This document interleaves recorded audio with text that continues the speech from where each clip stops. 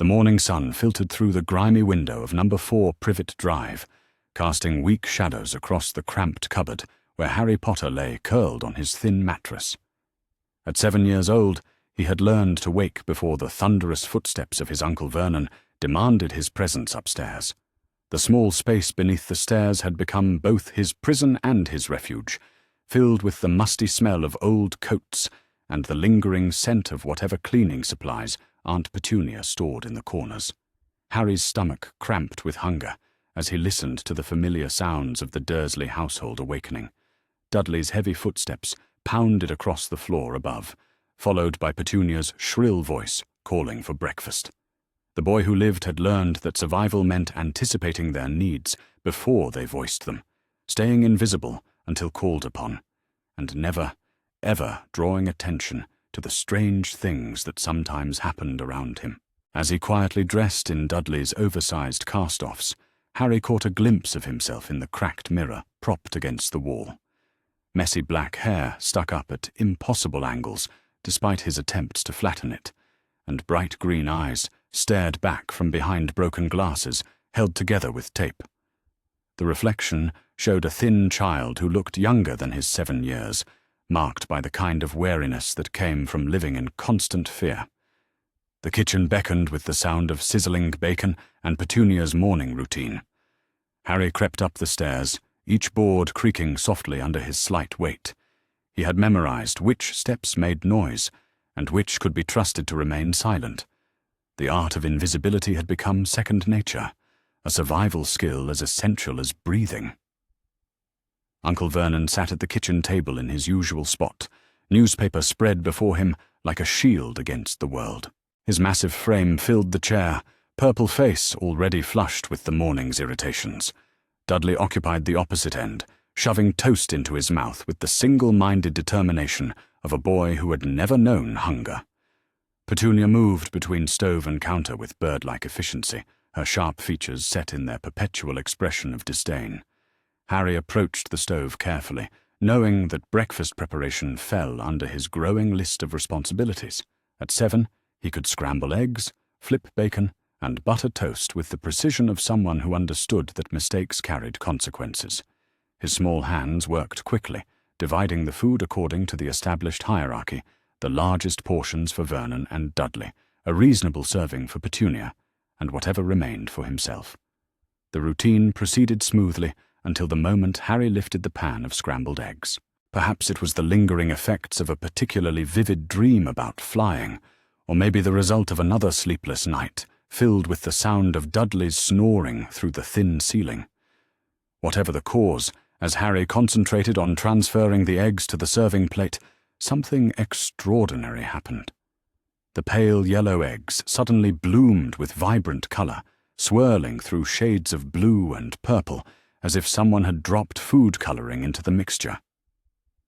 Harry stared in horror as the transformation spread across the entire batch, turning what should have been a simple breakfast into something that looked more like an art project gone wrong. Vernon's bellow of rage could have awakened the entire neighborhood. His chair scraped violently against the floor as he lurched to his feet, newspaper crumpling in his massive fists. The purple flush that normally colored his face deepened to an alarming shade of burgundy, and the vein in his temple began its familiar, pulsing dance. "You freakish little monster!" Vernon roared, spittle flying from his lips. "What have you done to our breakfast? What kind of sick joke is this?"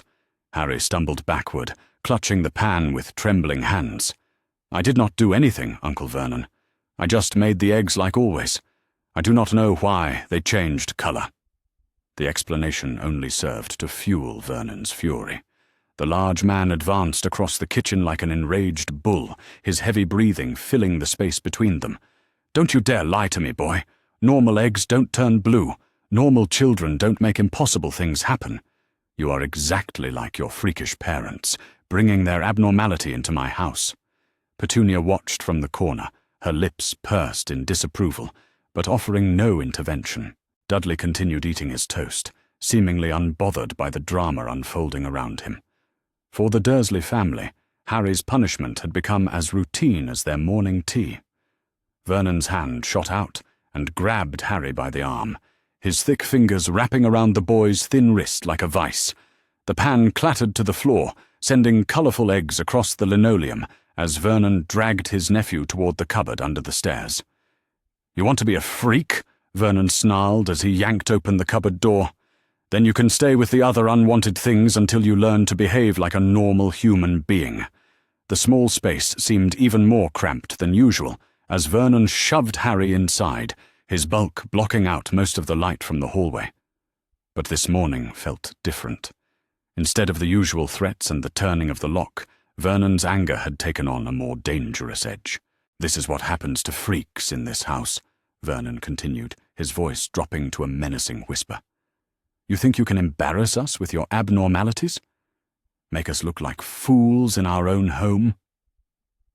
The first blow came without warning, Vernon's heavy hand striking across Harry's cheek with enough force to send the boy tumbling against the back wall of the cupboard. Stars exploded across his vision as his head connected with the wooden boards, and the taste of blood filled his mouth from where his teeth had cut the inside of his lip. "Maybe some sense will knock the freakishness right out of you," Vernon growled, his massive frame filling the doorway as he prepared for another strike. Harry curled into a protective ball, his thin arms wrapped around his head as Vernon's fists began their brutal work. Each blow sent waves of pain through his small body, and somewhere in the back of his mind he found himself wishing desperately that he could disappear, that he could become someone else, anyone else, just to escape the agony. The beating continued with methodical cruelty, Vernon's breathing becoming more laboured with each strike. Harry's world narrowed to the immediate sensations of pain and the desperate need to protect himself. His vision blurred, whether from tears or the repeated impacts. He could not tell. Then something extraordinary began to happen. As Vernon raised his hand for what might have been the final blow, Harry felt a strange tingling sensation spreading through his entire body.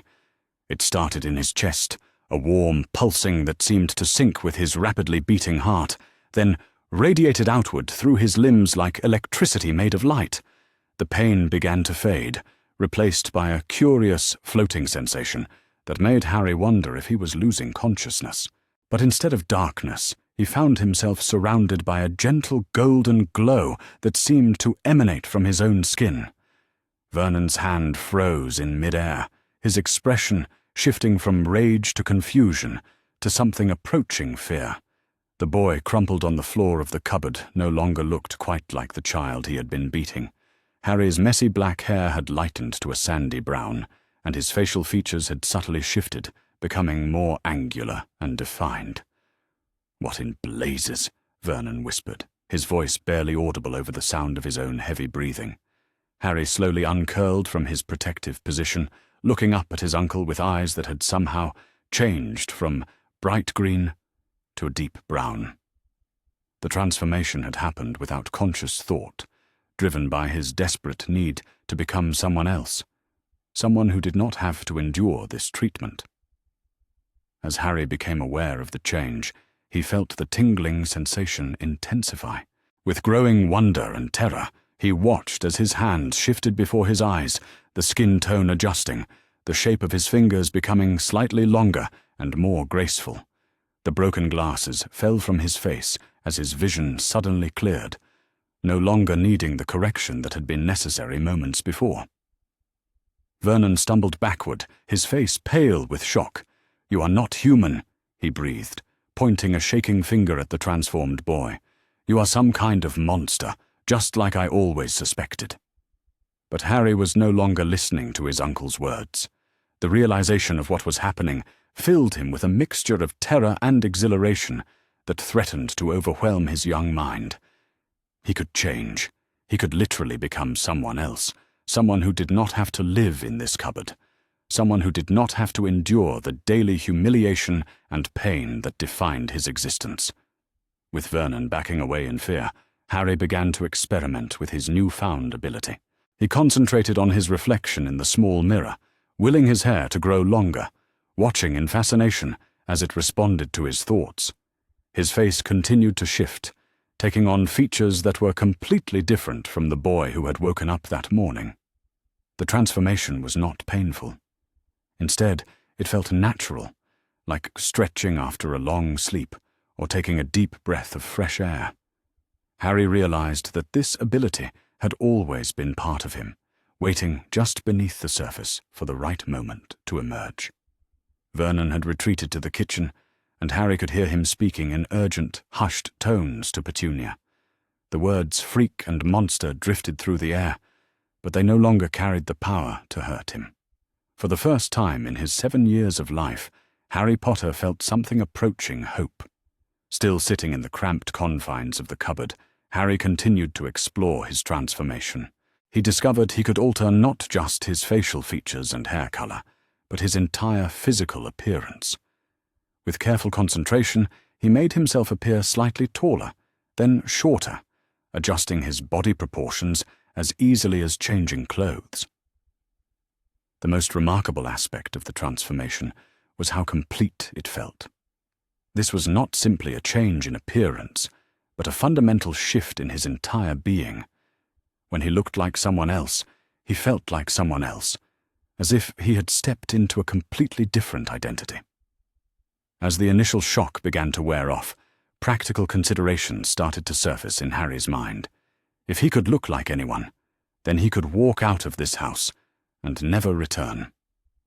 He could become a different child, one with no connection to the Dursleys or their abuse, one who might find a family that actually wanted him.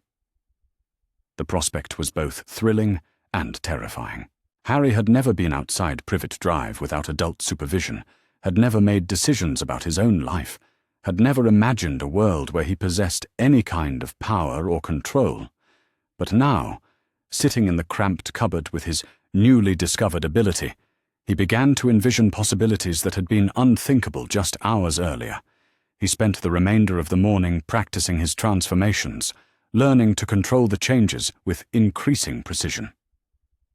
By afternoon, when the Dursleys had retreated to the living room for their usual routine of television and complaints, Harry had mastered the art of shifting between several distinct appearances.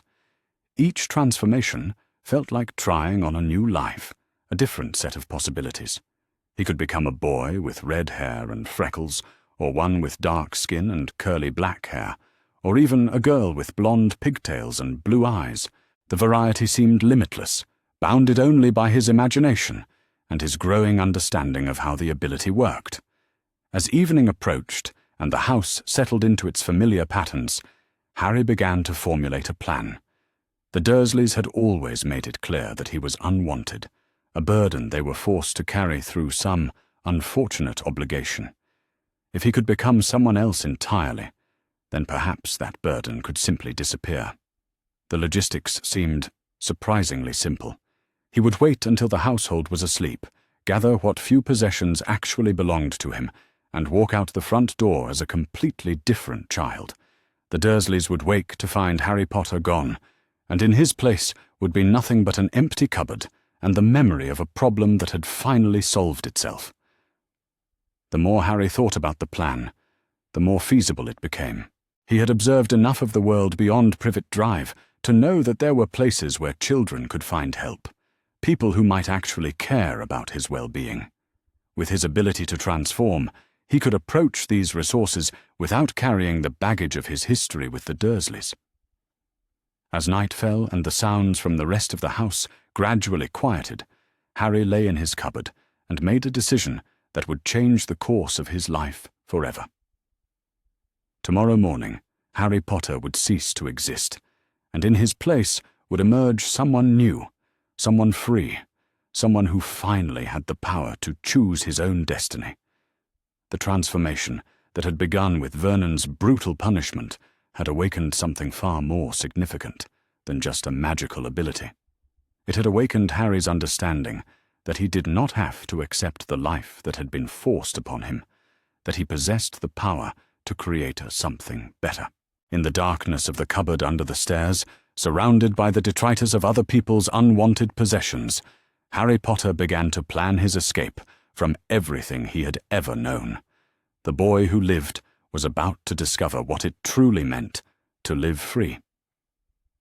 The secure meeting room, deep within the Goblin Legal Services Division of Gringotts, had been specifically designed for conversations that required absolute confidentiality and protection from any form of magical surveillance. Ancient goblin-forged bronze lined the walls, creating a barrier that prevented external observation, while specialized enchantments ensured that no record of the discussions could be obtained through conventional or magical means of espionage. On the March morning when Thomas Black first encountered his godfather, the room contained an emotional tension that seemed to thicken the air itself. Director Ragnarok had arranged this meeting with characteristic goblin efficiency, but even his extensive experience with complex family reunifications had not fully prepared him for the psychological complexity of bringing together a young man who had spent months believing himself completely alone in the world with the adult who should have been his guardian since infancy. Sirius Black appeared older than his 30 years as he entered the meeting room, his once handsome features marked by the kind of premature aging that came from prolonged exposure to the soul-draining effects of Azkaban prison. The striped uniform that marked him as an escapee from wizarding custody hung loose on his diminished frame, and his dark hair showed streaks of grey that spoke eloquently of the psychological trauma he had endured during his wrongful imprisonment. However, the moment Sirius's eyes met Thomas's across the polished conference table, the years of suffering seemed to fall away as he recognized features that unmistakably belonged to his best friend's son. The resemblance to James Potter was striking enough to be immediately apparent, but it was the intelligence and determination visible in Thomas's green eyes, so reminiscent of Lily's fierce independence, that brought tears to Sirius's face. Thomas, meanwhile, found himself experiencing a complex mixture of emotions as he studied the man who represented his only surviving connection to his parents' generation. The knowledge that Sirius had been wrongfully imprisoned for a crime he had not committed created an immediate foundation of sympathy, but years of forced independence had made Thomas cautious about trusting adults who claimed special authority over his life based on relationships he could not remember. Director Ragnarok opened the meeting with characteristic directness, establishing the legal framework that had made this encounter possible, while ensuring that both parties understood the protections that governed their discussions. "Mr. Black," he began, his gravelly voice carrying the weight of institutional authority, "your legal status has been clarified through documentation that definitively establishes your innocence of the charges that led to your imprisonment. The evidence that led to your conviction has been revealed as fraudulent, and the Ministry of Magic has been formally notified that you are entitled to immediate exoneration and compensation for wrongful prosecution." Sirius nodded his understanding of these developments while keeping his attention focused primarily on Thomas, as if afraid that his godson might disappear if he looked away for even a moment. The hunger for connection, visible in the older man's expression, was both touching and slightly overwhelming for Thomas, who had grown accustomed to relationships that developed gradually through mutual trust rather than immediate emotional intensity based on historical obligations. "Thomas," Director Ragnarok continued, turning his attention to the younger participant in this reunion, "Mr. Black was designated as your primary guardian in your parents' wills, with specific instructions that he should assume full responsibility for your upbringing in the event of their deaths. His wrongful imprisonment prevented him from fulfilling these responsibilities, but the restoration of his legal standing has re-established his rights and obligations as your magical guardian." The goblin banker paused to allow both parties to process the implications of this information before continuing with the practical considerations that would need to be addressed. "However, the unusual circumstances of your current living arrangements and your demonstrated capacity for independent decision-making create a situation that requires careful negotiation rather than simple implementation of traditional guardianship protocols." Thomas appreciated Director Ragnarok's recognition that his months of independence and his successful relationship with Mrs. Chen had fundamentally altered the circumstances that would normally govern the reunion of a guardian with his ward. The boy who had been placed with the Dursleys as an infant had grown into someone who possessed both the legal knowledge and practical experience necessary to protect his own interests in complex family negotiations. Sirius seemed to understand instinctively that his relationship with Thomas would need to be built through mutual respect, rather than imposed through legal authority. "Harry," he said, his voice rough with emotion and the lingering effects of years in Azkaban, "I know that you have been calling yourself Thomas, and I want you to understand that I will respect whatever name you choose to use and whatever decisions you have made about your life. I am not here to disrupt the stability you have created for yourself, but to offer whatever support and connection you might want from someone who loved your parents and has thought about you every day since their deaths." The use of his chosen name, rather than his birth identity, immediately created a foundation of trust that allowed Thomas to begin lowering his defensive barriers. The recognition that Sirius was offering partnership, rather than demanding authority, represented exactly the kind of approach that Thomas's experiences had taught him to value in adult relationships. Thomas studied his godfather with careful attention to both the obvious signs of trauma that marked him as a fellow survivor of institutional abuse, and the underlying strength that had enabled him to maintain his sanity during years of wrongful imprisonment. The combination of vulnerability and resilience he observed in Sirius created an immediate emotional connection that transcended their formal legal relationship. "I would like to hear about my parents," Thomas said carefully, testing Sirius's willingness to share information rather than simply asserting parental authority. "The official records and historical accounts I have read do not provide much insight into what they were like as people rather than symbolic figures in the war against Voldemort." Sirius's face lit up with obvious pleasure at this request, and for the next several hours he shared stories, memories, and insights about James and Lily Potter that brought them to life as real people, rather than the legendary figures they had become in magical history. His accounts revealed parents who had been intelligent, brave, and deeply loving, but also young people who had made mistakes, faced uncertainties, and struggled with the same kinds of personal and professional challenges that confronted everyone their age. The picture that emerged from Sirius's reminiscences showed Thomas that he had inherited not only his parents' magical abilities and material wealth, but also their values, their sense of humor, and their commitment to making choices based on principle rather than convenience or social pressure. The recognition that his own approach to life reflected characteristics that Sirius remembered in James and Lily provided Thomas with a deeper understanding of his identity that extended beyond the magical abilities that had enabled his independence.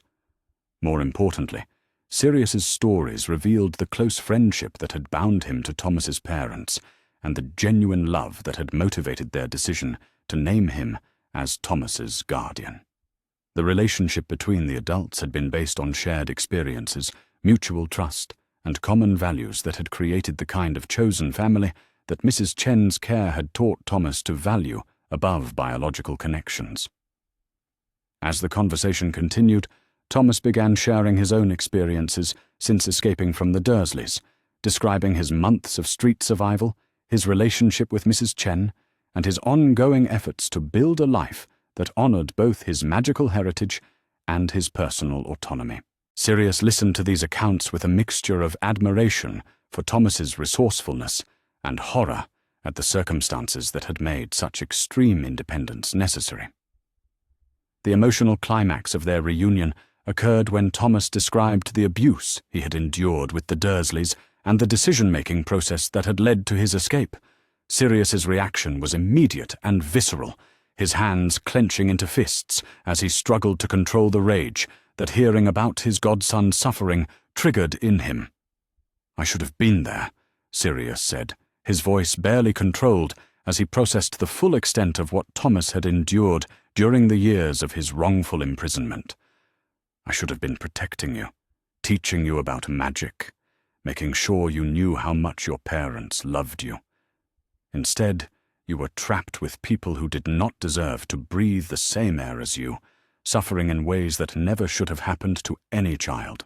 Thomas was moved by the genuine anguish in Sirius's voice, but his response reflected the emotional maturity that his experiences had forced him to develop. "You could not have prevented what happened because you were dealing with your own survival in Azkaban," he said, with quiet conviction. "What matters now is not what we missed in the past, but what we choose to build together in the future." This exchange marked the beginning of a deeper conversation about how they might structure their relationship in ways that honored both the legal obligations established by Thomas's parents and the practical realities of his current circumstances. Thomas made clear that he was not willing to abandon his life with Mrs. Chen or his educational arrangements at Hogwarts, but he was genuinely interested in developing a meaningful connection with someone who could provide insights into his family history and magical heritage. Sirius demonstrated remarkable wisdom in accepting these parameters rather than insisting on traditional guardianship arrangements that would have required Thomas to reorganize his entire life around their relationship. His years in Azkaban had taught him to value genuine human connection over formal authority structures, and he recognized that his godson had developed into someone whose independence deserved respect rather than correction. The practical arrangements they negotiated with Director Ragnarok's assistants created a framework for their relationship that satisfied legal requirements while preserving Thomas's autonomy and existing support systems. Sirius would assume formal guardianship responsibilities that would provide legal protection and access to family resources, while Thomas would retain control over his daily life, educational decisions, and living arrangements. More importantly, they established regular opportunities for connection and collaboration that would allow their relationship to develop naturally, rather than being forced into artificial patterns based on traditional family roles. Sirius would provide magical training, historical education, and emotional support, while Thomas would share his experiences and insights as someone who had successfully navigated both magical and mundane social systems. The meeting with Director Ragnarok also addressed practical considerations related to Sirius's reintegration into magical society after years of wrongful imprisonment. The Goblin banker had prepared documentation that would facilitate Sirius's legal rehabilitation while protecting him from the kind of bureaucratic harassment that often complicated attempts by exonerated prisoners to rebuild their lives. Additionally, the Potter family resources would provide Sirius with the financial stability necessary to establish a proper household and pursue productive activities, rather than simply struggling to meet basic survival needs. The combination of legal vindication, family connection, and material security would enable him to become the kind of guardian and mentor that Thomas's parents had envisioned when they made their original estate planning decisions. The magical training that Sirius began providing represented Thomas's first exposure to advanced instruction that was specifically tailored to his unique abilities and circumstances. Unlike the standardized curriculum at Hogwarts, which was designed for students who fit conventional patterns of magical development, Sirius's teaching focused on helping Thomas understand and enhance the metamorphic gifts that had enabled his survival and independence. Under Sirius's guidance, Thomas learned that his transformation abilities were far more sophisticated and potentially powerful than he had realized during his months of self-directed experimentation. The Metamorph Magos gift was extremely rare in the magical world, and most individuals who possessed it never developed their capabilities beyond basic appearance changes due to lack of proper training and theoretical understanding. Sirius had researched metamorphic magic extensively during his years at Hogwarts, partly from academic curiosity and partly from recognition that such abilities could prove valuable for the kind of resistance activities that he and Thomas's parents had been planning against Voldemort's rising power. His knowledge of the theoretical foundations that governed transformation magic allowed him to provide Thomas with systematic instruction that accelerated his development while ensuring that his experiments remained safe. More importantly, Sirius understood the psychological and emotional aspects of metamorphic magic in ways that purely academic instructors could not match. His own experiences with trauma and the need to maintain identity despite overwhelming external pressures had given him insights into the mental discipline required for stable transformation abilities. The training sessions they conducted in the secure facilities that Gringotts provided for sensitive magical education became opportunities for both instruction and emotional bonding that strengthened their relationship while advancing Thomas's magical development. Sirius proved to be a patient and encouraging teacher, whose enthusiasm for Thomas's progress was obviously genuine rather than based on duty or obligation. Through Sirius's instruction, Thomas learned to achieve transformations that were not only more comprehensive, but also more sustainable than anything he had previously accomplished. He discovered techniques for altering not just his physical appearance, but also his voice, mannerisms, and even magical signature in ways that made his disguises virtually undetectable even by sophisticated magical surveillance systems. Perhaps most significantly, Sirius helped Thomas understand that his metamorphic abilities were connected to deeper magical talents that could be developed into powerful defensive and investigative capabilities. The same mental discipline that enabled him to change his appearance could be applied to other forms of magic that would enhance his ability to protect himself and others from various threats. The relationship that developed between Thomas and Sirius during these months of training and gradual reconnection represented exactly the kind of chosen family bond that Thomas had learned to value through his relationship with Mrs. Chen. Rather than being based on obligation or traditional authority structures, their connection grew out of mutual respect, shared experiences, and common values that made them genuinely enjoy each other's company. Sirius proved to be someone who understood and respected Thomas's need for independence, while providing the kind of adult support and guidance that even the most resourceful young person required for optimal development. His combination of magical knowledge, practical wisdom, and emotional intelligence made him an ideal mentor for someone with Thomas's unusual circumstances and exceptional abilities. More importantly, Sirius's own experiences as someone who had been failed by institutional systems created a natural alliance with Thomas's commitment to individual autonomy and skepticism of authority figures who claimed to know what was best for other people. Their shared understanding of how institutions could cause harm, even when motivated by good intentions, provided a foundation for trust and cooperation that would not have been possible with someone who had never questioned established systems. The plans they began developing together for Thomas's future education and development reflected this shared commitment to individual agency and principled decision-making. Rather than simply accepting conventional expectations about how young wizards should be trained and socialized, they designed an approach that would maximize Thomas's opportunities while preserving his freedom to make independent choices about his life and career. The magical world that Thomas was preparing to engage more fully offered extraordinary possibilities for someone with his combination of abilities, resources, and support systems. However, it also contained dangers and obligations that would require careful navigation to avoid the kind of institutional pressure and manipulation that had characterized his early experiences. With Sirius as his ally and mentor, Thomas felt confident that he could build relationships with magical institutions and authorities that honored his autonomy while allowing him to contribute his talents and resources toward causes and projects that aligned with his values. The boy who had once hidden from the magical world was preparing to engage with it from a position of strength and self-determination that would allow him to shape his own destiny rather than simply fulfilling other people's expectations. As spring arrived and their training sessions continued, Thomas and Sirius began planning the next phase of their relationship and Thomas's magical development. The foundation of trust and mutual respect they had established provided the basis for increasingly ambitious projects and collaborations that would test the limits of Thomas's abilities while advancing causes that both of them considered important.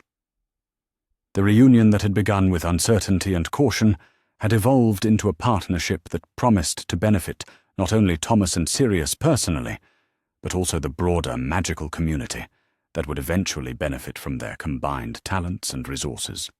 The legacy of James and Lily Potter was being continued not through predetermined destiny or institutional obligation, but through the free choices of individuals who had chosen to honor their memory by building something meaningful together. Standing in the training room at Gringotts as another session concluded, watching Sirius demonstrate an advanced transformation technique with obvious pride in his godson's rapid progress, Thomas felt the deep satisfaction of someone who had not only survived extraordinary challenges, but had emerged with relationships and opportunities that exceeded anything he had dared to hope for during his darkest moments. The future that stretched ahead contained uncertainties and challenges, but it also held the promise of genuine partnership with someone who understood both his magical heritage and his personal values. Together, they would navigate the complexities of magical society while maintaining the independence and principled decision-making that had brought them both through their respective trials to this moment of hope and possibility. The ancient chamber of the Wizengamot had witnessed countless moments of historical significance throughout its centuries of operation, but few sessions had generated the level of anticipation and political tension that filled the circular courtroom on the April morning when Harry Potter was scheduled to make his first public appearance since his disappearance 9 months earlier. Every seat in the gallery was occupied by representatives of the magical press, influential families, and government officials who understood that they were about to witness events that would fundamentally reshape the British wizarding world's power structures and institutional relationships. The formal session had been called at the request of Director Ragnok of Gringotts, acting on behalf of his client in matters related to estate fraud, guardianship violations, and institutional misconduct that allegedly reached the highest levels of magical government and education. The charges outlined in the preliminary documentation were serious enough to threaten the careers and reputations of some of the most powerful figures in wizarding society, but the identity of the primary witness had remained confidential until the moment of his scheduled testimony. Chief Warlock Amelia Bones presided over the proceedings with characteristic professionalism, though even her extensive experience with complex legal matters had not fully prepared her for the political implications of the case she was about to hear. The evidence that Director Ragnok had presented in preliminary hearings suggested systematic violations of wizarding law that challenged fundamental assumptions about the integrity of their most respected institutions and leaders. Minister Cornelius Fudge occupied his designated seat with obvious discomfort, recognizing that his political survival might depend on how skillfully he managed the public relations crisis that was likely to emerge from the day's revelations. The charges against Dumbledore, if substantiated, would raise serious questions about the ministry's oversight capabilities and the competence of officials who had allowed such violations to continue unchallenged for years. Dumbledore himself sat in the defendant's area with his customary dignity intact despite the gravity of the accusations he faced. His blue eyes showed none of their usual twinkle, and his normally immaculate appearance seemed slightly diminished by the institutional robes required for formal Wizengamot proceedings. However, his posture and expression conveyed confidence that he would be able to explain his actions in ways that would satisfy both legal requirements and public expectations. The media section buzzed with speculation about the identity and credibility of the primary witness, whose testimony would determine the outcome of the proceedings. Rita Skeeter occupied a prominent position among the reporters, her quick quotes, quill already moving rapidly across parchment as she prepared sensationalized accounts of whatever revelations might emerge from the session. At precisely 10 o'clock, Chief Warlock Bones called the session to order with 3 sharp raps of her ceremonial gavel. "Members of the Wizengamot," she announced in her clear, authoritative voice, "we convene today to examine allegations of estate fraud, guardianship violations, and abuse of institutional authority brought by Gringotts Wizarding Bank on behalf of their client. The charges are serious, and the evidence complex, requiring our most careful consideration and absolute commitment to justice regardless of the social or political standing of the individuals involved." She paused to allow the assembled officials to absorb the gravity of the proceedings before continuing with the formal protocols. Director Ragnok will present the documentary evidence that supports these allegations, after which we will hear testimony from the primary witness whose experiences form the foundation of this case. I remind all present that these proceedings are being conducted under truth verification protocols, and any attempts to deceive this body through false testimony or magical manipulation will be prosecuted to the full extent of wizarding law. Director Ragnok approached the central podium with movements that combined goblin grace with obvious awareness of the historical significance of the moment. His presentation of the evidence occupied the better part of an hour, during which he systematically documented the financial irregularities, guardianship violations, and institutional misconduct that had characterized Harry Potter's treatment since his parents' deaths.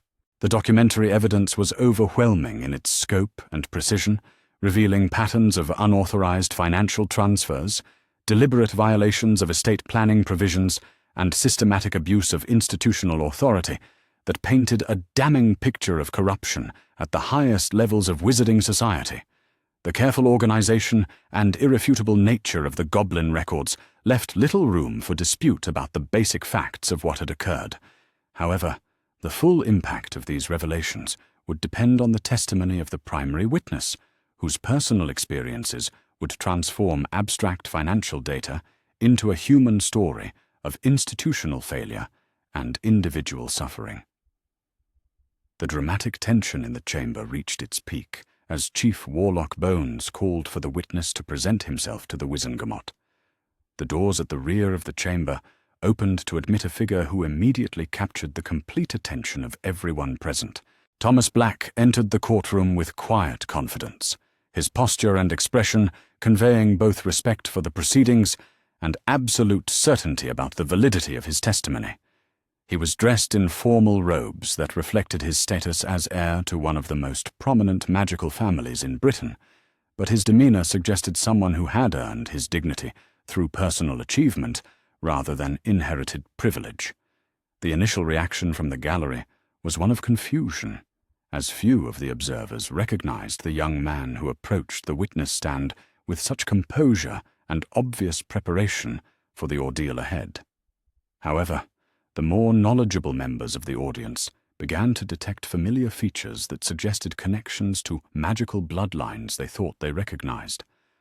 Thomas took his position at the witness stand and faced the assembled Wizengamot with steady composure, waiting for the formal protocols that would begin his testimony. Chief Warlock Bones administered the truth verification procedures with careful attention to ensuring that every legal requirement was satisfied before proceeding with questions that would determine the fate of some of the most powerful figures in magical society. "State your name for the record," Chief Warlock Bones requested, initiating the testimony that would transform the political landscape of the British wizarding world. Thomas looked directly at her as he prepared to reveal his identity publicly for the first time since his escape from Privet Drive. "My birth name is Harry James Potter," he said, with clear pronunciation that carried throughout the silent chamber. "However, I have been living under the name Thomas Black for the past 9 months, and I request that the court respect my preference for this chosen identity, rather than the name that was imposed upon me at birth." The reaction from the gallery was immediate and dramatic, as reporters scrambled to capture the historic moment when the boy who lived revealed himself after months of desperate searching by magical authorities. Flash photography illuminated the chamber despite regulations prohibiting such devices, and the excited murmur of voices threatened to disrupt the formal proceedings until Chief Warlock Bones restored order through her commanding presence. Dumbledore's reaction to this revelation was carefully controlled, but close observers noted the slight tightening around his eyes that suggested he had not anticipated his former student's transformation into someone who possessed both the legal knowledge and personal courage necessary to challenge his actions in such a public forum.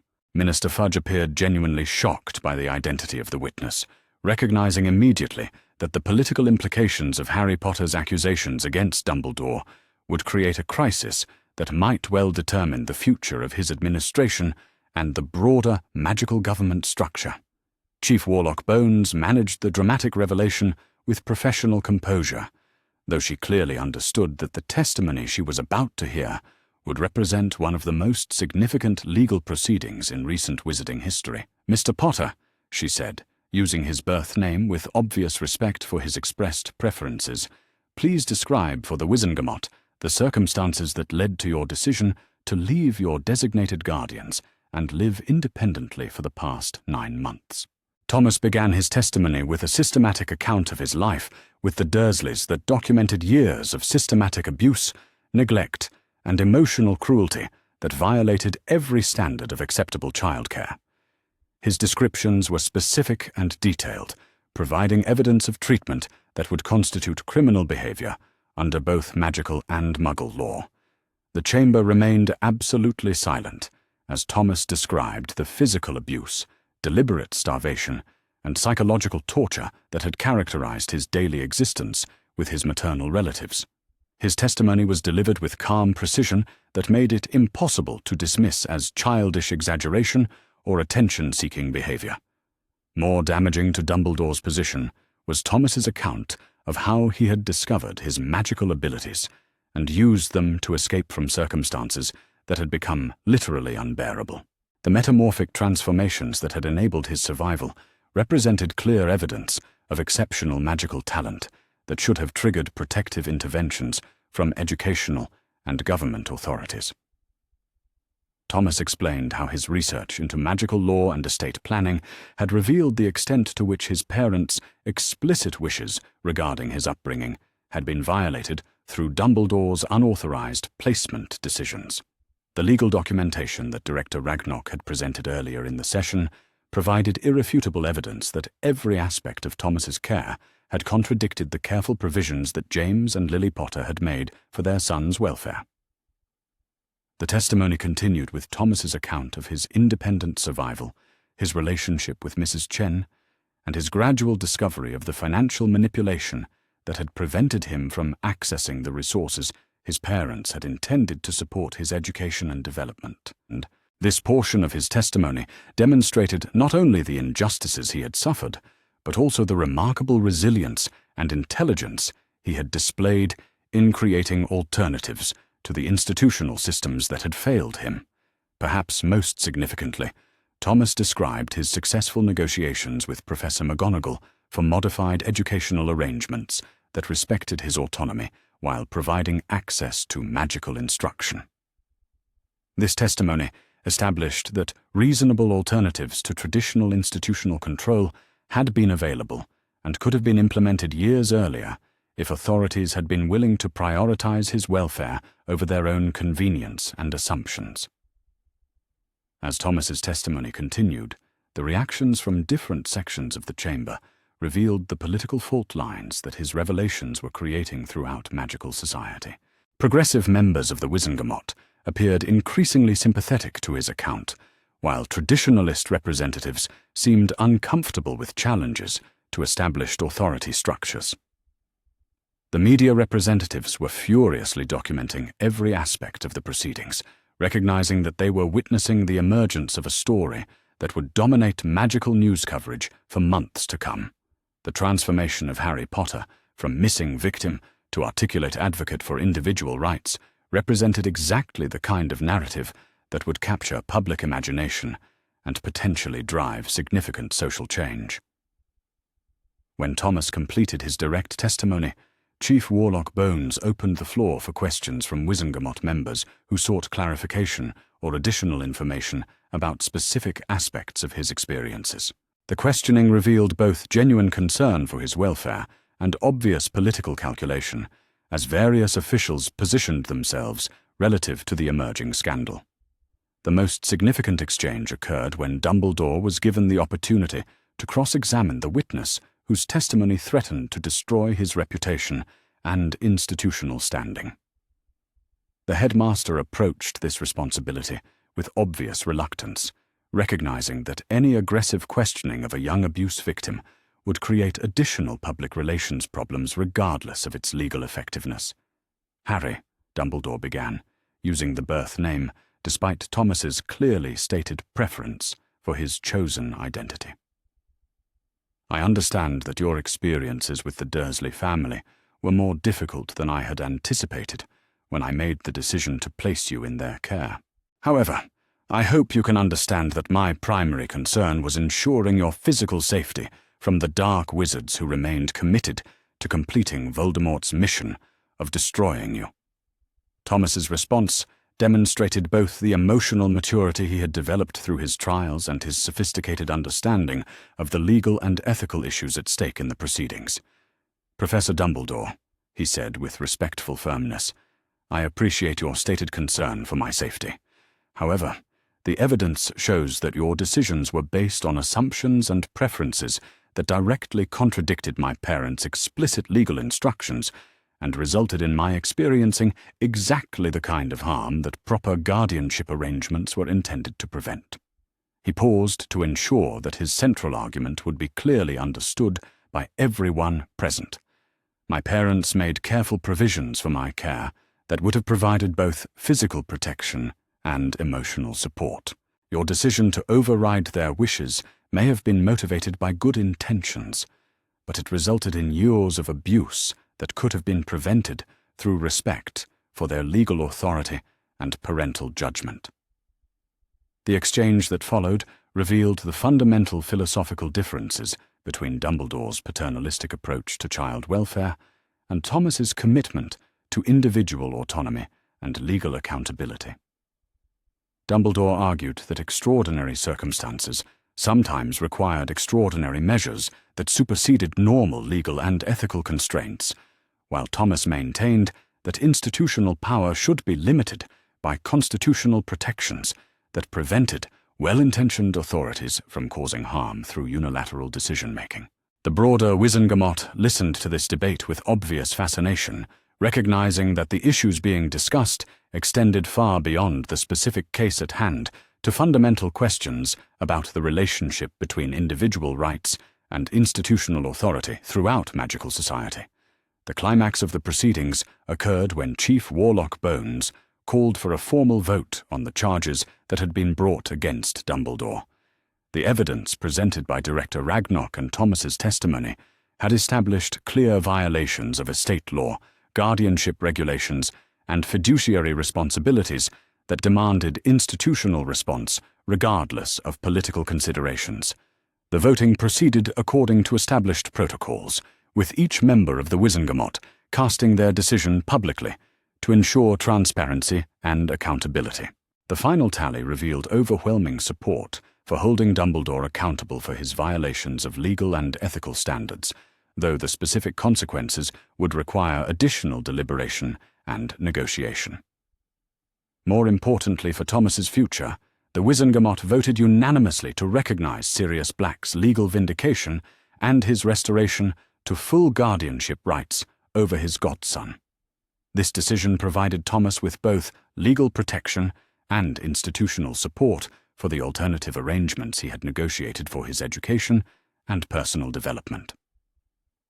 The session concluded with Chief Warlock Bones announcing that formal sentencing and restitution proceedings would be scheduled for the following month, allowing time for all parties to prepare their positions and negotiate settlements that would serve the interests of justice while minimizing disruption to important magical institutions. As the chamber emptied and reporters rushed to file their stories about the historic proceedings, Thomas found himself surrounded by supporters who had been moved by his testimony and impressed by his courage in challenging powerful authority figures. The transformation from Harry Potter, the missing victim, to Thomas Black, the articulate advocate for institutional accountability, represented exactly the kind of individual achievement that magical society claimed to value but rarely demonstrated in practice. Standing in the corridors outside the Wizengamot chamber, with Mrs. Chen and Sirius beside him, Thomas felt the deep satisfaction of someone who had not only survived extraordinary trials, but had used those experiences to create positive change for himself and potentially for others who faced similar challenges. The public revelation of his identity and circumstances had been successful beyond his most optimistic expectations, establishing him as someone who could engage with magical institutions from a position of strength rather than vulnerability. The boy who had once hidden in the cupboard under the stairs had become a young man whose voice could command attention and respect from the most powerful figures in wizarding society. The future that lay ahead would bring new challenges and opportunities, but Thomas faced it with confidence that he possessed the knowledge, resources, and support systems necessary to build the kind of life that honored both his magical heritage and his personal values. The dramatic confrontation with institutional authority had concluded successfully, establishing precedents and protections that would serve him well as he continued his journey toward full independence and self-determination. The legacy of James and Lily Potter was being continued, not through predetermined destiny or institutional obligation, but through the free choices of their son, who had refused to accept limitations imposed by others and had successfully fought for the right to determine his own future. The boy who lived had become the young man who chose to live on his own terms, and magical society would never be quite the same as a result of his courage and determination. The summer morning that marked Thomas Black's official transition from independent survivor to recognized member of magical society began with sunlight streaming through the windows of the elegant townhouse that had become his permanent home. The residence, purchased with funds from his restored Potter inheritance and located in a quiet neighborhood that bridged the magical and mundane districts of London, represented the physical manifestation of the life he had built through determination, intelligence, and the support of people who valued his autonomy over their own convenience. Mrs. Chen moved through the kitchen with practiced efficiency, preparing the kind of substantial breakfast that had become their daily ritual, since Thomas's public emergence had transformed him from a hidden refugee into someone whose story had captured the imagination of magical society throughout Britain and beyond. The media attention that followed the Wizengamot proceedings had been intense but manageable, thanks to careful planning and the legal protections that Director Ragnok had established to prevent unwanted intrusion into Thomas's private life. The townhouse itself reflected Thomas's commitment to maintaining connections with both the magical and mundane worlds that had shaped his development. The ground floor contained conventional furnishings and technology that made Mrs. Chen feel comfortable and welcome, while the upper levels included magical amenities and study areas that supported Thomas's ongoing education and development of his extraordinary abilities. Sirius Black emerged from the library, where he had been reviewing correspondence related to his restored position within magical society and his growing role as an advocate for institutional reform, inspired by Thomas's successful challenge to traditional authority structures. His appearance had improved dramatically in the months since their reunion, as proper nutrition, medical care, and emotional healing had restored much of the vitality that years of wrongful imprisonment had stolen from him. The relationship between Thomas and his godfather had evolved into exactly the kind of partnership that Thomas had hoped for when he first agreed to their reunion at Gringotts. Rather than attempting to impose traditional guardian ward dynamics that would have compromised Thomas's hard-won independence, Sirius had embraced a collaborative approach that honored his godson's proven capabilities while providing the adult support and guidance that even the most resourceful young person needed for optimal development. Their morning routine included review of the various projects and commitments that filled their increasingly busy schedules as public figures whose experiences had given them unique perspectives on the relationship between individual rights and institutional authority. The success of Thomas's Wizengamot testimony had created opportunities for advocacy and education that extended far beyond his personal circumstances to broader questions of how magical society could better serve the needs of all its members. Mrs. Chen joined them at the breakfast table with her own collection of correspondence and planning materials, as her role in Thomas's life had evolved from emergency caregiver to permanent family member, whose insights and perspectives continued to influence his decision-making. The trust and affection that had developed between them during his months of recovery had deepened into the kind of chosen family bond that provided emotional foundation for all of Thomas's other relationships and activities.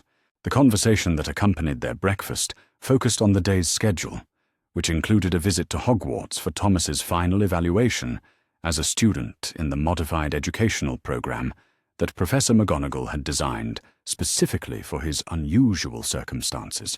The arrangement had proven remarkably successful, allowing Thomas to master advanced magical theory and practice while maintaining the independence and broader perspective that had become central to his identity.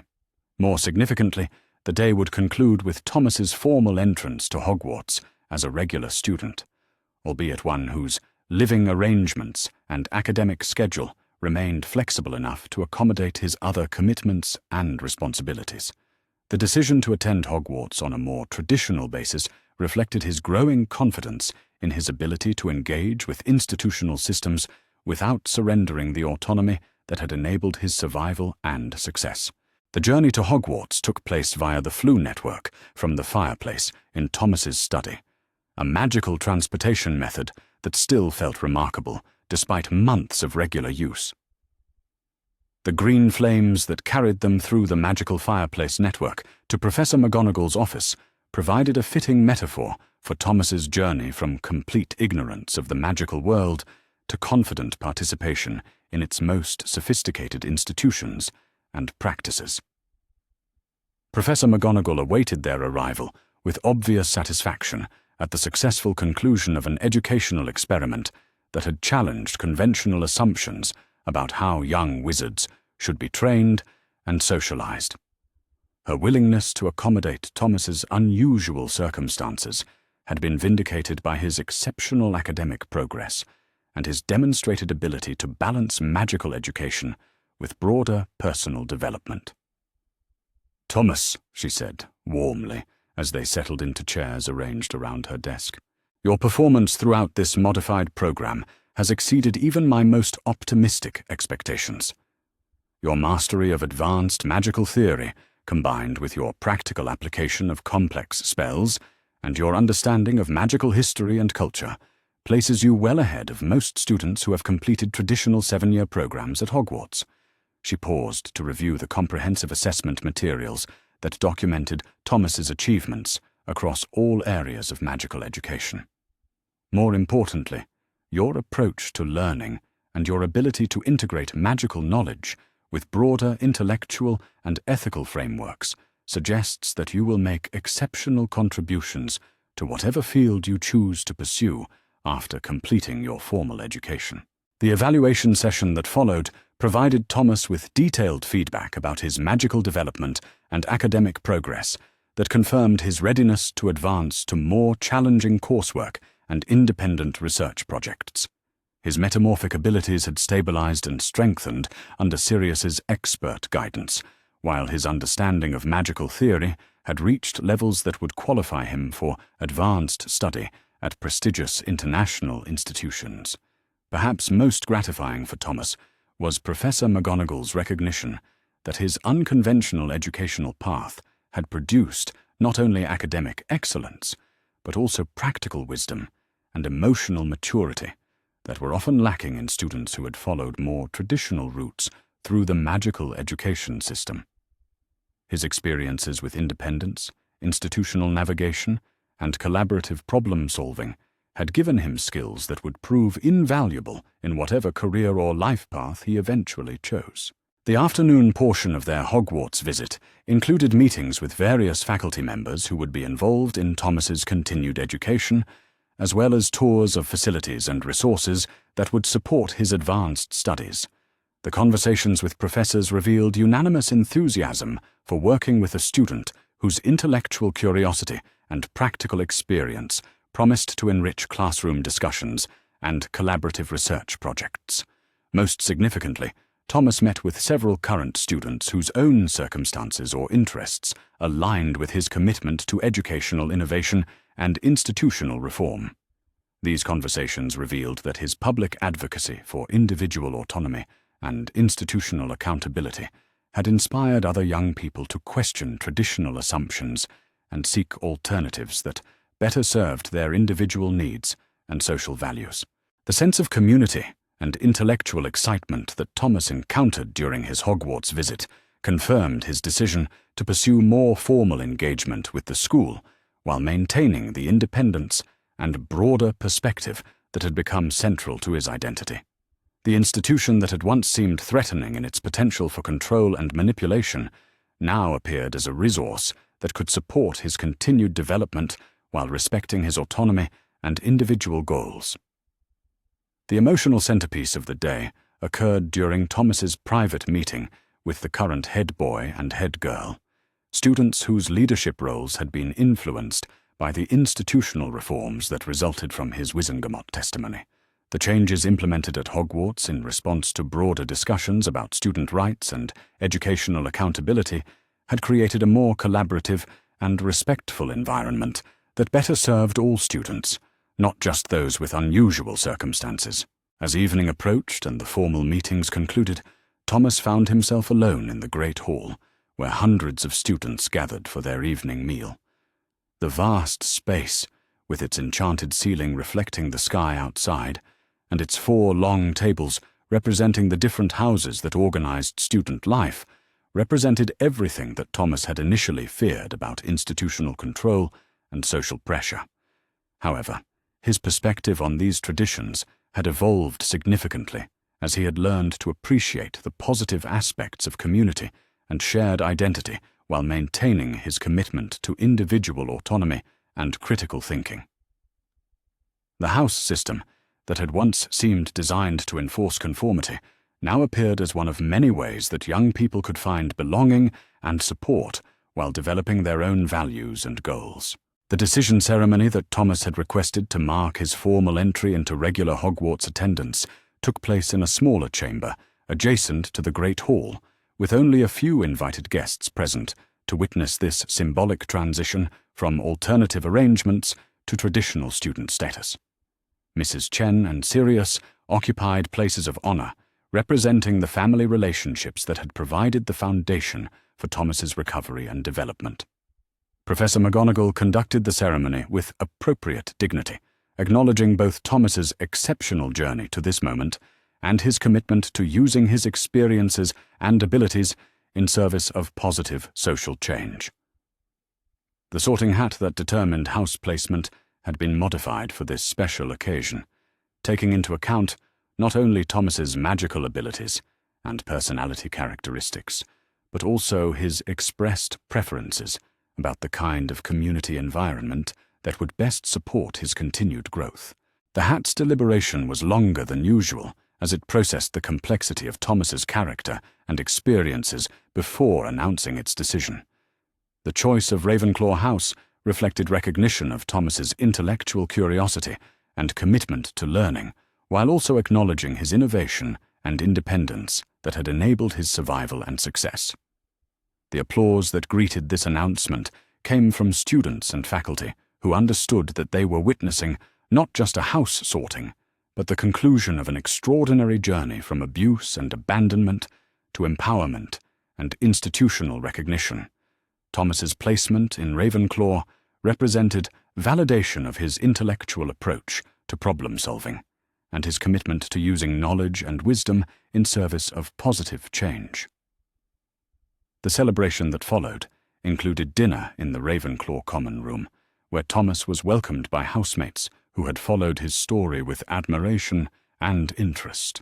The conversations that extended late into the evening revealed that his advocacy for student rights and educational innovation had influenced perspectives throughout the school community, creating momentum for continued reform and improvement. More personally significant for Thomas was the recognition that he had found a place where his unusual background and perspectives were valued rather than seen as problems to be corrected or managed. The Ravenclaw students appreciated his combination of practical experience and theoretical knowledge, while the faculty saw him as someone who could contribute to ongoing discussions about how magical education could better serve diverse learning styles and individual needs.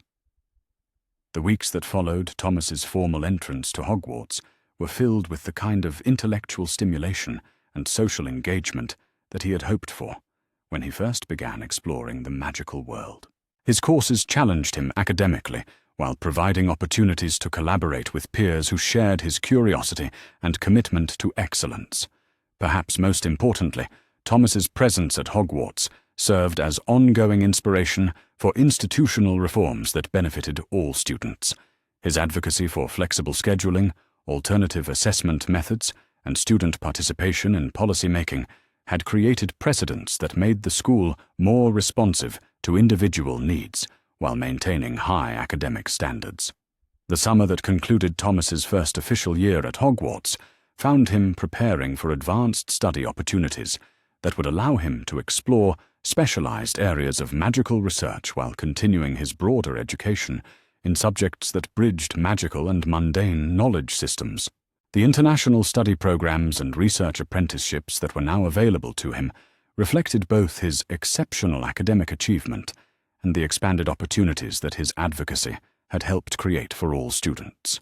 The relationship with Mrs. Chen continued to provide emotional stability and practical support that grounded Thomas's increasingly complex involvement with magical society. Her perspective, as someone from outside the magical world, helped him maintain critical distance from institutional pressures, while appreciating the genuine benefits that magical education and community could provide.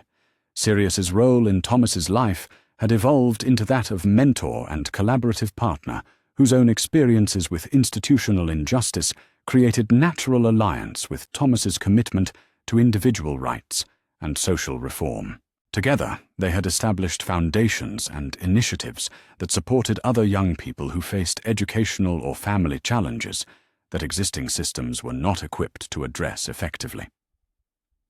The townhouse that served as their family base had become a gathering place for friends and colleagues whose diverse backgrounds and perspectives enriched ongoing discussions about how magical and mundane societies could better serve human flourishing and individual development.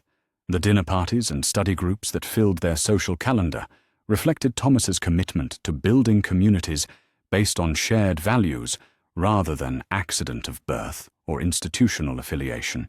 As Thomas stood in his study late one evening, surrounded by books and correspondence that documented his journey from the cupboard under the stairs to his current position as a respected advocate for educational innovation and individual rights, he felt profound gratitude for the people and opportunities that had made such transformation possible.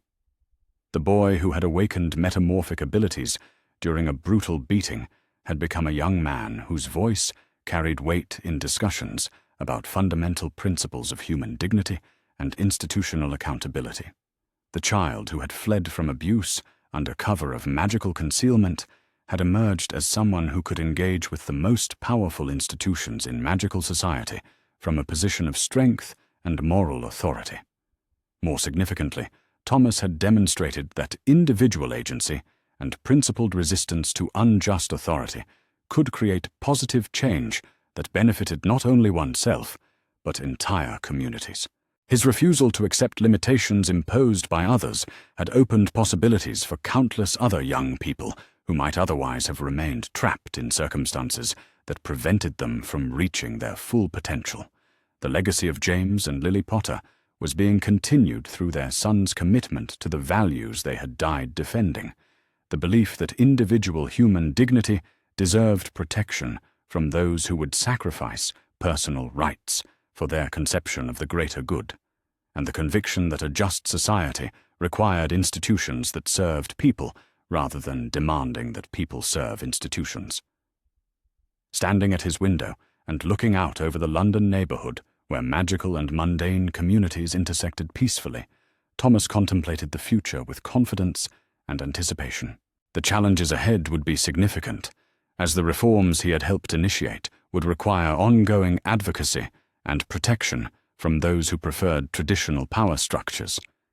However, Thomas faced these challenges with resources, relationships, and knowledge that would enable him to continue making positive contributions to magical society while maintaining the independence and critical perspective that had enabled his survival and success. The metamorphic abilities that had once been his secret weapon for avoiding detection had become tools for positive engagement with complex social systems that required both adaptation and principled resistance to change them for the better. The boy who had lived through unimaginable abuse and emerged stronger had become a young man who lived according to his own values while helping others find the courage and resources to do the same. The transformation from Harry Potter, the symbolic figure burdened with others' expectations, to Thomas Black, the individual who chose his own path while honoring his heritage, represented exactly the kind of personal and social evolution that made the magical world worth protecting and improving. As Thomas prepared for sleep in his comfortable bedroom, surrounded by the security and affection of the family he had chosen and been chosen by, he carried with him the knowledge that his journey had contributed to making the world a place where other vulnerable children might find protection, opportunity, and the support necessary to reach their own potential for greatness. The story that had begun with a 7-year-old boy discovering magical abilities during his darkest moment had evolved into an ongoing narrative of hope, resilience, and the transformative power of refusing to accept limitations imposed by others. Thomas Black had lived up to the true legacy of his parents, not by fulfilling prophecies or meeting external expectations, but by choosing to use his gifts and opportunities in service of values that honored human dignity and individual worth. The metamorphosis was complete, but the adventure was just beginning. The grandfather clock in the Dursley hallway chimed midnight as Harry lay in his cupboard, every muscle in his small body coiled with anticipation. Sleep had proven impossible, his mind racing between the miraculous discovery of his transformation abilities and the meticulous planning required for his escape. The house around him had settled into its familiar nighttime rhythm. Vernon's thunderous snoring from the master bedroom, Petunia's occasional murmur of discontent, and Dudley's restless tossing that made the floorboards creak overhead. Harry had spent the hours since dinner practicing his metamorphic abilities with the quiet intensity of someone whose life depended on mastering a new skill. In the cramped confines of his cupboard, illuminated only by the thin strip of light that seeped beneath the door, he had experimented with dozens of different appearances, each transformation teaching him more about the extent and limitations of his remarkable gift. The ability seemed to respond to his emotional state and level of concentration. When he felt calm and focused, the changes flowed smoothly, like water taking the shape of whatever container held it. But when fear or uncertainty crept into his thoughts, the transformations became unstable, flickering between different appearances like a poorly tuned television set. Through careful experimentation, Harry had discovered that certain changes felt more natural than others. Altering his hair color and style came as easily as breathing, while shifting his facial bone structure required deeper concentration and left him feeling slightly drained afterward. The most dramatic transformations, those that changed his apparent age or completely restructured his features, demanded intense focus and could only be maintained for limited periods before exhaustion set in. As the clock struck midnight, Harry settled on the appearance that would carry him to freedom. He concentrated on the reflection in his small mirror, willing his messy black hair to lighten to a sandy brown and grow longer until it fell in neat waves around his ears. His distinctive green eyes shifted to a warm hazel, and his facial features subtly rearranged themselves to create a softer, more rounded appearance that made him look like a completely different child. The lightning bolt scar that marked him as the boy who lived proved more challenging to conceal. Unlike his other features, the scar seemed to resist his attempts at transformation, as if it carried some deeper magical significance that defied his metamorphic abilities. After several frustrating attempts, Harry discovered he could obscure it by growing his hair longer and arranging it to fall across his forehead in a way that cast shadows over the distinctive mark.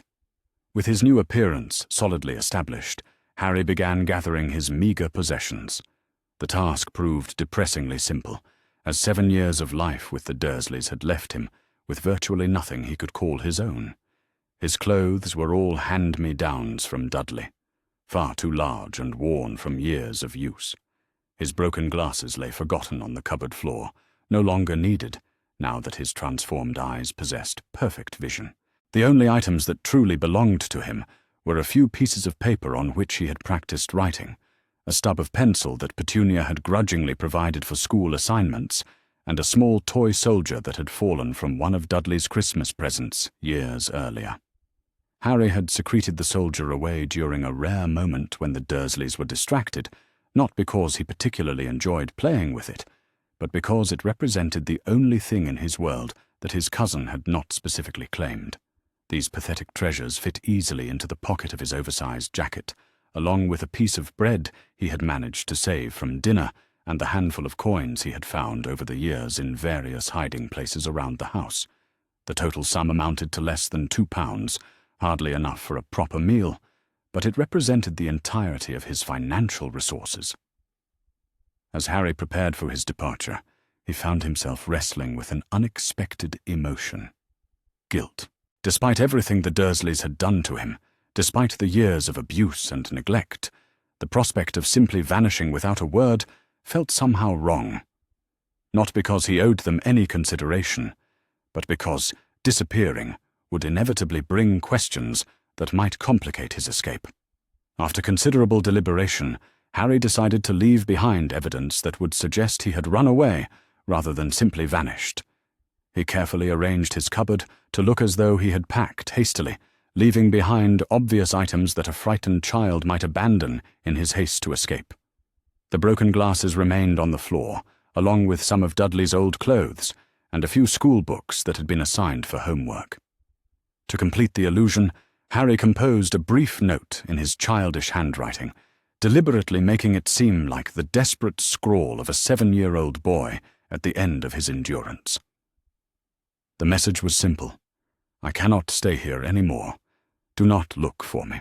It was unsigned, providing no clues about his intended destination, while suggesting the kind of impulsive flight that adults would attribute to an emotionally disturbed child. The note served a dual purpose. It would give the Dursleys an explanation for his absence that they could present to any authorities who might investigate, while simultaneously discouraging them from mounting an extensive search. Vernon and Petunia would be only too happy to accept that their unwanted burden had removed itself from their lives, and they would have little incentive to involve the police in what could be explained as a simple case of a troubled child running away from home. With his preparations complete, Harry faced the most challenging aspect of his escape: getting out of the house without alerting its sleeping occupants. The Dursley home was a fortress of squeaky floorboards and creaky hinges, designed by accident to betray any attempt at stealthy movement. Harry had learned its acoustic geography through years of trying to avoid unwanted attention, mapping every board that groaned under pressure and every door that announced its opening with metallic protests.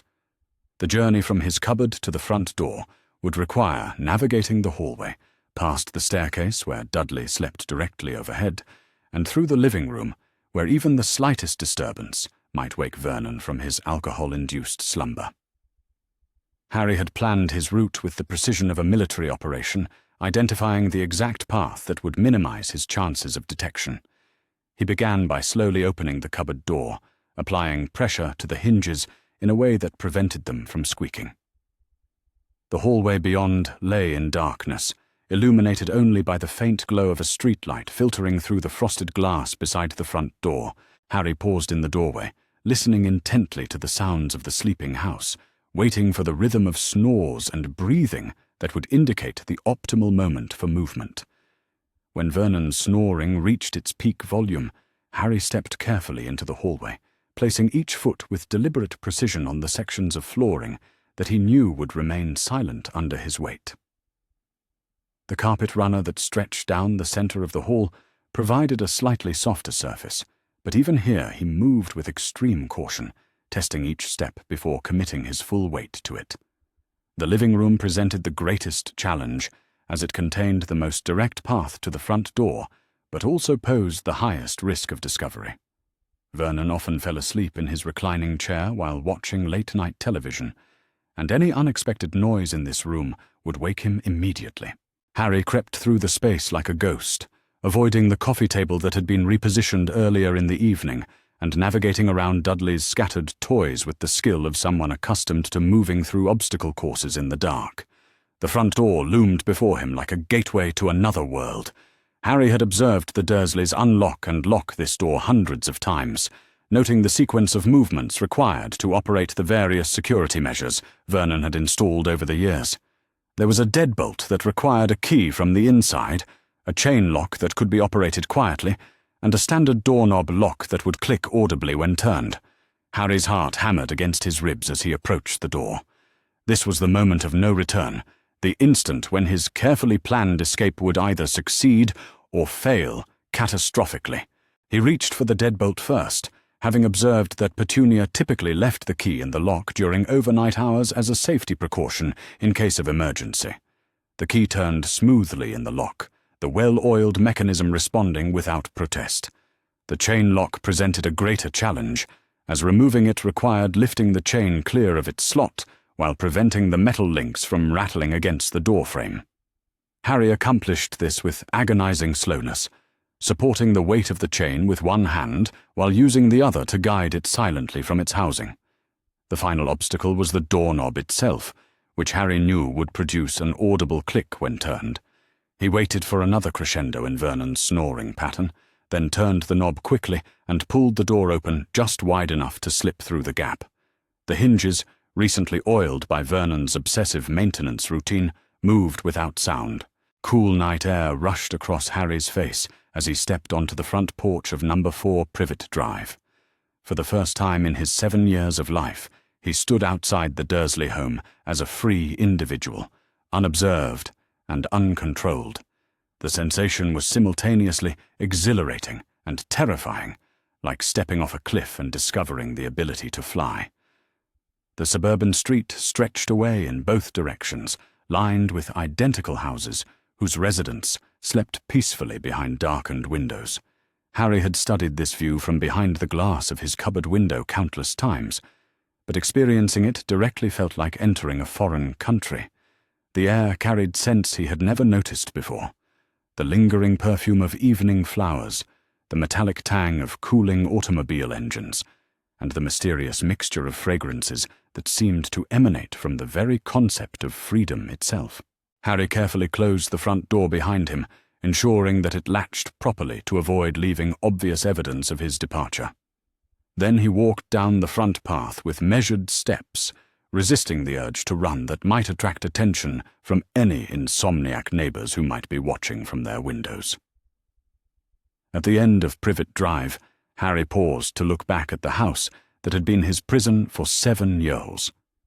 Even transformed as he was, even standing free on a public street with the power to become anyone he chose, he felt a complex mixture of emotions toward the place that had defined his entire existence. There was relief, certainly, and anticipation for whatever lay ahead. But there was also a strange sadness for the childhood he had never experienced, and the family he had never known. The moment of reflection passed quickly, replaced by the urgent need to put distance between himself and the Dursleys, before morning brought the discovery of his absence. Harry turned away from Privet Drive and began walking toward the main road that connected Little Whinging to the broader world beyond. The journey to the bus station took nearly an hour, as Harry had to navigate unfamiliar streets while maintaining his transformation and avoiding the attention of the few people who were abroad at such an early hour.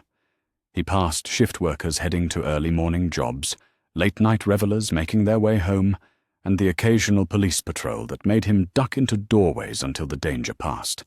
The transformation proved more taxing than Harry had anticipated. Maintaining a consistent appearance while walking, thinking, and dealing with the stress of his escape required constant concentration. Several times he felt his features beginning to slip back toward their original form, forcing him to find quiet corners where he could rest and reassert control over his metamorphic abilities. By the time Harry reached the bus station, dawn was beginning to lighten the eastern horizon. The facility was largely empty at this hour, occupied only by a few early commuters and the maintenance staff preparing for the morning rush. Harry approached the ticket counter with carefully practiced confidence, having rehearsed his cover story during the long walk from Privet Drive. The ticket clerk, a middle-aged woman whose name tag identified her as Margaret, looked up from her crossword puzzle with the weary expression of someone working the night shift. She took in Harry's appearance with the kind of casual assessment that adults typically gave to unaccompanied children, noting his neat clothes and calm demeanour without apparent alarm. "I need a ticket to London, please," Harry said, keeping his voice steady, despite the thundering of his heart. His transformed vocal cords produced a slightly higher pitch than his normal speaking voice, adding to the illusion that he was a different child entirely. Margaret raised an eyebrow at the request. "That is a bit early for travelling on your own, dear. Where are your parents?" Harry had prepared for this question with a story that contained just enough truth to be believable while protecting his real identity. "They are already in London," he explained. "I was staying with my aunt and uncle, but there was a family emergency. My mum called and asked them to send me on the early bus so I could meet them at the hospital." The lie came surprisingly easily, perhaps because it contained elements that reflected his real situation. Harry had indeed been staying with relatives, and there certainly was a family crisis of sorts, even if not the kind that would typically bring families together. Margaret's expression softened with sympathy.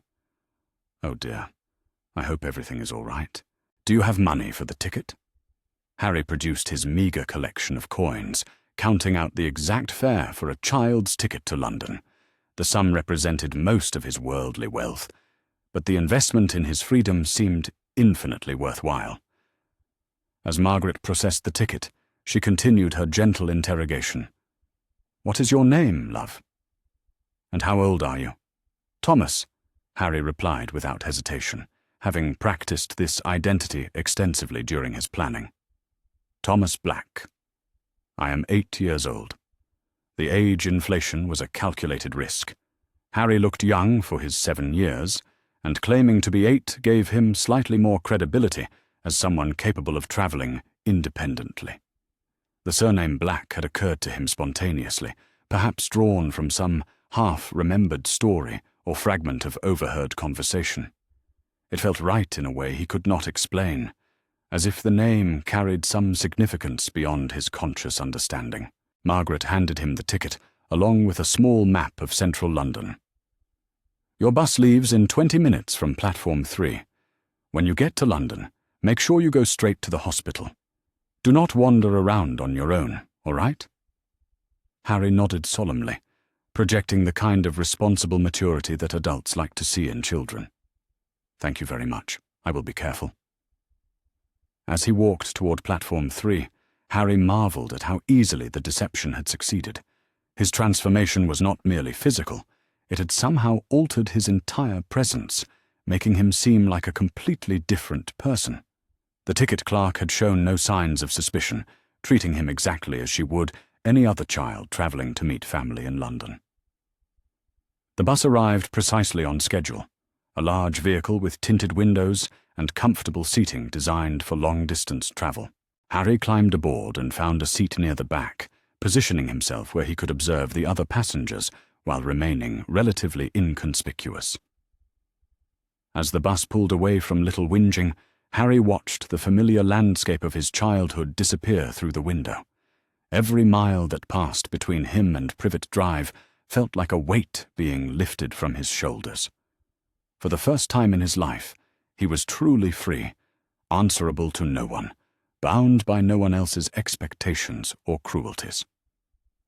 The other passengers on the bus seemed lost in their own concerns, reading newspapers or dozing as the vehicle made its steady progress toward London. Harry spent the journey practicing subtle adjustments to his transformation, learning to maintain his new appearance with less conscious effort. He discovered that certain aspects of the change, particularly his hair color and basic facial structure, could be sustained almost automatically once established, while others required periodic renewal of concentration. As the urban sprawl of London began to appear outside the windows, Harry felt a mixture of excitement and apprehension about the challenges that lay ahead. He had successfully escaped from the Dursleys and proven that his metamorphic abilities could fool even careful adult scrutiny. But now he faced the much larger task of building an entirely new life for himself in a city where he knew no one and had no resources beyond his wits and his remarkable gift. The bus pulled into Victoria Station just as the morning rush hour was beginning in earnest. Harry disembarked along with the other passengers, immediately finding himself swept up in the human tide that flowed through the terminal. The scale and energy of the place overwhelmed his senses, as he had never experienced anything approaching this level of activity and noise. London stretched out before him like an ocean of possibilities, vast and mysterious and full of potential dangers. But as Harry walked away from the bus terminal and into the greatest adventure of his young life, he carried with him something he had never possessed before: the absolute certainty that whatever challenges lay ahead, he would face them as himself, on his own terms, free from the shadows that had defined his past. The boy who had once been known as Harry Potter took his first steps into a world where he could be anyone he chose to be. And for the first time in his life, the future seemed bright with hope. The bustling chaos of Victoria Station during the morning rush hour proved more overwhelming than anything Thomas Black, formerly Harry Potter, could have imagined. Thousands of commuters surged through the terminal like a human river, each person focused entirely on their own destination, while remaining oblivious to the small boy who stood frozen near the arrival platform, clutching his bus ticket and trying to process the magnitude of what he had just accomplished. The air itself seemed different in London, thick with the sense of diesel exhaust, coffee from vendor stalls, and the indefinable aroma that came from thousands of people occupying the same space. The noise was equally overwhelming, announcements echoing over loudspeaker systems in multiple languages, the rumble of trains departing for distant destinations, conversations in dialects Thomas had never heard, and the constant percussion of footsteps against polished floors. For several minutes, Thomas remained motionless, allowing the crowd to flow around him while he struggled to orient himself in this alien environment. Everything he had known of the world had been contained within the narrow confines of Privet Drive and the few supervised excursions to school or shops in Little Whinging. The scale of Victoria Station, with its soaring ceilings and endless corridors stretching in all directions, made him feel impossibly small and utterly alone. The first challenge was simply finding the exit. The terminal contained dozens of doorways leading to different platforms, shopping areas, and connecting transportation hubs. Thomas approached an information booth where a harried-looking man in a British Rail uniform was dispensing directions to a queue of confused tourists. When his turn came, Thomas summoned the confidence he had practiced during his escape from the Dursleys. "Excuse me, sir," Thomas said, modulating his voice to sound slightly older and more confident than he felt. "Could you please tell me how to get to the main exit?" "I need to meet my family outside." The uniformed man barely glanced down at him, pointing toward a series of escalators at the far end of the terminal. "Follow the signs for the Victoria Street exit. Mind the crowds, son." Thomas thanked the man and began navigating through the human maze toward the indicated direction. The journey took nearly 20 minutes, as he was forced to move slowly to avoid being trampled by adults rushing to catch trains or meet appointments. Several times, larger people bumped into him without acknowledgement, treating him as little more than an obstacle to be avoided, rather than a fellow human being. The escalator presented an unexpected challenge. Thomas had never encountered moving stairs before, and watching other people step onto the mechanical device with casual ease made him acutely aware of his inexperience with urban life. He waited until he could observe several successful boarding procedures, then mimicked their movements with the careful precision of someone learning a vital skill. Emerging onto Victoria Street felt like surfacing from deep water. The morning sun, filtered through London's perpetual haze of pollution and moisture, provided warmth that the underground terminal had lacked. Thomas found himself standing at the edge of one of the world's great cities, with no plan beyond the immediate need to find food and shelter. His first priority was locating something to eat. The single piece of bread he had saved from dinner the previous evening had been consumed during the bus journey, and his stomach now cramped with hunger that was becoming impossible to ignore. The problem was that his limited funds, already depleted by the bus fare, would not stretch far in a city where even basic necessities commanded premium prices. Thomas walked along Victoria Street, studying the various shops and restaurants with the calculating eye of someone who needed to make every penny count. Most establishments were clearly beyond his means.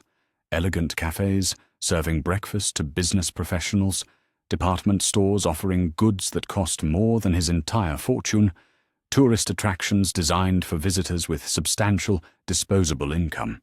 After an hour of searching, Thomas discovered a small bakery tucked between larger commercial enterprises, its window displaying day-old pastries at reduced prices.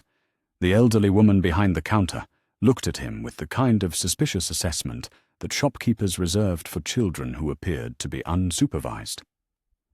"What can I do for you, young man?" she asked, her tone suggesting she suspected he lacked the means to make legitimate purchases. Thomas had prepared for this scenario during his planning phase, understanding that his appearance and demeanor would need to project responsibility and trustworthiness to avoid unwanted adult intervention. "I would like to buy one of those currant buns, please. The reduced-price ones." He counted out the exact change with deliberate precision, demonstrating that he possessed both money and the mathematical skills to use it properly. The transaction proceeded without further questioning, though Thomas noticed the woman watching him carefully as he left the shop. The currant bun, though somewhat stale, tasted like luxury to someone who had spent years subsisting on the meagre portions allowed by the Dursleys. Thomas ate it slowly while walking, making each bite last as long as possible while considering his next moves. Food was only the most immediate of his concerns. As the day progressed, he would need to find shelter for the night, and his remaining funds would not cover even the cheapest commercial accommodation. The solution came to him as he wandered through a residential area several miles from Victoria Station, where the grand hotels and expensive shops gave way to more modest housing and community facilities. Thomas noticed several buildings that appeared to be abandoned or under construction, their empty windows and overgrown grounds suggesting they were not regularly monitored. One structure in particular caught his attention, a 3-story Victorian house that bore signs reading, "Condemned for demolition" and "Keep out, unsafe structure." The property was surrounded by a chain-link fence, but Thomas observed that the barriers were designed more to discourage casual trespassers than to prevent determined entry. More importantly, the house was situated at the end of a quiet street where foot traffic was minimal, and neighbors were unlikely to notice an additional occupant. Thomas spent the remainder of the morning conducting reconnaissance on the abandoned building, observing it from different angles and noting the patterns of activity in the surrounding area. He identified several potential entry points where the security fencing had been damaged or improperly secured, and confirmed that the interior was indeed vacant of any legitimate occupants. As afternoon approached, Thomas made his first serious attempt to access the building. He waited until the street was completely empty, then quickly slipped through a gap in the fence and approached the rear of the house. A door that had once led to a garden patio hung slightly ajar, its lock broken by previous intruders or natural deterioration. The interior of the abandoned house proved both promising and concerning. The structure was sound enough to provide shelter from weather, and several rooms retained enough furniture to suggest comfortable sleeping arrangements. However, the building also showed clear signs of previous occupation by others who, like Thomas, had sought refuge outside the boundaries of legitimate society. Empty bottles and food containers littered some rooms, along with makeshift bedding constructed from newspapers and discarded clothing. Graffiti covered several walls, some of it containing messages that suggested the presence of individuals who might pose dangers to a small child traveling alone. Most concerning were the evidences of recent activity, fresh food containers that indicated current occupancy by unknown persons. Thomas realized he would need to be extremely careful about when and how he used this shelter. The building might provide safety from weather and the scrutiny of authorities, but it could also expose him to risks from other homeless individuals who might view a solitary child as either a threat to their territory or an opportunity for exploitation. The afternoon was spent exploring different areas of London, partly to familiarize himself with the geography of his new environment, and partly to avoid remaining too long in any single location where his presence might attract attention. Thomas discovered that the city contained numerous spaces where a careful observer could find temporary refuge: public libraries with comfortable seating and minimal supervision, parks with secluded areas suitable for rest, shopping centres where a well-behaved child could blend into the general population. Each location required careful assessment of its potential risks and benefits. The libraries offered warmth and access to resources, but librarians might question an unaccompanied child who lingered too long without obvious purpose.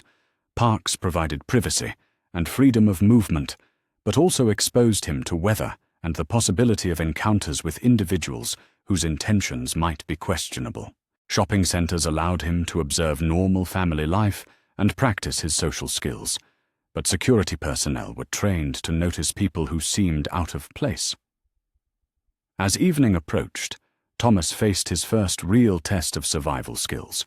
The abandoned house remained his best option for overnight shelter, but accessing it safely required timing his arrival to avoid both any current occupants and the attention of neighbours who might report suspicious activity. Thomas waited until well after sunset before approaching the building again. The street was empty except for the occasional passing car, and most of the neighbouring houses showed the kind of drawn curtains and glowing windows that indicated families settling in for the evening. He slipped through the fence gap with practiced ease and made his way to the rear entrance he had identified earlier. The interior of the house felt different at night, more threatening and uncertain than it had during his afternoon reconnaissance. Every creak of settling wood made Thomas freeze with anxiety, and shadows cast by streetlight filtering through broken windows created a landscape of potential hiding places for unknown dangers. He had brought no flashlight, having failed to anticipate this need during his escape planning, so navigation through the darkened rooms required careful movement and constant attention to potential obstacles. Thomas eventually settled in a second-floor room that appeared to have been a bedroom in the house's former life as a family dwelling. The space contained an old mattress that seemed relatively clean, and its windows provided views of both the street and the rear garden, allowing him to monitor for approaching threats from multiple directions. Most importantly, the room was situated near a back staircase that would allow rapid escape if circumstances required immediate departure. Sleep proved elusive during his first night of freedom. Every sound from the street outside or the building's structure sent waves of adrenaline through his system, and his mind raced with concerns about the challenges he would face in the coming days.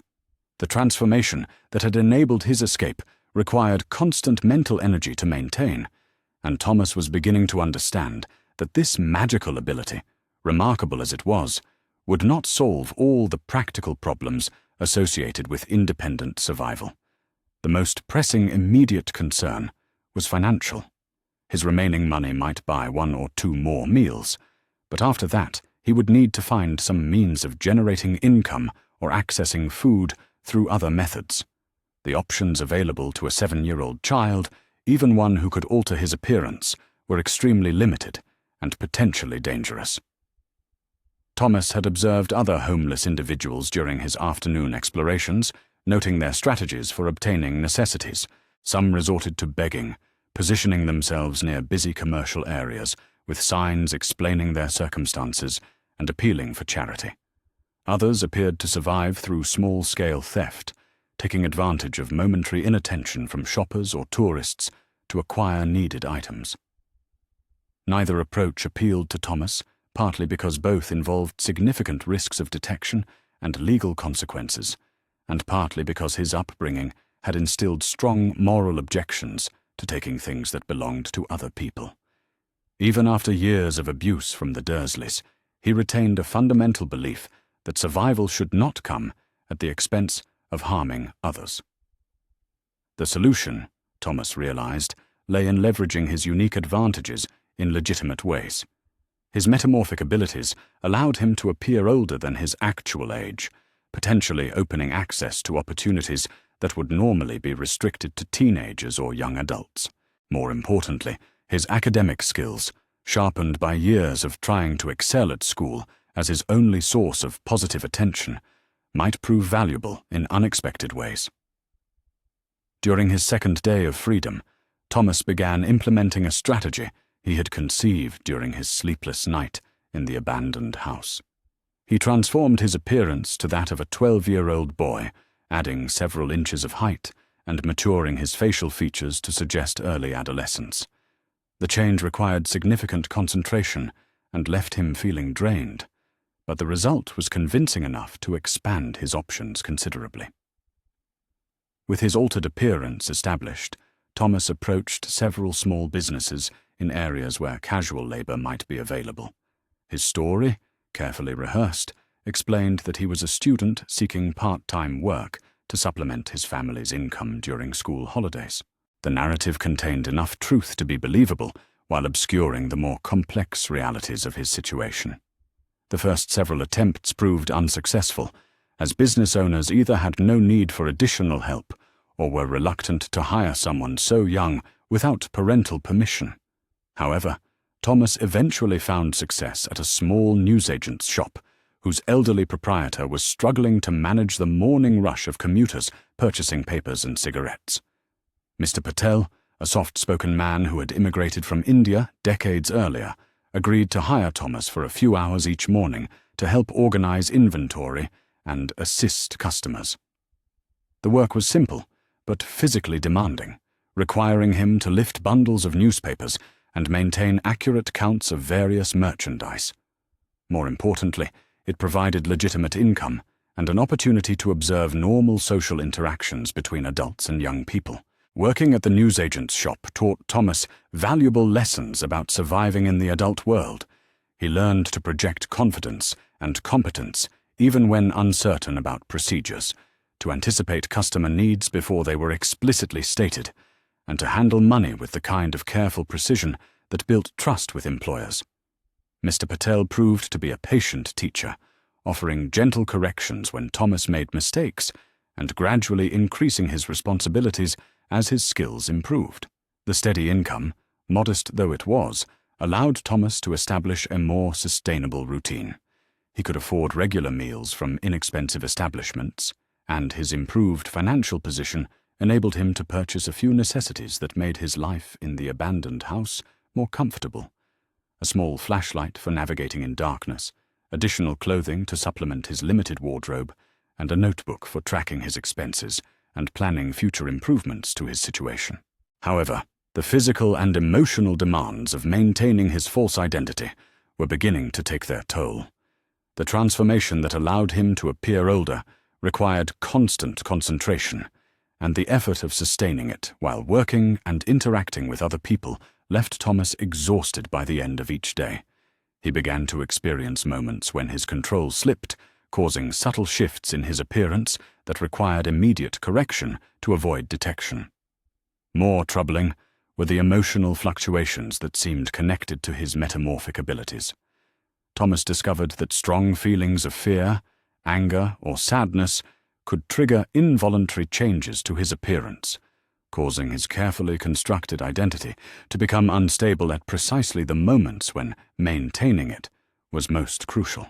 The stress of living under constant deception while managing the basic challenges of survival created a feedback loop that threatened to overwhelm his still developing control over his remarkable gift. The crisis came during his third week of freedom, when accumulated fatigue and emotional pressure caused Thomas to lose control of his transformation while serving customers at the newsagent's shop. In the middle of a busy morning rush, his appearance suddenly shifted back toward his original 7-year-old form, causing his clothes to hang loosely and his voice to crack noticeably. Mr. Patel noticed the change immediately, his eyes widening with surprise and concern as he observed what appeared to be his 12-year-old employee spontaneously aging backward. The other customers were too focused on their purchases to pay attention, but Thomas realized that his carefully constructed facade was crumbling at the worst possible moment. "Excuse me, sir," Thomas managed to say, his voice trembling with the effort of trying to reassert control over his abilities. "I do not feel very well. May I step outside for some fresh air?" Mr. Patel nodded with obvious worry, watching as Thomas stumbled toward the shop's rear exit. Once outside, Thomas leaned against the building's brick wall and concentrated with desperate intensity on restoring his 12-year-old appearance. The transformation responded slowly, like a muscle that had been overtaxed and was struggling to function properly. When Thomas returned to the shop several minutes later, Mr. Patel was waiting with an expression of deep concern. "Are you all right, my boy? You looked quite strange for a moment there. Perhaps you should go home and rest." The kindness in the older man's voice nearly broke Thomas's remaining composure. For a moment, he was tempted to abandon his deception entirely and confess the truth about his circumstances. The prospect of trusting someone, of sharing the burden of his secrets with an adult who seemed genuinely caring, held enormous appeal for a child who had been carrying impossible responsibilities entirely alone. But practical considerations overrode emotional needs. Thomas could not afford to lose his job, and revealing his true age would certainly result in adult intervention that might return him to the Dursleys or place him in institutional care. He managed to reassure Mr. Patel that he was simply tired and would be more careful about getting adequate rest. That evening, as Thomas sat in his refuge within the abandoned house, he faced the sobering realization that his current approach to survival was unsustainable. The constant strain of maintaining false identities while managing the practical challenges of independent life was pushing his abilities beyond their limits. He needed to find a different solution, one that would allow him to use his remarkable gifts more efficiently while building genuine connections with people who might offer support and guidance. The answer came to him gradually as he reflected on his experiences over the previous weeks. His metamorphic abilities were most stable when he felt emotionally secure, and most prone to failure when he was under extreme stress. Rather than using his transformations to deceive people about his fundamental nature, perhaps he could find ways to be more honest about his circumstances while still protecting his true identity. Thomas began formulating a new strategy that would allow him to seek help from adults while maintaining his independence and avoiding the institutional systems that might return him to his previous life of abuse and neglect. The plan was more complex and risky than simply hiding behind false appearances, but it offered the possibility of building genuine relationships based on partial truths rather than complete deception. As he prepared for sleep on what would be his final night in the abandoned house, Thomas felt a mixture of apprehension and hope about the changes he planned to implement. He had proven that he could survive independently, that his abilities could provide him with opportunities and protections that normal children did not possess. Now he needed to discover whether those same gifts could help him find something beyond mere survival, a chance at the kind of life that every child deserved, filled with safety, education, and the possibility of genuine human connection. The Central London Public Library on Great Russell Street stood like a beacon of civilization amidst the urban chaos that had become Thomas Black's daily reality. After 3 weeks of surviving on the margins of society, sleeping in abandoned buildings, and maintaining elaborate deceptions to secure basic necessities, the library represented something he had almost forgotten existed. A place where knowledge was freely available, and children were welcomed rather than viewed with suspicion.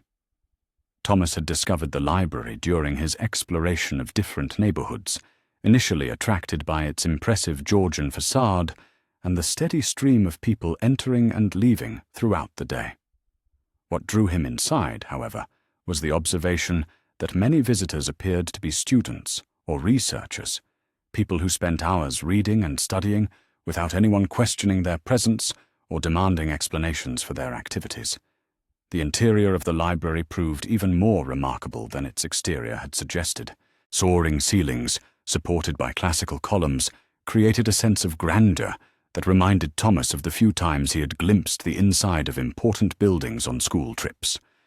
But unlike those formal spaces that seemed designed to intimidate visitors, the library projected an atmosphere of quiet welcome, as if knowledge itself was extending an invitation to anyone curious enough to accept it.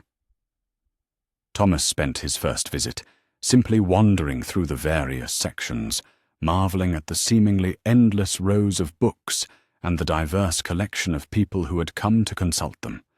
There were elderly scholars bent over ancient texts, young mothers reading stories to their children in the picture book area, teenagers working on homework assignments, and business professionals researching information for their careers.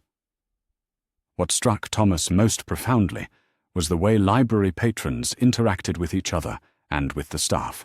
Conversations were conducted in respectful whispers, people shared tables without conflict, and librarians moved through the space, offering assistance with genuine enthusiasm rather than the grudging tolerance he had experienced in most adult interactions. The library operated according to principles of mutual respect and intellectual curiosity that seemed almost alien after his experiences with the Dursleys and the harsh realities of street survival. On his second visit, Thomas gathered the courage to approach the information desk, where a nameplate identified Mrs. Lily Chen as the senior reference librarian. She was a woman in her early 60s, with silver-streaked black hair arranged in a neat bun, and eyes that sparkled with the kind of intelligence that came from decades of helping people find answers to their questions. Mrs. Chen looked up from her computer terminal as Thomas approached, offering the kind of welcoming smile that suggested she genuinely enjoyed her interactions with library visitors. "Can I help you find something specific, dear?" Thomas had prepared for this moment by practicing his approach with the careful thoroughness that had become his survival strategy. "I am working on a research project about children who have gone missing," he explained, maintaining the 12-year-old appearance he had adopted as his standard public identity. "I need to find newspaper articles and official reports about cases where children disappeared but were never found." The request was technically true, as Thomas was indeed researching missing children, though his motivations were more personal than academic. He wanted to understand what happened to children who vanished from their homes, how authorities conducted their searches, and whether any of those cases might involve circumstances similar to his own. Mrs. Chen's expression showed a flicker of concern at the unusual topic, but her professional training took precedence over personal curiosity. "That is quite a serious subject for research. Are you working on this for school?" Thomas nodded, having anticipated this question as well. "It is for a project about social issues affecting young people. I want to understand why some children choose to leave home and what happens to them afterward." The explanation satisfied Mrs. Chen's concerns while providing enough detail to justify access to sensitive materials. She led Thomas to a section of the library that contained archived newspapers and government publications, explaining how to use the microfilm readers and databases that contained historical records. "Your best starting point would be the newspaper archives from the past 10 years, Mrs. Chen advised as she demonstrated the operation of the microfilm machine. The Times and the Guardian both maintain good coverage of missing person cases. You should also check the publications from the National Missing Persons Bureau, though some of their more detailed reports may require special permission to access." Thomas thanked her profusely, genuinely grateful for the guidance and the respectful way she had treated his request. As Mrs. Chen returned to her desk, he settled down to begin what would become several days of intensive research into the world of missing children and the systems designed to find them. The information he discovered proved both encouraging and disturbing. The encouraging aspects related to the genuine efforts made by police, social services, and volunteer organizations to locate missing children and return them to safety. Thomas read accounts of extensive search operations, media campaigns designed to generate public awareness, and sophisticated databases that tracked missing person cases across multiple jurisdictions. The disturbing elements centered around the sheer number of children who disappeared each year and the limited success rate in resolving their cases. Thomas learned that thousands of young people went missing annually, and while most were eventually found or returned home voluntarily, a significant percentage simply vanished without leaving any trace of their whereabouts or fate. More relevant to his own situation, Thomas discovered that many missing children were runaways fleeing abuse, neglect, or other impossible home situations. These cases often received less intensive investigation than suspected abductions, particularly when the missing child was older or had a history of behavioral problems that could be interpreted as indicating deliberate departure rather than foul play. The research also revealed the various strategies that missing children used to avoid detection and build new lives for themselves. Some changed their names and created false identities.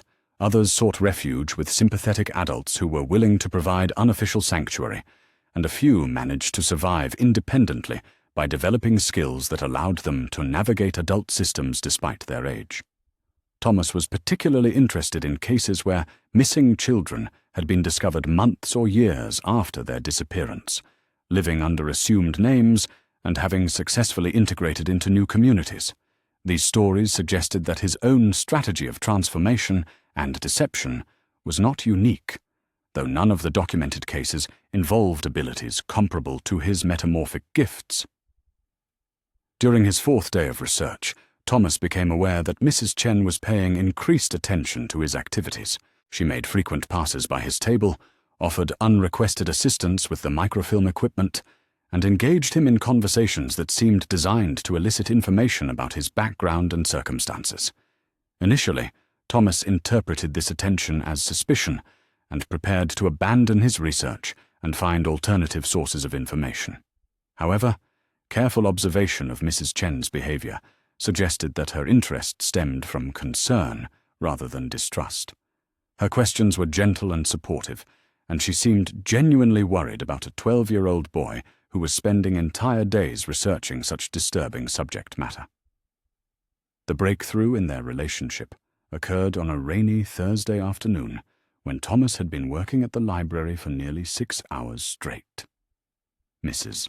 Chen approached his table carrying a cup of tea and a plate of biscuits from the staff room, settling into the chair beside him with the kind of maternal authority that discouraged refusal. "You have been working very hard on this project," she observed, setting the refreshments within his reach. "It must be quite demanding to spend so much time reading about such sad subjects." Thomas accepted the tea gratefully, realizing that he had been so focused on his research that he had forgotten to eat lunch. The biscuits disappeared quickly as his body reminded him of the constant hunger that had become his baseline condition since beginning his independent life. Mrs. Chen watched him eat with the knowing expression of someone who understood more than she was revealing. "Are you taking care of yourself properly at home?" This kind of research can be emotionally difficult, and it is important to have support when dealing with such heavy topics. The question pierced through Thomas's carefully constructed defenses more effectively than any direct interrogation could have managed. For a moment, he felt the overwhelming urge to confess everything: his real age, his escape from the Dursleys, his struggles to survive on the streets, and the magical abilities that had made his transformation possible. But survival instincts proved stronger than emotional needs.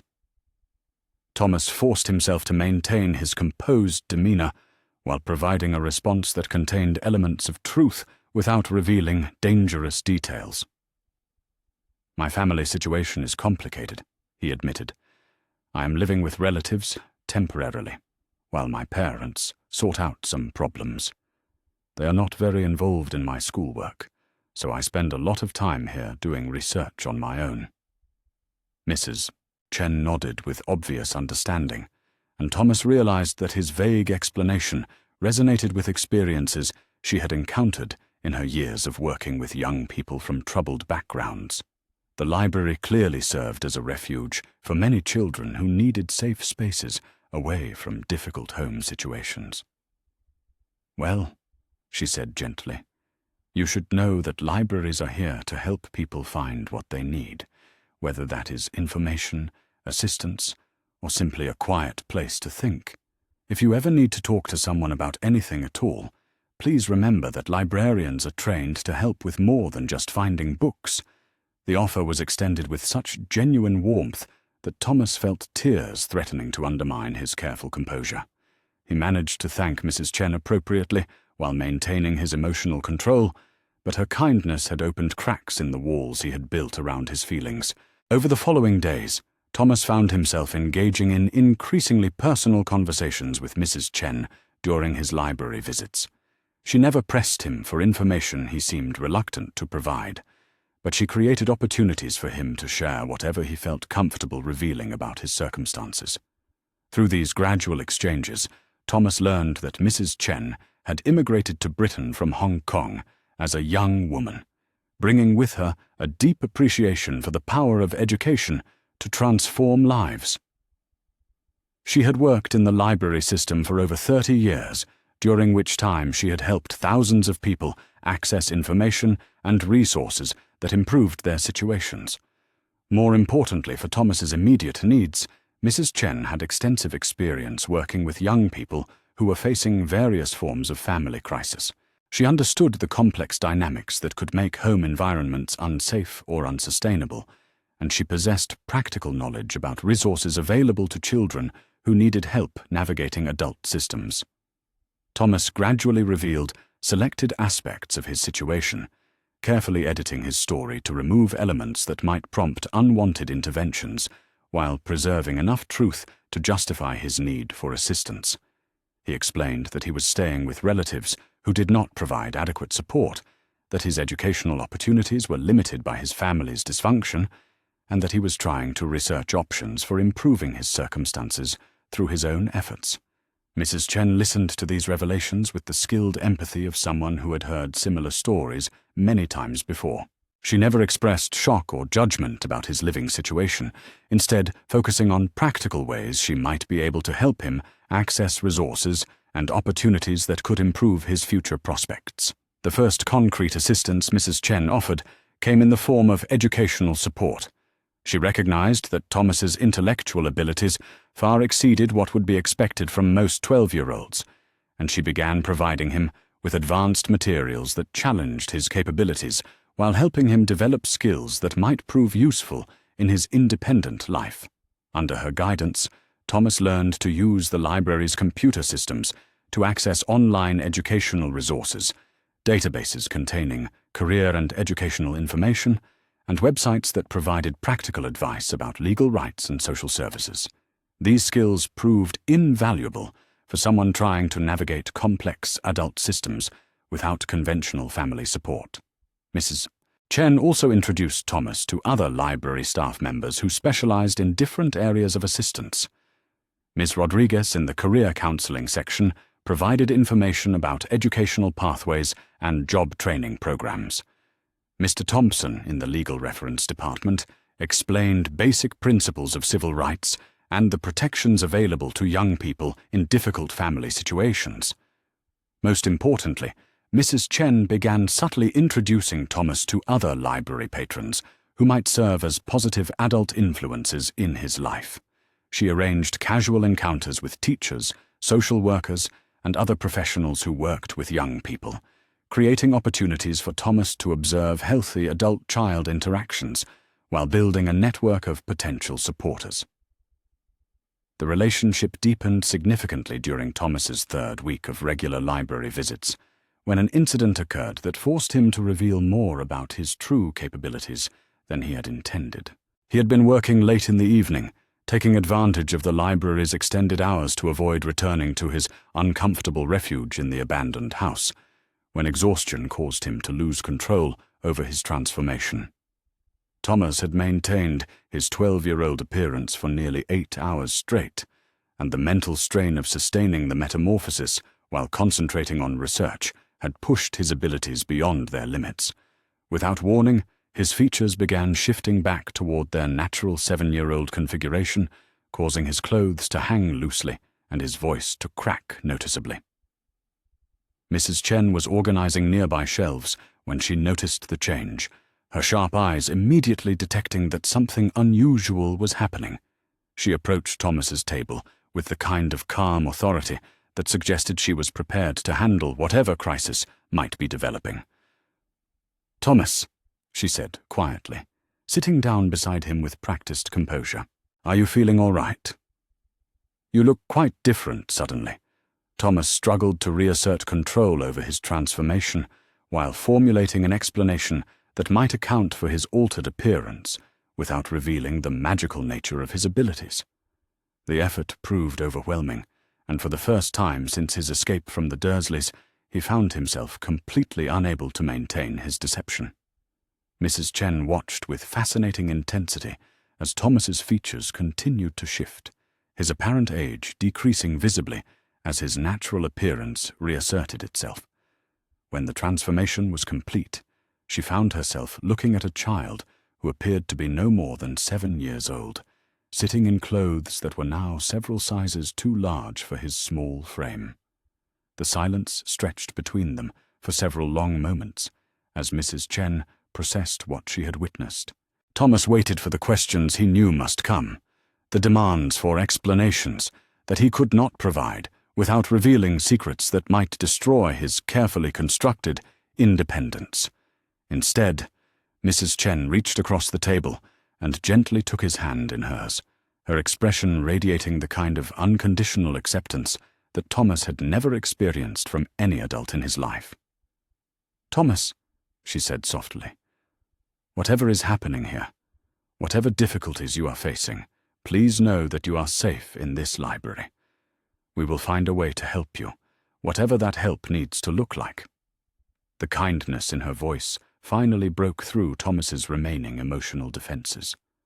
Years of accumulated pain and loneliness poured out in a flood of tears that he could no longer control, and for the first time since his escape, he allowed himself to experience the full weight of everything he had endured and everything he had lost.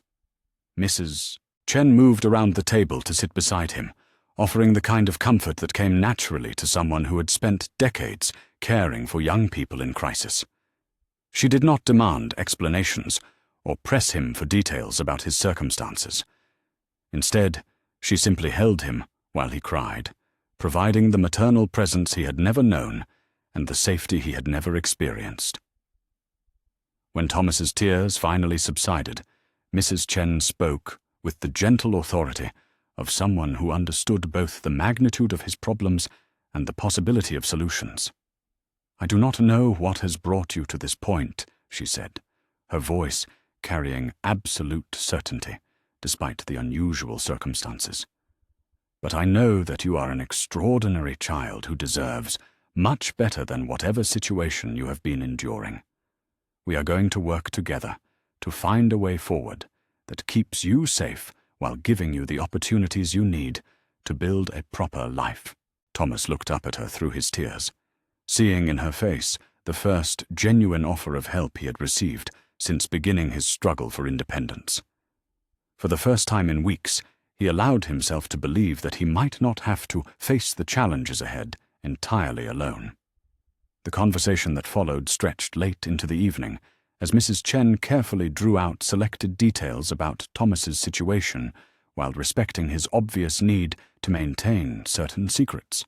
She did not press him about the apparent age transformation she had witnessed, instead focusing on practical issues like his living arrangements, his educational needs, and his immediate safety.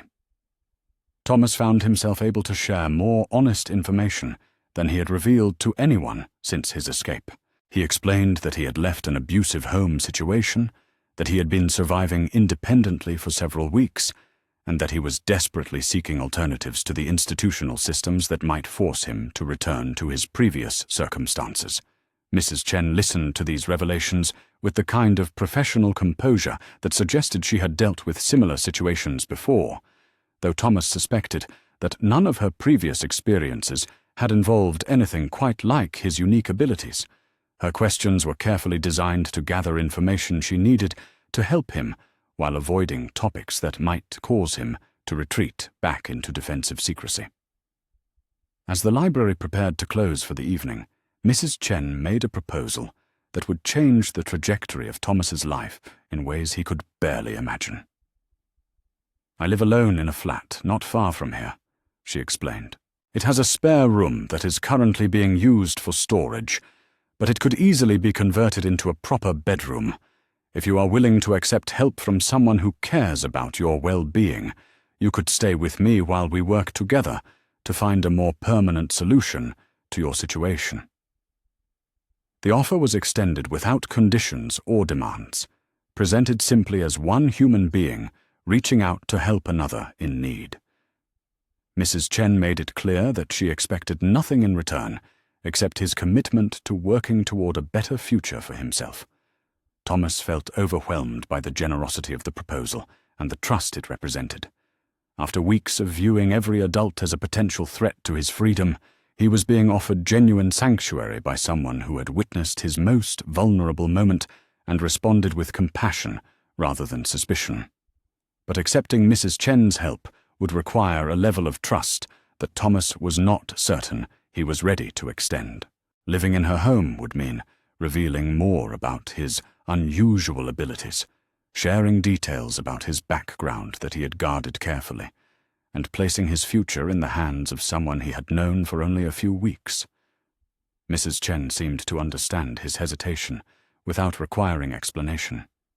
"You do not need to make this decision tonight," she said gently, "but please promise me that you will consider it seriously. Everyone deserves to have at least one person in their life who genuinely cares about their welfare, and I would be honored to be that person for you."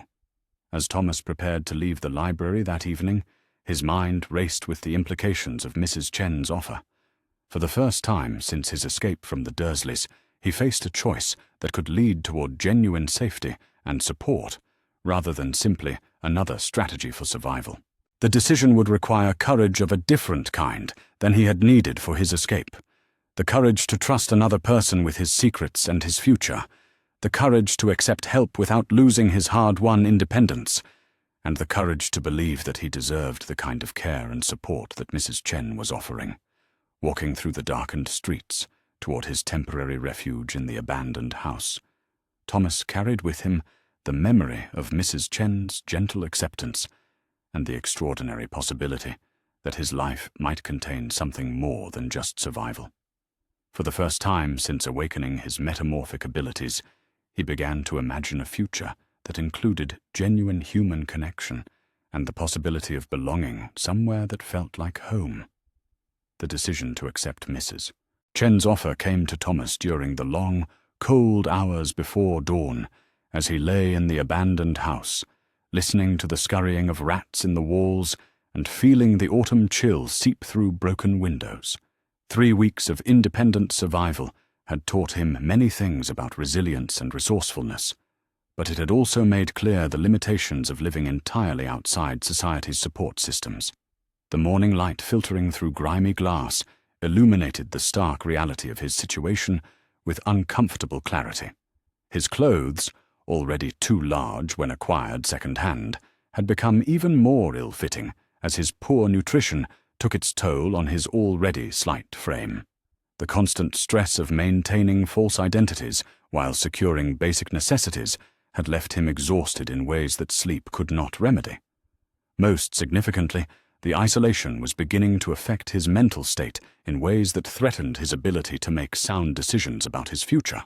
Thomas made his way back to the Central London Public Library with a mixture of anticipation and terror that made his hands shake as he approached the familiar entrance. Mrs. Chen's offer represented the first genuine opportunity for stability and safety he had encountered since his escape from the Dursleys, but accepting help meant surrendering the complete independence that had become both his greatest achievement and his primary source of identity. Mrs. Chen was organizing returned books at the circulation desk when Thomas entered the library that morning.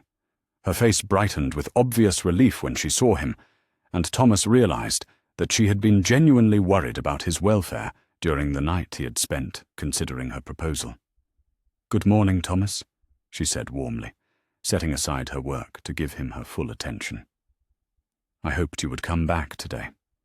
Have you had a chance to think about our conversation yesterday evening?"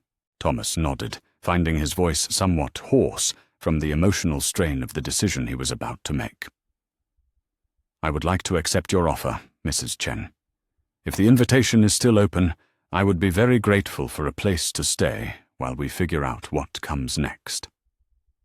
The smile that spread across Mrs. Chen's face was radiant with genuine happiness, and Thomas felt something tight in his chest begin to relax for the first time in weeks. "Of course the offer is still open, dear. I am so pleased that you have decided to trust me with helping you." The practical arrangements for Thomas's transition to Mrs. Chen's home were settled with the kind of efficient kindness that suggested she had considerable experience helping people through difficult circumstances. She explained that she would need to make some calls to arrange time away from work, and that they would need to establish some basic guidelines for their living arrangement that would protect both of them, while allowing Thomas the space he needed to adjust to his new situation. Mrs. Chen's flat was located in a quiet residential area about 20 minutes' walk from the library, situated on the second floor of a converted Victorian house that had been divided into modest but comfortable living spaces. As they approached the building, Thomas felt his anxiety increase exponentially, realizing that he was about to enter the first truly safe indoor space he had experienced since leaving Privet Drive. The interior of Mrs. Chen's flat reflected her personality with remarkable accuracy. The living areas were filled with books, plants, and carefully chosen pieces of furniture that created an atmosphere of scholarly comfort. Photographs on the mantelpiece showed Mrs.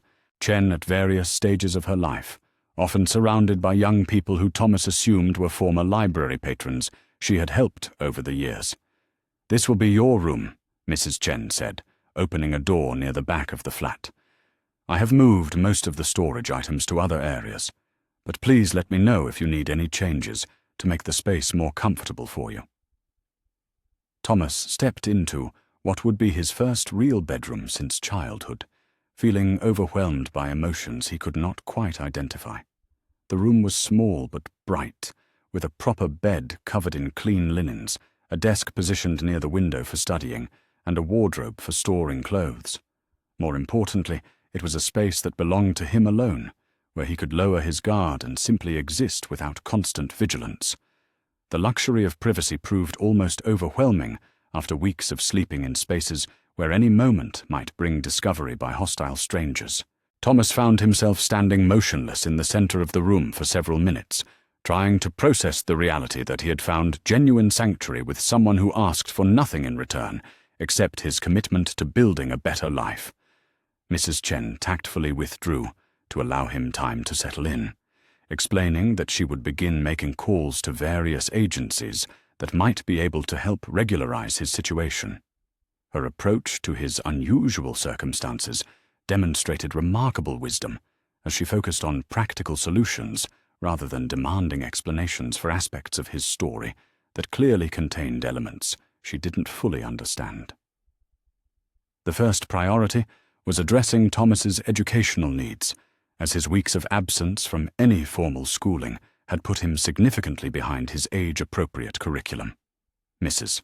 Chen contacted several organizations that specialized in working with children whose education had been disrupted by family crisis, explaining Thomas's situation in terms that emphasized his academic potential while glossing over the more complex aspects of his background. The response from the educational authorities proved more positive than Thomas had dared to hope. The Kensington Emergency Education Program was specifically designed to help children who had experienced educational disruption due to family instability, and they were prepared to provide immediate assessment and placement services. Dr. Sarah Williams, the program coordinator, agreed to meet with Thomas and Mrs. Chen at the library the following afternoon to discuss his educational options. Mrs. Chen explained that Dr. Williams had extensive experience working with children from complicated family situations and would not require detailed explanations about circumstances that Thomas preferred to keep private.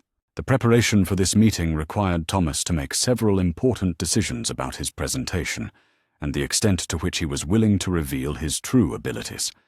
His metamorphic gifts had become so integral to his survival strategy that he found it difficult to imagine interacting with adults without using them to project whatever image seemed most advantageous. However, Mrs. Chen's acceptance of his unusual nature had opened the possibility of a more honest approach to building relationships with other supportive adults. After considerable reflection, Thomas decided to meet with Dr. Williams in his natural 7-year-old appearance, trusting Mrs. Chen's judgment about people who could be trusted with sensitive information. Dr. Williams proved to be a woman in her 40s, with the kind of professional warmth that immediately put Thomas at ease. She conducted the meeting with impressive sensitivity, focusing on his educational interests and learning style, rather than probing into the family circumstances that had brought him to their program. The assessment revealed what Mrs. Chen had already suspected. Thomas's intellectual abilities far exceeded what would be expected from most children his age. His reading comprehension tested at a level appropriate for students several years older. His mathematical skills showed exceptional promise, and his general knowledge demonstrated the kind of curiosity-driven learning that marked him as a natural scholar. More importantly, from Thomas's perspective, Dr. Williams approached his educational planning with flexibility and creativity that allowed for his unusual living situation.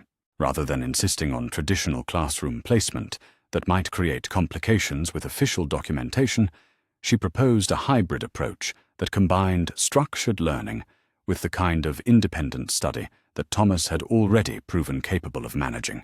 The educational plan that emerged from these discussions would allow Thomas to work primarily from the library under Mrs. Chen's supervision, with regular meetings with certified tutors who would provide instruction in areas requiring specialized knowledge.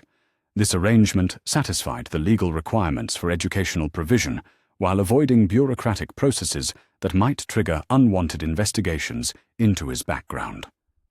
The relief Thomas felt at securing legitimate educational support was profound, but it was matched by growing anxiety about the other systems that would need to be navigated as he built a more stable life. Healthcare, housing documentation, and eventual official recognition of his guardianship arrangement with Mrs. Chen all represented potential complications that could expose aspects of his situation he needed to keep private. Mrs. Chen seemed to understand these concerns without requiring explicit discussion. Her approach to each new challenge emphasized practical solutions over official procedures, and she demonstrated remarkable skill at working within systems while avoiding the kind of bureaucratic scrutiny that might create problems for someone whose background contained elements that could not withstand detailed investigation.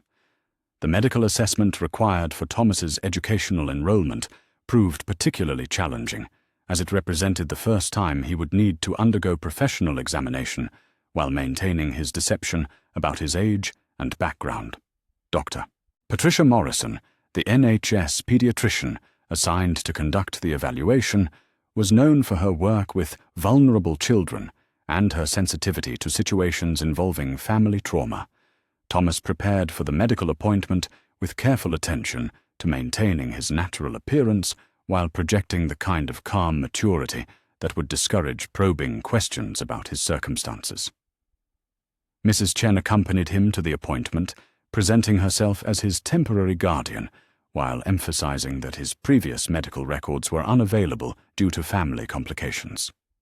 Dr. Morrison conducted the examination with impressive professionalism, focusing on his current health status rather than demanding detailed medical history that Thomas could not provide. The assessment revealed the predictable consequences of several weeks of poor nutrition and stress, but nothing that could not be addressed through improved living conditions and proper health care. More challenging was explaining certain physical characteristics that reflected his unusual background and abilities. Thomas's remarkable vision, which had improved dramatically since his transformation abilities first manifested, required careful explanation to avoid suspicions about the absence of corrective lenses that most children with his apparent visual acuity would require. Similarly, his physical resilience and rapid healing, enhanced by his metamorphic nature, needed to be downplayed to avoid attracting medical attention that might lead to uncomfortable questions.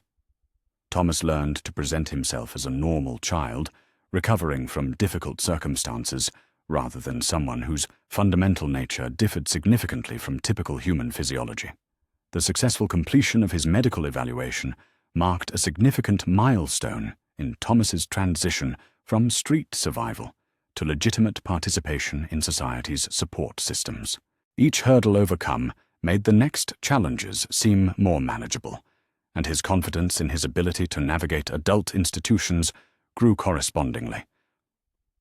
The most profound changes, however, occurred in his daily life as he adapted to living in Mrs. Chen's flat. For the first time in his memory, Thomas experienced what it meant to be part of a household where his well-being was a primary concern rather than an unwelcome burden.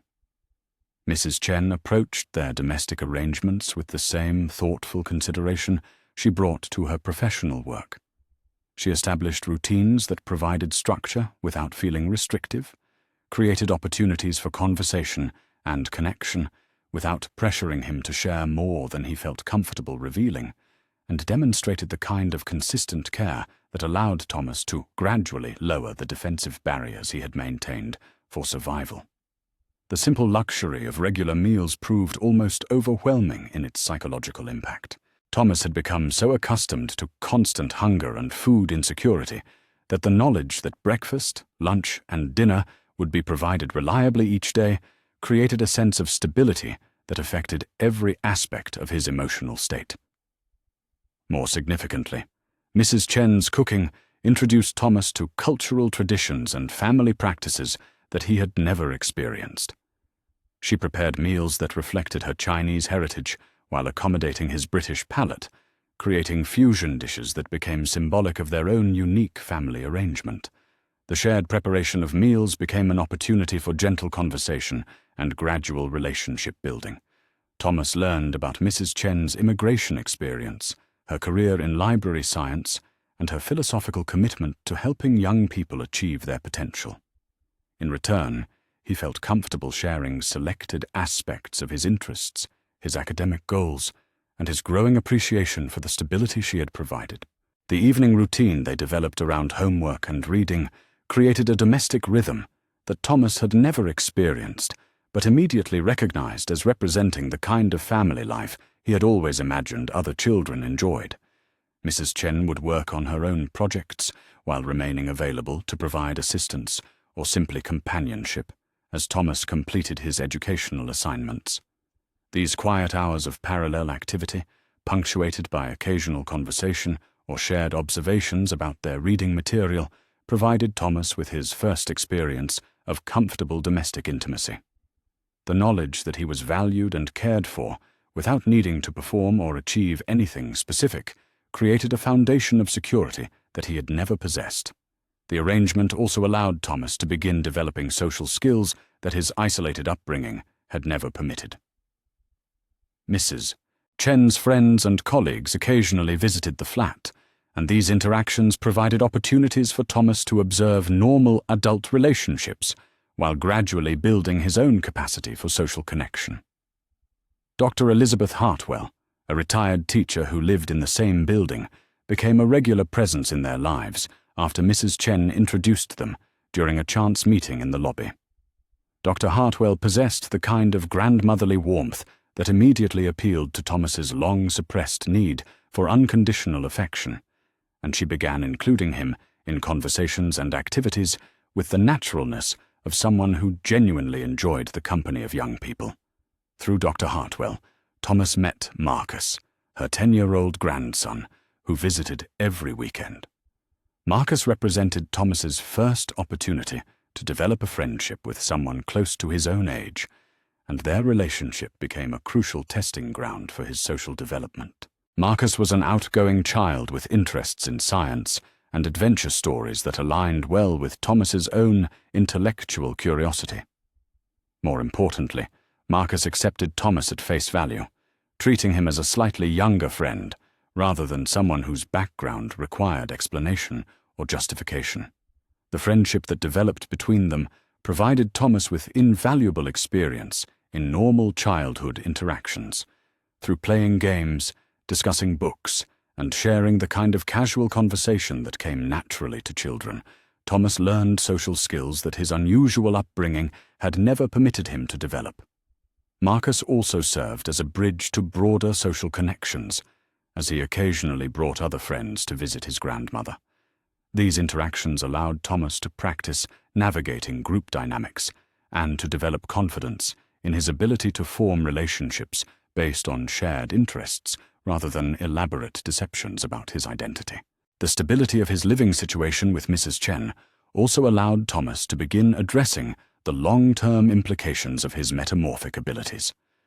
With his immediate survival needs met and his emotional state more secure, he could focus on understanding and developing his gifts rather than simply using them for basic protection and deception. Mrs. Chen, despite her obvious curiosity about the unusual circumstances of their first meeting, had never pressured Thomas to explain or demonstrate his transformative abilities. However, her acceptance of his unusual nature had created a safe environment where he could begin exploring the full extent of his capabilities. Thomas discovered that his control over his metamorphic gifts improved significantly when he was emotionally secure and well-rested. The transformations that had been exhausting and unstable during his weeks of street survival became smoother and more sustainable as his overall well-being improved.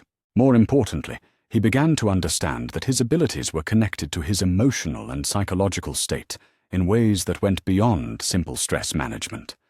When he felt genuinely secure and accepted, his natural appearance became more stable and comfortable to maintain. Conversely, when he attempted transformations while feeling anxious or conflicted, the changes required more energy and were prone to unexpected fluctuations. This growing understanding of his gifts led Thomas to develop more sophisticated approaches to using his abilities. Rather than relying on dramatic alterations of his appearance for basic survival, he began experimenting with subtle modifications that enhanced his natural capabilities without creating exhausting demands on his concentration. The metamorphic healing that had helped him survive the physical abuse from the Dursleys proved particularly responsive to conscious direction when he was in stable circumstances. Minor injuries healed more quickly than normal, and his overall physical resilience showed marked improvement as he learned to consciously direct his transformative energies toward health and strength. These developments filled Thomas with growing optimism about his future possibilities. His abilities, properly understood and developed, could provide him with advantages that would help him achieve goals and overcome obstacles that might defeat normal children. More importantly, his growing mastery of his gifts was restoring the sense of personal agency that had been crucial to his escape from the Dursleys. The combination of his newfound stability with Mrs. Chen and his developing understanding of his metamorphic nature created a foundation for growth that Thomas had never imagined possible. For the first time in his life, he was experiencing what it meant to be supported, valued, and encouraged to develop his full potential. As autumn deepened and Thomas settled more completely into his new life, he began making plans for the future that extended beyond simple survival. His educational progress under Dr. Williams' guidance was exceeding all expectations, and his social development through relationships with Mrs. Chen, Dr. Hartwell, and Marcus was providing him with the interpersonal skills necessary for building broader connections. Most importantly, Thomas was beginning to envision a future where his unusual background and abilities could become sources of strength rather than secrets to be hidden. The acceptance and support he had found with Mrs. Chen had shown him that there were adults in the world who could be trusted with difficult truths, and that genuine relationships could be built on foundations of mutual respect rather than elaborate deceptions. The transformation from Harry Potter, the abused child trapped in the cupboard under the stairs, to Thomas Black, the promising young student living safely with his caring guardian, represented more than just a change of name or circumstances. It represented the emergence of someone who had discovered his own worth and potential through the kindness of strangers and his own remarkable resilience. As Thomas prepared for sleep in his warm, safe bedroom, surrounded by books and the quiet sounds of Mrs. Chen preparing for bed in the next room, he reflected on the extraordinary journey that had brought him to this point. The future remained uncertain in many ways, but for the first time in his life, uncertainty felt like possibility rather than threat. The November morning when Thomas first glimpsed the magical world began like any other day in his new life with Mrs. Chen.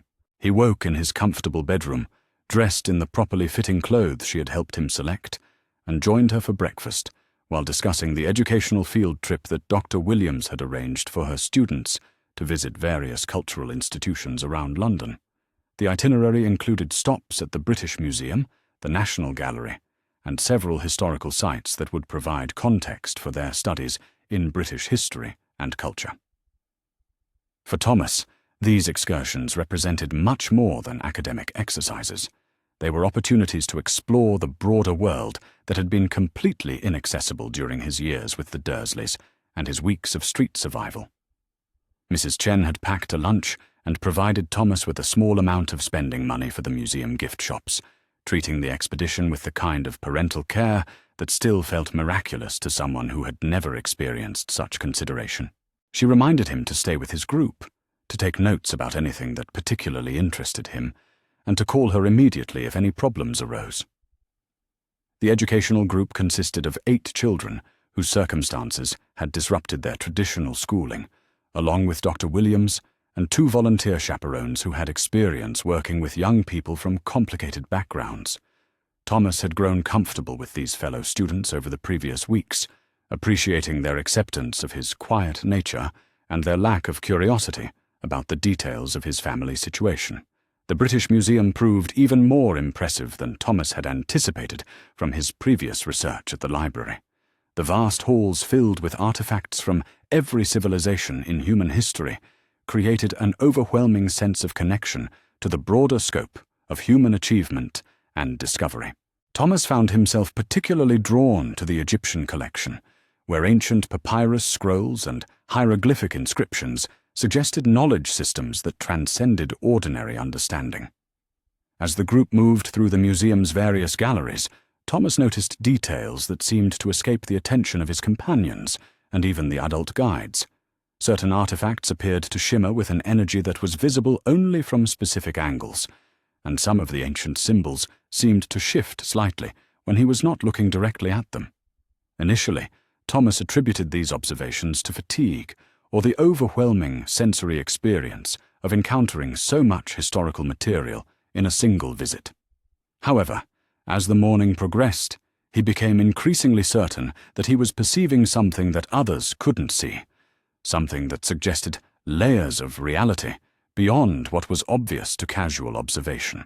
The revelation occurred in the medieval gallery, where a display case contained what the placard described as ceremonial objects from various European religious traditions. Among the crosses, chalices, and illuminated manuscripts was a simple wooden staff that immediately captured Thomas's attention with an intensity that made it difficult to focus on anything else in the room. As Thomas studied the staff, he became aware that other visitors were passing the display case without pausing, as if the object that fascinated him was somehow invisible to their perception. Even his fellow students showed no interest in the artifact that seemed to pulse with an inner light that grew brighter the longer he observed it. Dr. Williams noticed his intense concentration and approached to see what had captured his interest so completely. "Thomas," she said gently, "is there something particular about this display that interests you?" Thomas struggled to find words to describe what he was experiencing without revealing the unusual nature of his perceptions. "The staff seems different from the other objects," he said carefully. "It looks like it might have been used for something more significant than just ceremonies." Dr. Williams examined the display with renewed attention, reading the museum placard that described the staff as a walking stick belonging to a medieval monk whose identity had been lost to history. To her eyes, it appeared to be exactly what the description suggested, an unremarkable piece of carved wood that had survived the centuries through accident rather than any particular significance. However, Thomas's obvious fascination with the object prompted her to seek additional information from one of the museum staff members who was conducting tours in the medieval gallery. The conversation that followed would prove to be far more significant than anyone could have anticipated. The museum guide, an elderly gentleman whose nameplate identified him as Professor Whitmore, listened to Dr. Williams's inquiry with polite attention that shifted to surprised interest when she mentioned Thomas's unusual reaction to the medieval staff. Professor Whitmore studied Thomas with the kind of careful assessment that suggested professional curiosity rather than casual interest. "How old are you, young man?" he asked, his tone carrying an undertone of significance that Thomas could not quite interpret. "I am 7 years old, sir," Thomas replied, maintaining his natural appearance, since his companions were already familiar with his actual age, rather than the older identity he had used during his weeks of independent survival. Professor Whitmore's eyebrows rose slightly at this information, and he exchanged a meaningful glance with Dr. Williams before focusing his attention entirely on Thomas. "Tell me, what exactly do you see when you look at that particular staff?" Thomas hesitated, aware that his answer might reveal more about his unusual perceptions than would be wise. However, something in Professor Whitmore's manner suggested that he might be prepared to hear observations that would seem impossible to most adults. "It appears to be glowing," Thomas said slowly, watching carefully for Professor Whitmore's reaction. "And the symbols carved along its length seem to move slightly, as if they were alive rather than just decorations." Rather than dismissing these observations as childish imagination, Professor Whitmore nodded with obvious satisfaction, as if Thomas had confirmed something he had been hoping to hear. "Very interesting indeed," he murmured, more to himself than to his listeners. The conversation that followed took place in a quiet corner of the gallery, where they would not be overheard by other museum visitors. Professor Whitmore explained that the staff was indeed more significant than its official description suggested, and that Thomas's ability to perceive its true nature indicated he possessed capabilities that were extremely rare and potentially very important. Dr. Williams listened to this exchange with growing confusion, clearly unable to understand the implications of what was being discussed, but recognizing that something significant was occurring. Thomas, meanwhile, felt a mixture of excitement and apprehension as Professor Whitmore's words confirmed his suspicions that his unusual perceptions were connected to something much larger than his metamorphic abilities. Professor Whitmore produced a business card from his jacket pocket, handing it to Dr. Williams with instructions that she should contact him immediately if Thomas experienced any other unusual phenomena, or if circumstances arose that suggested he might benefit from specialized educational opportunities. The card identified Professor Whitmore as a consultant for the Department of Mysteries, a government agency that Thomas had never heard of, but whose name suggested involvement with exactly the kind of extraordinary circumstances that seemed to be defining his life with increasing frequency. The remainder of the museum visit passed in a blur of distraction as Thomas struggled to process the implications of his encounter with Professor Whitmore. The casual mention of government departments dealing with mysteries, combined with the professor's matter-of-fact acceptance of his unusual perceptions, suggested that there were entire aspects of the world that he had never suspected existed. The afternoon portion of the field trip included a walking tour of historical London that was intended to provide context for their studies of urban development and social change. However, Thomas found it increasingly difficult to concentrate on the guide's commentary, as his attention was drawn to details of the cityscape that seemed to exist parallel to the London he had learned to navigate during his weeks of independent survival. Certain buildings appeared to shimmer with the same kind of energy he had observed around the museum artifacts, and some streets seemed to extend in directions that defied the logical geometry of the surrounding architecture. Most significantly, Thomas began noticing people among the crowds who dressed and behaved in ways that suggested they were part of a completely different social system than the ordinary Londoners who surrounded them. These individuals were not obviously unusual to casual observation, but something about their posture, their clothing choices, and their patterns of movement suggested they were navigating a version of London that contained elements invisible to conventional perception. Thomas watched them with growing fascination, noting that they seemed to be following routes and visiting locations that did not appear on any map he had studied. The revelation that transformed his understanding of everything occurred near Charing Cross Station, where the educational group had stopped for lunch at a small cafe that catered to tourists and local workers. As Thomas waited in line to order his meal, he observed a woman in a dark green robe approach what appeared to be a solid brick wall between two conventional storefronts. Rather than acknowledging the obvious barrier, the woman simply walked through the wall as if it were an illusion, disappearing from sight in a manner that defied every principle of physics that Thomas understood. The other people in the vicinity showed no reaction to this impossible event, continuing their normal activities as if nothing unusual had occurred. Thomas excused himself from his group and approached the area where the woman had vanished, studying the brick wall with intense concentration.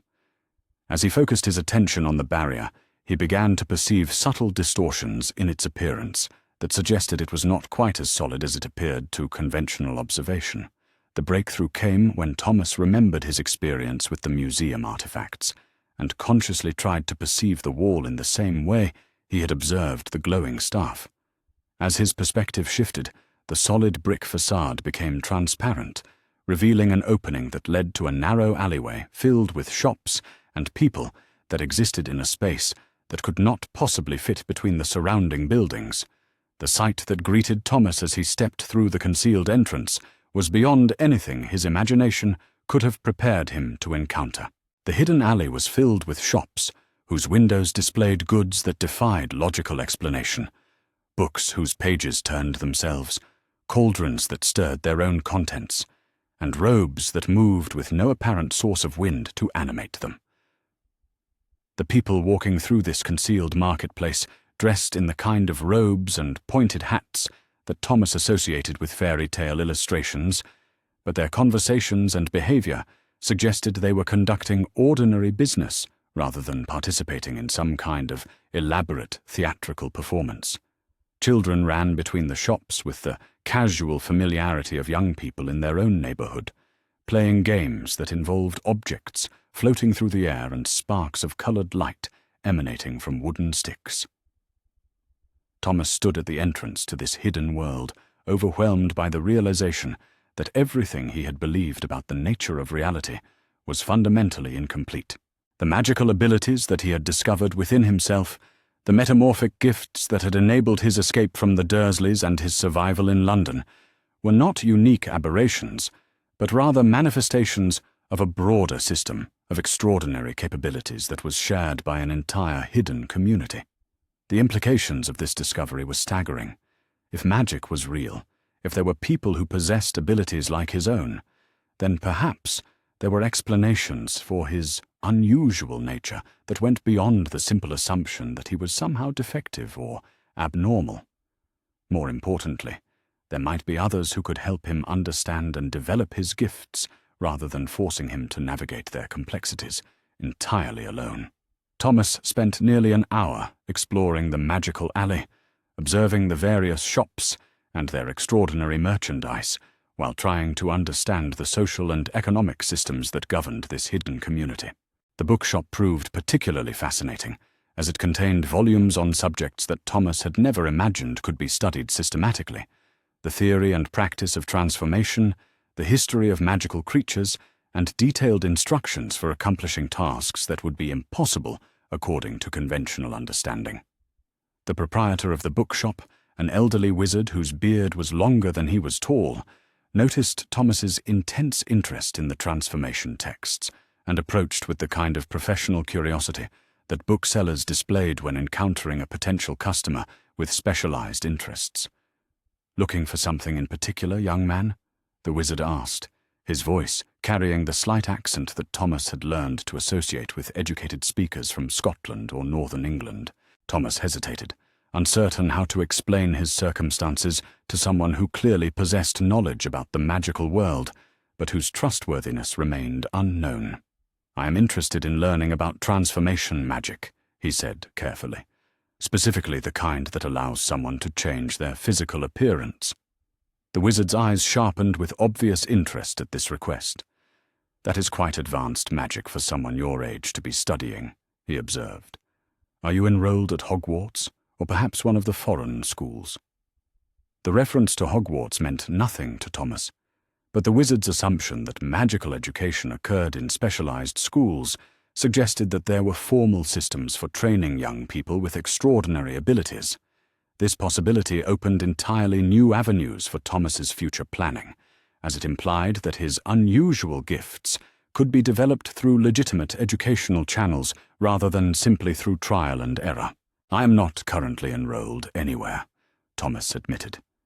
"I am just beginning to learn about magic and trying to understand what educational opportunities might be available to someone with my particular interests and circumstances." The wizard studied Thomas with the kind of professional assessment that teachers used when evaluating potential students.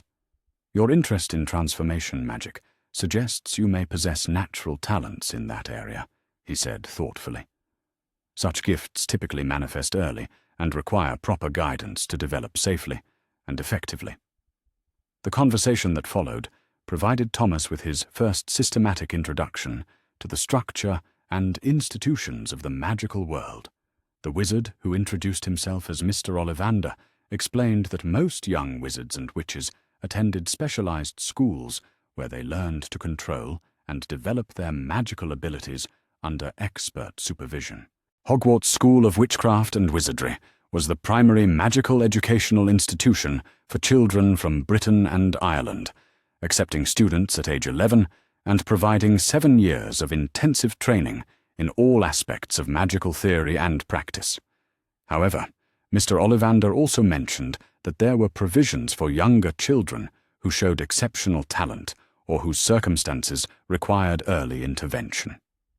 The possibility of attending a school specifically designed for people with magical abilities filled Thomas with excitement and apprehension in equal measure.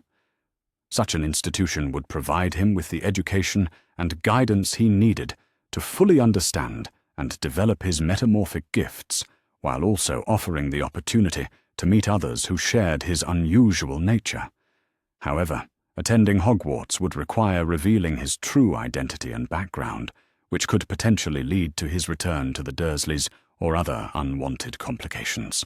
The magical world clearly had its own systems of authority and social control, and Thomas was not yet certain whether those systems would be any more sympathetic to his desire for independence than the conventional institutions he had worked so hard to avoid. Mr. Ollivander seemed to sense his internal conflict without requiring detailed explanation. Young people with unusual circumstances sometimes benefit from informal guidance before making commitments to formal educational programs, he observed. There are members of our community who specialize in helping children navigate the transition from ignorance of their magical nature to full participation in our society. The wizard provided Thomas with several names and addresses of individuals who might be able to offer guidance and support as he learned more about the magical world and his place within it. Most significantly, he explained that these contacts could be approached without triggering the official processes that might complicate Thomas's current living arrangements or compromise his relationship with Mrs. Chen. As Thomas prepared to leave the magical alley and return to his educational group, he purchased a basic text on transformation magic that Mr. Ollivander recommended for self-study. The book was expensive enough to consume most of his spending money for the day, but Thomas considered it an essential investment in understanding abilities that were clearly far more significant than he had previously realized. The return journey to the conventional world proved easier than his initial entry, as Thomas had learned to consciously shift his perception to reveal the hidden entrance. However, the transition from the magical alley back to ordinary London felt jarring in ways that made him acutely aware of how much his understanding of reality had changed in the course of a single afternoon. Dr. Williams and his fellow students were waiting at the designated meeting point, having completed their lunch and prepared to continue with the afternoon portion of their field trip. Thomas rejoined the group with outward calm, while his mind raced with the implications of everything he had discovered. The remainder of the educational excursion passed in a blur of distraction, as Thomas struggled to maintain appropriate attention to the historical sites they visited, while processing the revelation that magic was not only real, but represented an entire parallel society with its own institutions, customs, and educational systems. The book he had purchased seemed to pulse with potential knowledge as it rested in his bag, and Thomas found himself counting the hours until he could return home and begin studying its contents in private. The text promised to provide systematic instruction in transformation magic that would allow him to understand his metamorphic abilities within a broader theoretical framework, rather than simply relying on instinctive experimentation. More importantly, the existence of the magical world suggested that Thomas's unusual nature was not an isolated aberration, but rather part of a broader pattern of human variation that was recognized, studied, and cultivated by people who understood its significance. The loneliness and confusion that had accompanied his discovery of his abilities began to lift as he realized that he was not alone in possessing gifts that transcended conventional understanding. The return to Mrs. Chen's flat that evening felt like entering a sanctuary where he could safely process the overwhelming revelations of the day. Mrs. Chen listened to his carefully edited account of the museum visit and the historical tour with her usual supportive interest, noting his obvious excitement about the educational experience without pressing for details that he seemed reluctant to share. That night, Thomas sat in his bedroom with Mr. Ollivander's book spread open before him, reading by lamplight as rain pattered against his window, and Mrs. Chen moved quietly through her evening routine in the next room. The text provided detailed explanations for phenomena that Thomas had discovered through instinct and experimentation, offering theoretical foundations that made his metamorphic abilities feel less like mysterious anomalies and more like learnable skills that could be systematically developed. The book also contained references to other magical abilities and institutions that suggested the world Thomas had glimpsed was far more extensive and complex than his brief exploration had revealed. There were mentions of magical government departments, international wizarding communities, and educational institutions in other countries that specialized in different aspects of magical knowledge and practice. Most significantly for Thomas's immediate circumstances, the text included discussions of magical children who had grown up in non-magical households and the special considerations required for their integration into magical society. These passages suggested that his situation, while unusual, was not unprecedented, and that there were established protocols for helping young wizards and witches navigate the transition from conventional to magical education. As Thomas read deep into the night, he began formulating plans for exploring his connection to the magical world while maintaining the stability and security he had found with Mrs. Chen. The discovery of magic did not require him to abandon the life he had built, but it did open possibilities for growth and development that he had never imagined were available. The future that had seemed promising but limited when he went to sleep the previous evening now appeared boundless with potential. Thomas had found not only evidence that others shared his unusual nature, but also indications that there were entire educational and social systems designed to help people like him reach their full potential. For the first time since awakening his metamorphic abilities in the cupboard under the stairs at Privet Drive, Thomas felt that he was approaching answers to questions that went beyond simple survival. He was beginning to understand not just how to use his gifts, but why he possessed them, and what they might enable him to become with proper guidance and education. The magical world represented both opportunity and complexity, offering the promise of belonging and understanding, while potentially creating new challenges and obligations. As Thomas finally closed the transformation text and prepared for sleep, he carried with him the knowledge that his journey of discovery was entering a new phase, one that would require even greater courage and wisdom than his escape from the Dursleys or his survival on the streets of London. Tomorrow would bring new decisions about how to navigate the relationship between his conventional life with Mrs. Chen and his growing connection to the magical world.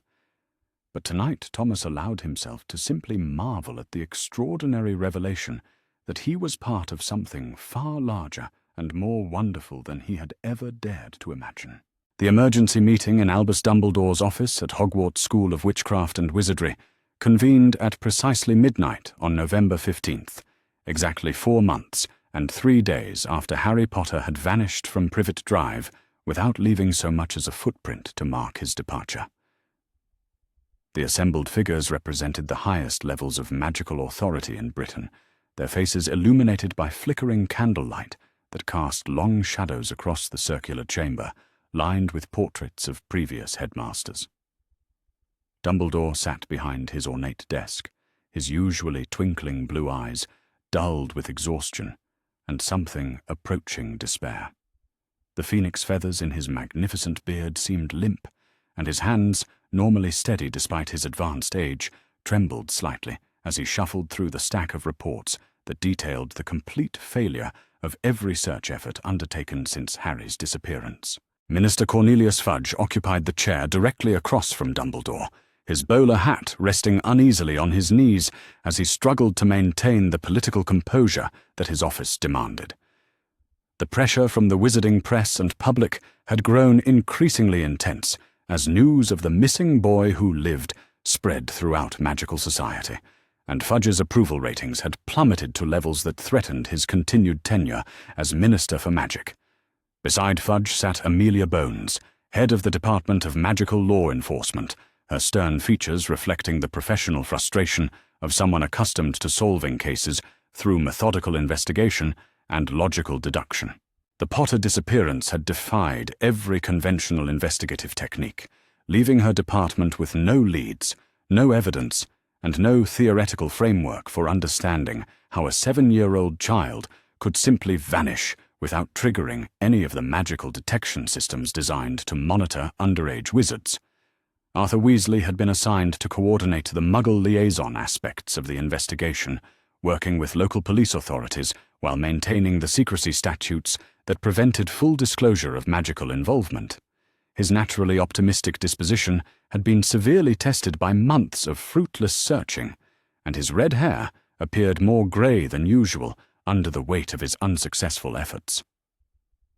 The final member of the Emergency Council was Professor McGonagall, whose tight-lipped expression conveyed both professional concern and barely contained anger at the circumstances that had allowed such a catastrophe to occur.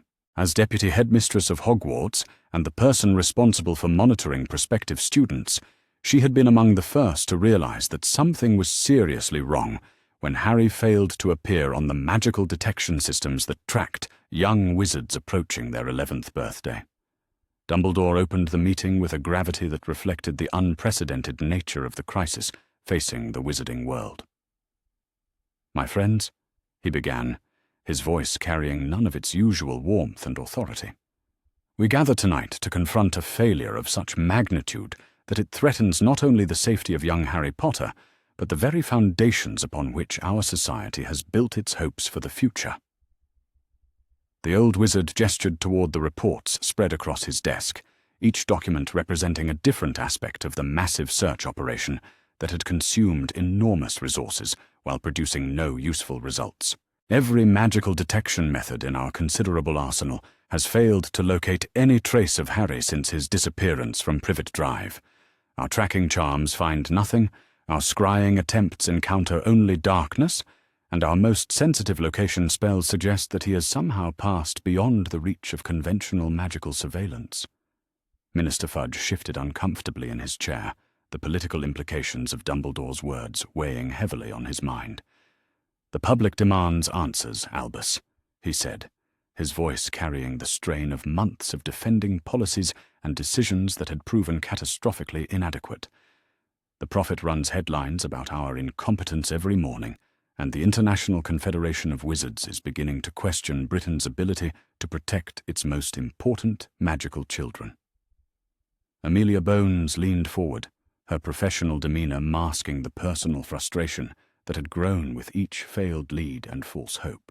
"Our investigation has eliminated every conventional explanation for Harry's disappearance," she reported with characteristic precision. "There is no evidence of abduction by dark wizards, no indication of accidental magical transport, and no suggestion that he was taken by creatures or entities from beyond our normal sphere of operation." She paused to consult her notes, though the facts had been burned into her memory through months of repetitive analysis. The Dursley family claims that Harry simply vanished from his room sometime during the night of July 14th. They insist they heard no unusual sounds, observed no magical phenomena, and have no knowledge of his whereabouts. Their statements have been verified through Veritaserum, and their memories have been examined by our most skilled legilimens. Arthur Weasley cleared his throat nervously, his discomfort evident as he prepared to deliver information that would further complicate an already impossible situation.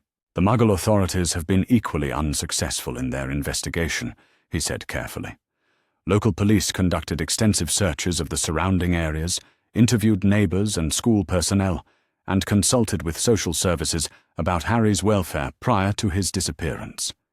Arthur's expression darkened as he continued his report. "What their investigation revealed has raised disturbing questions about the conditions Harry experienced while living with his relatives. Multiple interviews suggest that the Dursley household was characterized by significant dysfunction, and there are indications that Harry may have been subjected to treatment that would constitute abuse by both magical and Muggle standards." The silence that followed Arthur's revelation was heavy with implications that none of the assembled officials wanted to confront directly. The decision to place Harry with the Dursleys had been made by Dumbledore himself, based on blood protection charms that required him to live with his maternal relatives. If those living arrangements had been harmful to Harry's welfare, then the responsibility for the current crisis extended far beyond simple investigative failure. Professor McGonagall broke the uncomfortable silence with characteristic directness. "Albus," she said, her Scottish accent sharpened by suppressed anger, "I warned you years ago that the Dursley family was unsuitable for raising any child, much less one as significant as Harry Potter. My observations of their behaviour and attitudes suggested that they were incapable of providing the kind of care and support that a magical child would require." Dumbledore's shoulders sagged slightly under the weight of McGonagall's accusation, though his expression remained carefully controlled. "Minerva," he replied quietly. "The blood protection afforded by Petunia's sacrifice was absolute. As long as Harry could call Privet Drive home, he was shielded from Voldemort's followers and any dark magic that sought to harm him. No other arrangement could have provided equivalent security during his vulnerable childhood years." McGonagall's lips pursed with obvious skepticism. "And what good did that protection accomplish if Harry was so desperate to escape his circumstances that he chose to face the dangers of the wider world rather than remain in what should have been his sanctuary?" she demanded. "A child does not simply vanish without powerful motivation, and everything we have learned about his treatment suggests that motivation was provided in abundance." Minister Fudge attempted to steer the conversation away from questions of past responsibility toward more immediate concerns about managing the political consequences of the crisis. "Regardless of how we arrived at this situation," he said with forced authority, "we must focus on damage control and public relations management. The wizarding community needs reassurance that their government is competent to protect them, and the international magical community requires evidence that Britain remains a reliable partner in matters of mutual security." Amelia Bones regarded the minister with barely concealed contempt. "Minister," she said coldly, "damage control is a luxury we can afford only after we have exhausted every possibility for actually finding Harry Potter and ensuring his safety. The child is 7 years old, alone somewhere in a world that contains countless dangers he cannot possibly understand. Every day he remains missing increases the likelihood that we will recover only a tragedy rather than a living boy. The head of magical law enforcement turned to address Dumbledore directly.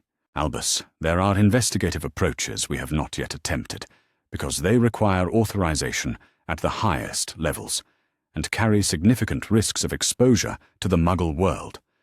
I am requesting permission to expand our search to include methods that may violate some of our traditional boundaries regarding secrecy and restraint. Dumbledore studied Amelia's face with the careful attention of someone evaluating proposals that carried potentially enormous consequences. "What specific measures are you considering, Amelia?" he asked, his voice suggesting that he was prepared to authorize extraordinary actions, despite his usual preference for caution and subtlety. Amelia consulted a separate set of notes that she had kept carefully separate from the materials that had been shared with the full group. "I propose deploying our most advanced scrying techniques, including those that operate through temporal echoes and dimensional resonance scanning," she said. "These methods have the potential to locate Harry regardless of any concealment or protection that may be shielding him from conventional detection." She paused to ensure that everyone understood the implications of what she was suggesting. However, these techniques also carry significant risks of detection by Muggle monitoring systems and may produce magical phenomena that would be difficult to explain or contain. More significantly, some of these methods require blood samples from Harry's relatives, obtained through means that would constitute assault under Muggle law. Arthur Weasley looked deeply uncomfortable with the direction the conversation was taking. "Amelia," he said carefully, "what you are describing would require us to, essentially, kidnap members of the Dursley family and subject them to magical procedures without their consent. Even if we could justify such actions in terms of the greater good, the practical complications would be enormous." Minister Fudge nodded in agreement with Arthur's concerns, though his motivation seemed more focused on political convenience than ethical principles. The public relations disaster that would result from such revelations could destroy confidence in magical government for generations, he observed. "We must find approaches that accomplish our objectives without creating secondary crises that could prove even more damaging than Harry's disappearance." Professor McGonagall listened to this exchange with growing impatience, her teacher's instincts rebelling against the bureaucratic considerations that seemed to be taking precedence over a child's welfare. "While we debate the political ramifications of various investigative techniques," she said sharply, "Harry Potter remains missing and potentially in mortal danger. Every moment we delay action in favor of discussing consequences is another moment that child spends alone and unprotected." Dumbledore raised a hand to forestall further argument, recognizing that the meeting was approaching a deadlock that would prevent any meaningful progress toward resolving the crisis. "My friends," he said with forced calm, "we are all united in our desire to locate Harry and ensure his safety. However, we must also acknowledge that our conventional approaches have proven inadequate, and that extraordinary circumstances may require extraordinary measures." The headmaster stood and moved to the window that overlooked the Hogwarts grounds, his silhouette framed against the darkness of the Scottish countryside. "I am prepared to authorize the advanced detection methods that Amelia has proposed, with the understanding that they represent our final attempt to locate Harry through magical means. If these techniques prove unsuccessful, we must be prepared to accept that Harry Potter may have passed beyond our ability to find him through any methods currently available to us."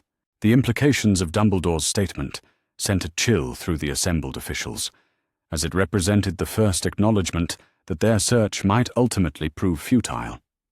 The boy who lived, the child upon whom so many hopes and prophecies depended, might simply be gone forever, leaving the wizarding world to face an uncertain future without the protection his destiny was supposed to provide. Amelia Bones nodded grimly at the authorization, already mentally organizing the complex procedures that would be required to implement the advanced detection protocols. "I will need 48 hours to assemble the necessary specialists and equipment," she said. "The scrying rituals must be conducted at precisely calculated astronomical alignments and several of the required components are extremely difficult to obtain on short notice. Arthur Weasley attempted to inject a note of optimism into the increasingly grim proceedings. Perhaps we should also consider the possibility that Harry's disappearance represents not a tragedy, but an expression of remarkable magical ability, he suggested. Accidental magic in children has been known to produce extraordinary effects under extreme circumstances, and Harry's background suggests that he may possess capabilities far beyond what would be typical for his age. Professor McGonagall seized on Arthur's suggestion with obvious relief. "That is an excellent point, Arthur," she said, her voice carrying the first hope that had been evident in the meeting. Harry's parents were both exceptionally talented wizards, and the circumstances of his survival as an infant suggest that he may have inherited or developed magical capabilities that we do not fully understand. She turned to address Dumbledore directly. "Albus, is it possible that Harry has somehow achieved a form of magical concealment that renders him invisible to our detection methods? Young wizards experiencing severe stress have been known to develop extraordinary defensive capabilities, and Harry's childhood circumstances would certainly qualify as severely stressful." Dumbledore considered McGonagall's hypothesis with the careful attention it deserved, recognizing that it offered the first plausible explanation they had encountered for Harry's complete disappearance from magical surveillance. "It is indeed possible that Harry has manifested some form of advanced concealment magic," he admitted slowly. "The combination of powerful magical heritage, extreme emotional stress, and desperate circumstances could theoretically trigger abilities that would normally require years of study and practice to develop." The headmaster paused, his mind racing through the implications of this possibility. If Harry has achieved magical concealment of this magnitude, then our detection methods may be fundamentally inadequate, regardless of their sophistication. We may be attempting to locate someone who has essentially stepped outside the normal magical framework that governs our detection capabilities. Minister Fudge looked deeply troubled by this line of speculation. "If Harry has developed concealment abilities that render our best detection methods useless," he said slowly, "then what guarantee do we have that other magical children might not possess similar capabilities? The implications for magical security and monitoring could be enormous." Amelia Bones nodded in agreement with the minister's concerns, recognizing the broader security implications of the scenario they were discussing. If young wizards can achieve advanced magical concealment through accidental magic triggered by emotional trauma, then our entire system for monitoring and protecting underage magic users may need to be completely reconsidered. She consulted her notes again, though the questions they were now confronting extended far beyond anything contained in official reports. More immediately, if Harry has achieved this level of magical concealment, how do we make contact with him to ensure his safety and provide appropriate guidance? A 7-year-old child, however magically gifted, cannot be expected to navigate the complexities of independent survival without adult support and supervision. Arthur Weasley shifted uncomfortably as he considered another aspect of their current predicament. There is also the question of what Harry may have learned about the magical world during his months of independence, he observed. If he has been surviving on his own, he may have encountered magical communities, institutions, or individuals who are unaware of his true identity and significance. The implications of Arthur's observation were deeply troubling to everyone present. Harry Potter wandering through magical society without proper guidance or protection could easily encounter individuals or groups whose intentions toward him might be far from benign. Dark wizards, foreign agents, or simply unscrupulous opportunists might recognize his value and attempt to exploit his vulnerability for their own purposes. Professor McGonagall voiced the concern that was weighing on all of their minds. If Harry has been living independently in the magical world, he may have been forced to adopt false identities or rely on deception to avoid unwanted attention, she said. A child in such circumstances would be extremely vulnerable to manipulation or coercion by adults who might not have his best interests at heart. Dumbledore returned to his desk, the weight of their discussion evident in his movements as he contemplated scenarios that could prove far worse than simple disappearance. "If Harry has indeed entered magical society under false pretenses," he said quietly, "then our search efforts may have been fundamentally misdirected from the beginning. We have been looking for a missing child when we should have been investigating reports of unknown young wizards appearing in our communities." The realization that their entire investigative approach might have been based on incorrect assumptions created a sense of urgency that galvanized the assembled officials into immediate action. Minister Fudge authorized the deployment of additional resources to conduct systematic reviews of all reports involving unidentified magical children who had appeared in wizarding communities throughout Britain and Europe during the past 4 months. Amelia Bones organized rapid response teams to investigate any leads that emerged from these expanded search parameters, while Arthur Weasley coordinated with international magical law enforcement agencies to ensure that information about potential Harry Potter sightings would be shared immediately across all relevant jurisdictions. Professor McGonagall volunteered to personally contact every magical educational institution, library, and research facility that might have encountered a young wizard seeking information about advanced magic or attempting to access resources typically restricted to older students. Her knowledge of educational networks and her reputation for discretion made her the ideal person to conduct such sensitive inquiries. As the meeting concluded and the various officials departed to begin implementing their expanded search protocols, Dumbledore remained alone in his office, surrounded by the portraits of previous headmasters whose painted eyes seemed to judge his handling of the crisis that threatened to define his legacy. The Phoenix Forks stirred on his perch, offering a soft trill that might have been meant as comfort, but sounded mournful in the darkness of the circular chamber. Dumbledore reached out to stroke the magnificent bird's feathers, finding small solace in the contact with a creature whose loyalty had never wavered, despite the mounting evidence of his own failures. Outside the castle walls, the Scottish Highlands stretched away into darkness that seemed to mirror the uncertainty facing the wizarding world. Somewhere in that vast expanse of possibilities, Harry Potter continued his independent existence, unaware that the most powerful wizards in Britain had spent the night debating his fate while remaining as far from finding him as they had been on the day he disappeared. The search that had begun as a routine missing child investigation had evolved into something far more complex and troubling, a crisis that challenged fundamental assumptions about magical security, child protection, and the reliability of the systems that governed wizarding society. The boy who had once been hailed as their salvation had become a mirror reflecting their deepest institutional failures and most troubling vulnerabilities. As dawn approached and the emergency council members dispersed to their respective responsibilities, none of them could have imagined that Harry Potter was at that very moment safely asleep in a comfortable bedroom in central London, protected by the kindness of a Muggle librarian and gradually discovering his magical heritage through careful exploration rather than institutional guidance.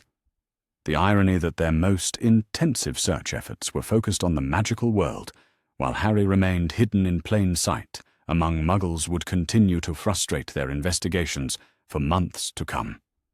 The boy they sought so desperately was indeed learning about magic and developing his extraordinary abilities, but he was doing so on his own terms, free from the expectations and obligations that had been placed upon him since birth. The transformation of Harry Potter into Thomas Black represented more than simple concealment. It represented a fundamental challenge to the assumption that magical children required institutional oversight and control. In creating his own path forward, Harry was inadvertently demonstrating that individual agency and determination might prove more effective than bureaucratic systems for achieving safety, education, and personal development. The search for Harry Potter would continue with increasing desperation and decreasing hope, while Thomas Black quietly built the foundation for a life that would eventually allow him to engage with the magical world from a position of strength rather than vulnerability. The boy who had escaped the cupboard under the stairs had also escaped the web of expectations and obligations that would have defined his future, creating possibilities that none of his searchers could imagine or predict. The December morning when Thomas Black first learned the truth about his heritage began with a letter that arrived through means far more extraordinary than the conventional postal service. He woke to find a cream-colored envelope resting on his bedside table, sealed with emerald green wax that bore an unfamiliar coat of arms, featuring a badger, an eagle, a lion, and a serpent arranged around a large letter, H.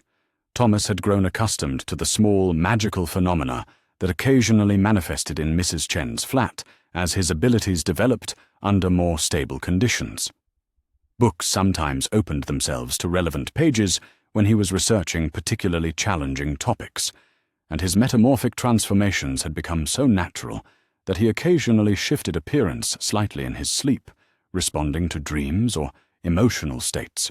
However, the appearance of mail that had somehow bypassed all conventional security measures to reach his private bedroom represented a level of magical intrusion that immediately put Thomas on high alert. He examined the envelope carefully before opening it, noting the quality of the parchment and the formal nature of the wax seal that suggested official correspondence from some established magical institution.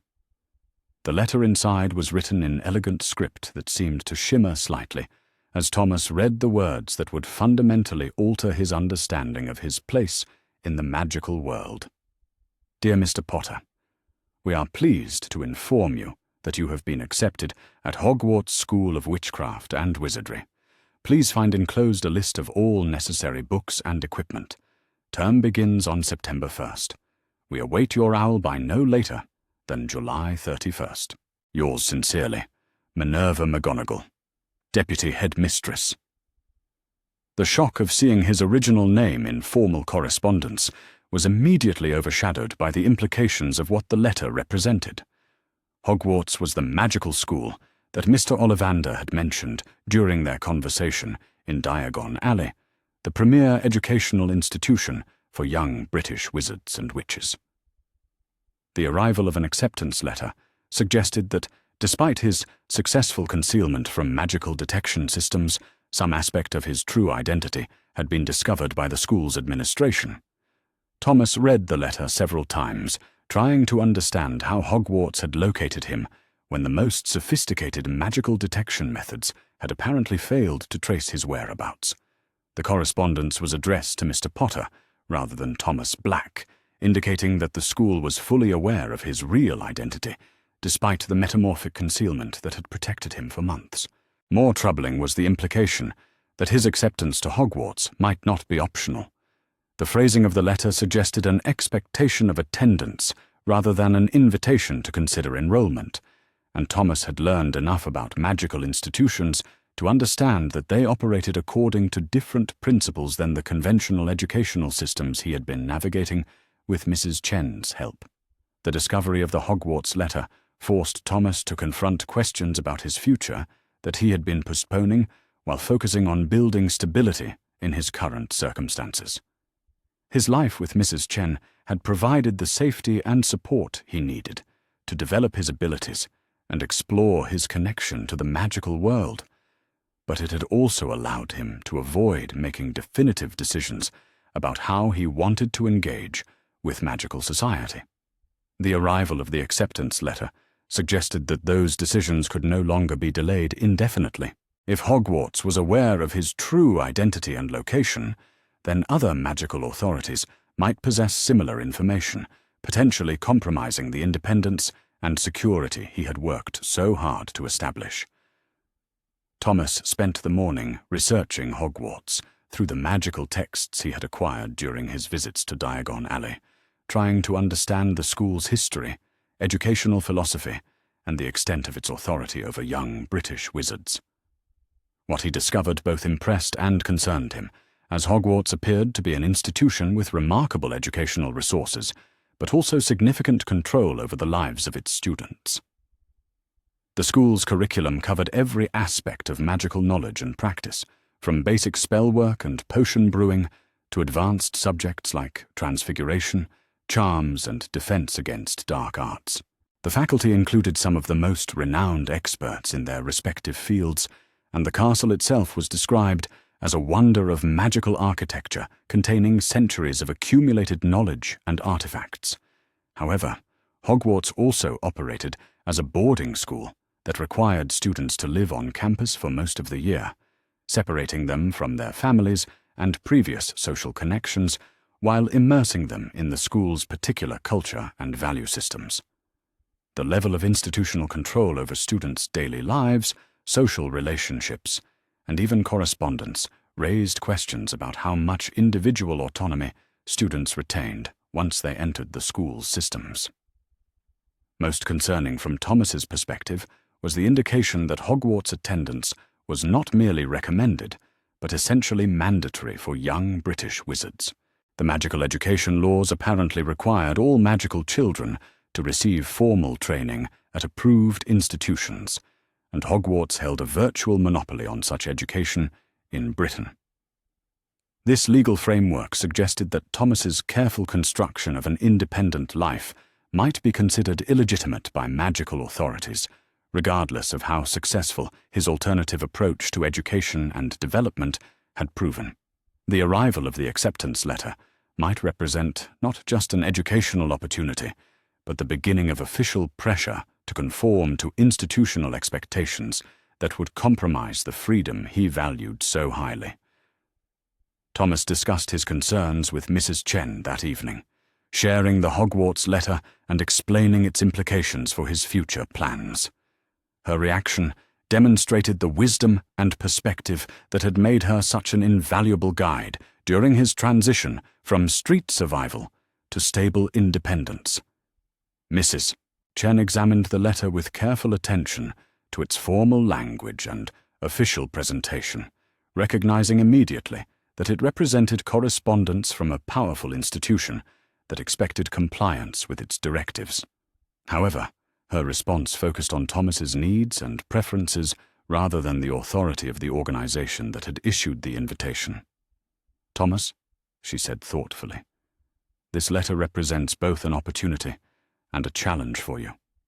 The educational resources this school offers could be invaluable for developing your unique abilities, but the institutional environment they describe might conflict with the independence and self-direction that have been so important to your growth and well-being."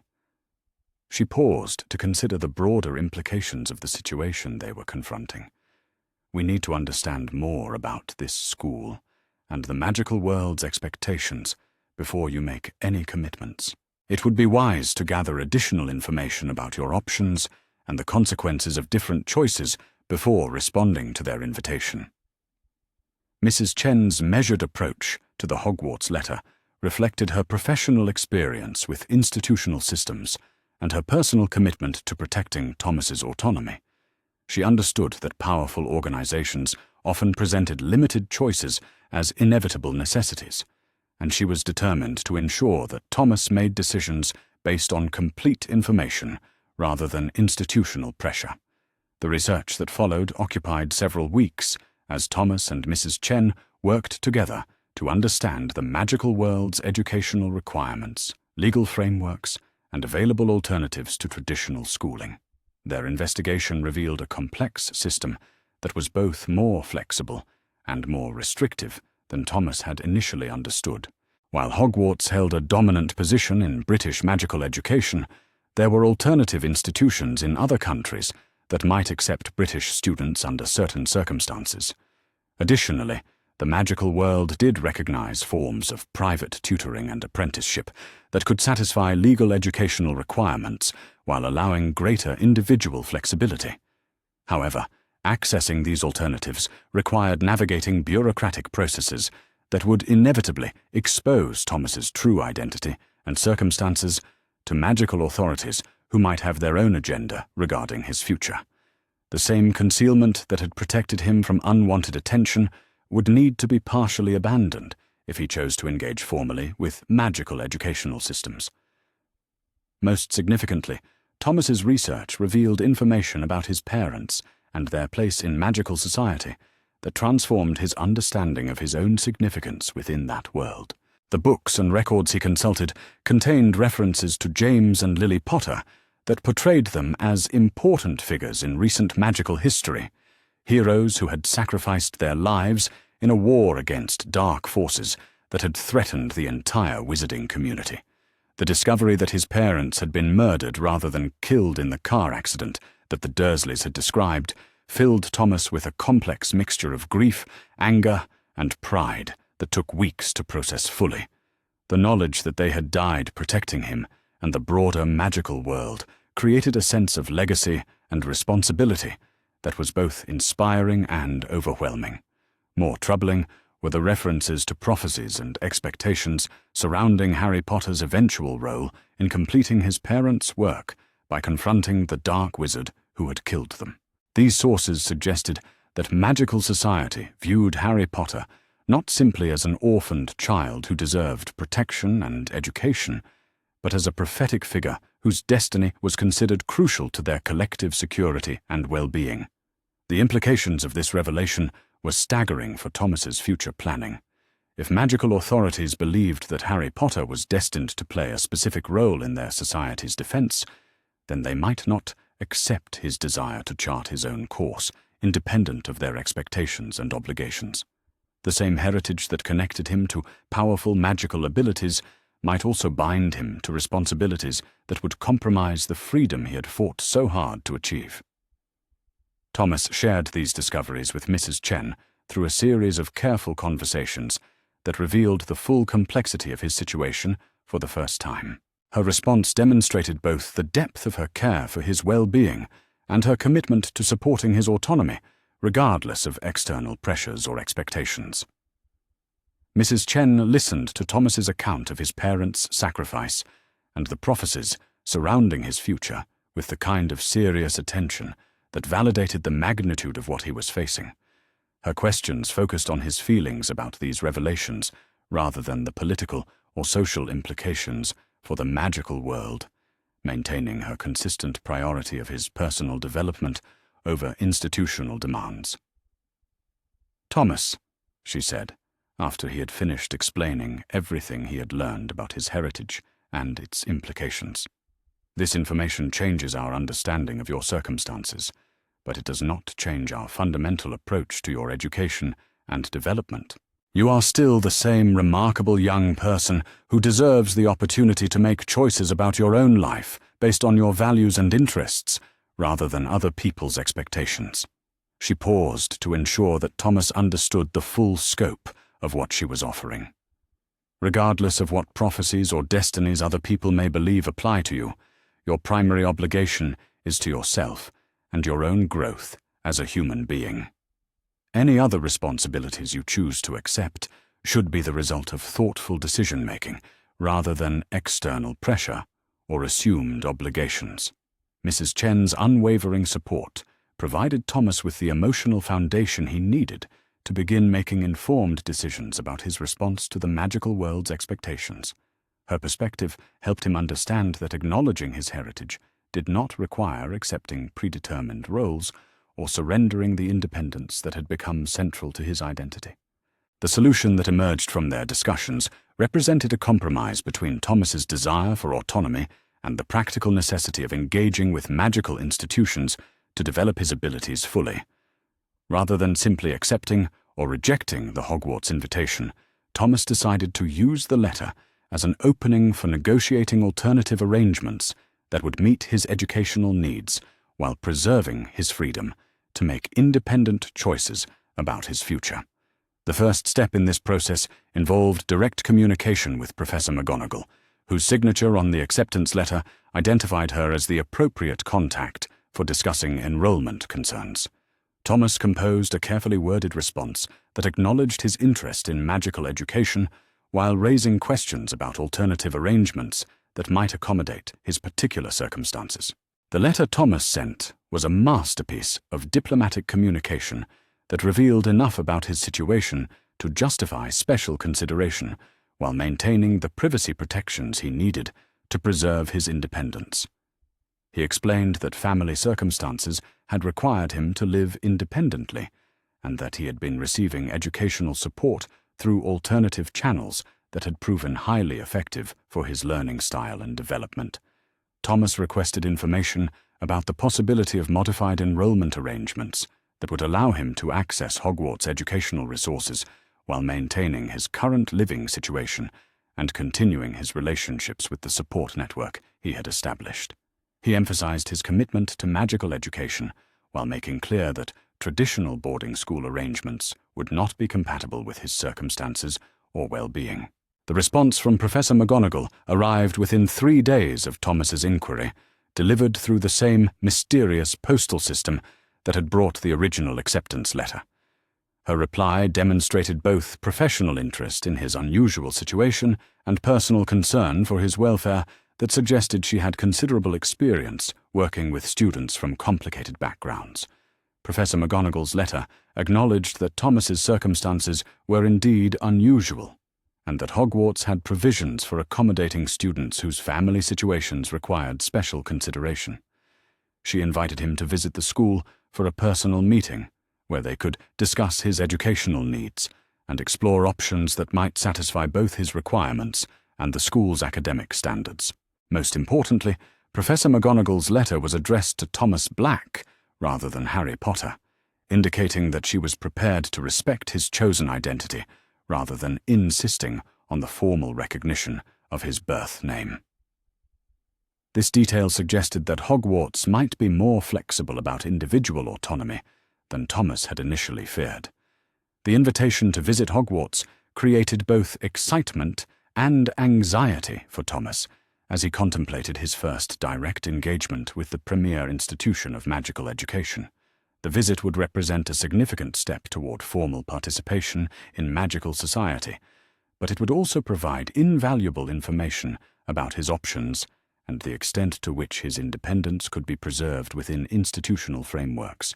Mrs. Chen supported Thomas's decision to accept the invitation while insisting on accompanying him to ensure that he had appropriate advocacy during negotiations about his educational arrangements. Her presence would provide both emotional support and practical protection against institutional pressure that might compromise his ability to make truly voluntary decisions. The preparation for the Hogwarts visit required several weeks of careful planning as Thomas and Mrs. Chen researched the school's history, educational philosophy, and political position within magical society. They also practiced negotiating strategies that would allow Thomas to present his case effectively, while maintaining the flexibility to withdraw from discussions if the proposed arrangements proved unacceptable.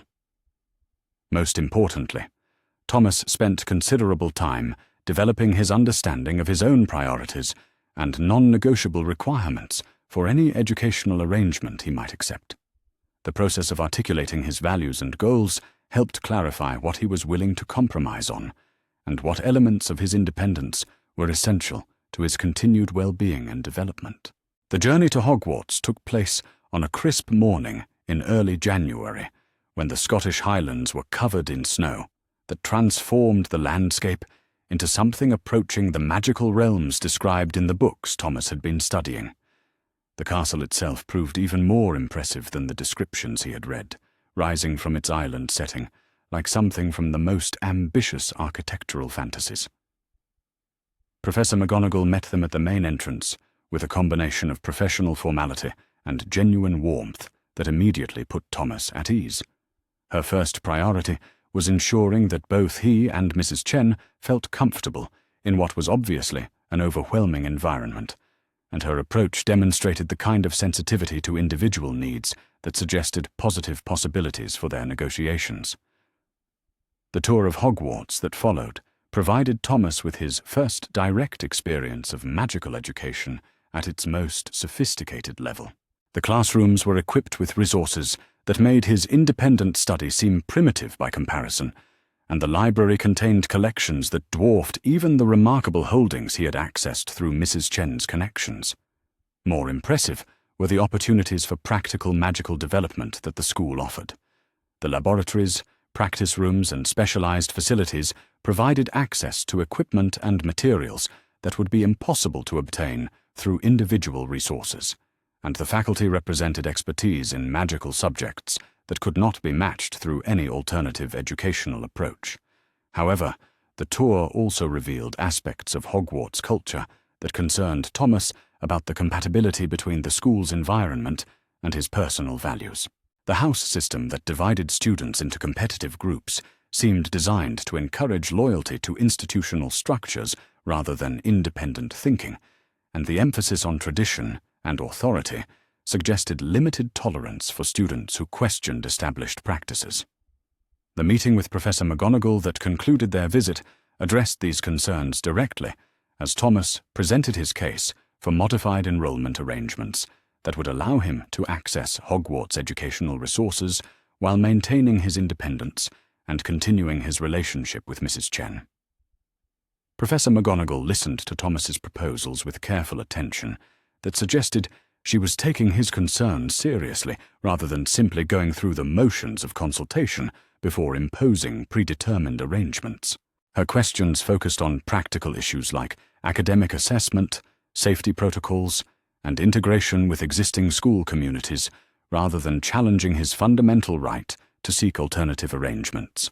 The negotiation that followed established a framework for Thomas's magical education that represented a genuine compromise between institutional requirements and individual autonomy. He would spend 3 days per week at Hogwarts, participating in classes and accessing specialized resources, while maintaining his residence with Mrs. Chen and continuing his broader educational development through the programs she had helped him establish. Most importantly, the arrangement preserved Thomas's right to withdraw from Hogwarts if the modified enrollment proved unsatisfactory, ensuring that he retained ultimate control over his educational choices rather than becoming trapped within institutional systems that might not serve his interests. As Thomas and Mrs. Chen returned to London after their successful negotiations, they carried with them the satisfaction of having achieved an outcome that honored both Thomas's need for magical education and his commitment to independence. The compromise they had negotiated represented a victory for individual autonomy within systems traditionally characterized by institutional control. The future that lay ahead would be challenging as Thomas navigated the complexities of partial integration into magical society, while maintaining his carefully constructed alternative identity. However, the foundation of trust and support he had built with Mrs. Chen, combined with the educational opportunities now available through Hogwarts, created possibilities for growth and development that honored both his magical heritage and his personal values. For the first time since discovering his abilities and escaping from the Dursleys, Thomas felt that he was approaching a sustainable balance between his extraordinary nature and his ordinary human need for belonging, growth, and self-determination. The boy who had once been Harry Potter was becoming someone new, someone who could bridge the worlds of magic and mundane reality while remaining true to the person he had chosen to become. The ancient vaults beneath Gringotts Wizarding Bank extended far deeper into the earth than most visitors could imagine, their marble corridors and bronze-fitted chambers containing secrets that predated the establishment of the British Ministry of Magic by several centuries. In the deepest secure levels, where only the most sensitive financial and legal matters were conducted, Director Ragnok maintained his private office overlooking the subterranean lake that had served as the foundation of goblin banking operations for over a millennium. On the February morning when Thomas Black first entered those hallowed depths, he carried with him documentation that would revolutionize not only his own understanding of his inheritance, but also expose a conspiracy that threatened the very foundations of wizarding law and financial integrity. The journey to this moment had required weeks of careful preparation and research that had transformed his perspective on the magical world's power structures and institutional relationships. The catalyst for Thomas's investigation into his family's financial affairs had come through his modified enrollment at Hogwarts, where his access to the school's extensive historical archives had revealed references to the Potter family's significant role in magical society that extended far beyond their tragic deaths in the war against Voldemort. The Potter lineage was described in ancient texts As one of the oldest and most influential magical families in Britain, with a legacy of public service, innovation, and financial stewardship that had shaped wizarding civilization for generations. Most intriguingly, several historical documents referenced Potter family trusts and foundations that had provided funding for major magical institutions, charitable organizations, and research initiatives throughout the previous century. The scale of these philanthropic activities suggested a family fortune of extraordinary magnitude, far exceeding what would be expected from the modest inheritance that Thomas had assumed he would eventually receive upon reaching magical adulthood. The discrepancy between the Potter family's documented financial influence and Thomas's current circumstances raised questions that demanded investigation. If his parents had indeed possessed significant wealth, and if that wealth had been intended to support his upbringing and education, then someone had either mismanaged his inheritance or deliberately prevented him from accessing resources that were rightfully his. Thomas's research into magical banking and inheritance law revealed that Gringotts operated according to principles that prioritized the autonomous wishes of account holders over the preferences of external authorities, including government officials and educational institutions. The goblins who managed the bank's operations were bound by ancient treaties that guaranteed their independence from wizarding political influence, and their commitment to financial confidentiality was legendary throughout the magical world. More importantly for Thomas's circumstances, Gringotts maintained detailed records of all transactions, inheritance transfers, and account modifications that could provide definitive answers about what had happened to his family's wealth during the years since his parents' deaths. The bank's vaults contained not only financial assets, but also legal documents, personal effects, and family heirlooms that might reveal crucial information about his parents' intentions for his upbringing and education. However, accessing this information required establishing his identity in a way that would satisfy Gringotts's rigorous security protocols, while maintaining the concealment that had protected him throughout his months of independent life.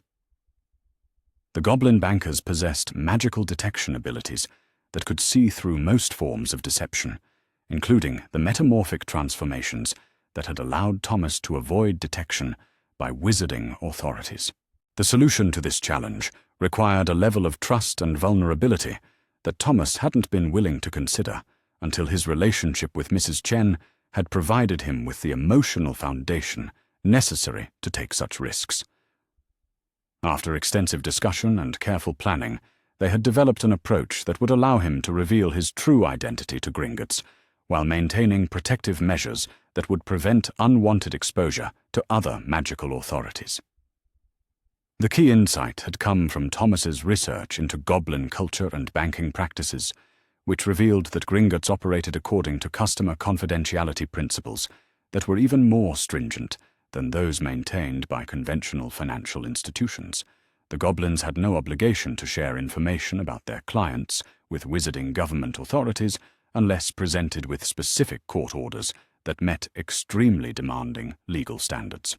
Furthermore, Gringotts maintained its own security and investigative capabilities that were independent of and often superior to those employed by the Ministry of Magic. If Thomas's inheritance had been subject to unauthorized manipulation or theft, the bank's own interests would align with his desire to recover his assets and hold responsible parties accountable for their misconduct. Thomas's first visit to Gringotts had been conducted under careful surveillance by Mrs. Chen and several of her professional contacts who possessed knowledge of magical legal procedures. The bank's marble lobby, with its bronze doors and crystal chandeliers, projected an atmosphere of ancient power and financial sophistication that immediately impressed Thomas with the seriousness of the institution he was preparing to engage.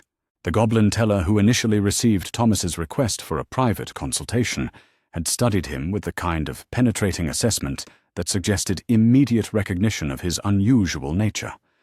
Goblins possessed natural abilities to perceive magical signatures and detect deception that made them ideally suited for their roles as guardians of wizarding financial assets, and Thomas's metamorphic concealment had proven transparent to their examination. "We are aware of who you are, young Potter," the teller had said, with characteristic goblin directness. "Your request for a confidential review of your family's accounts has been anticipated for some time.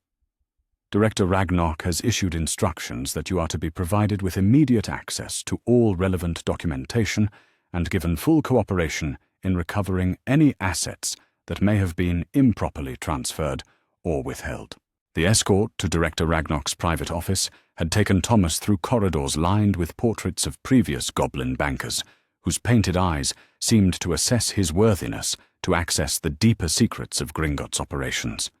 The journey itself served as an education in the bank's history and values, as each level they descended revealed increasingly sophisticated security measures and more ancient architectural features that testified to centuries of accumulated expertise and power.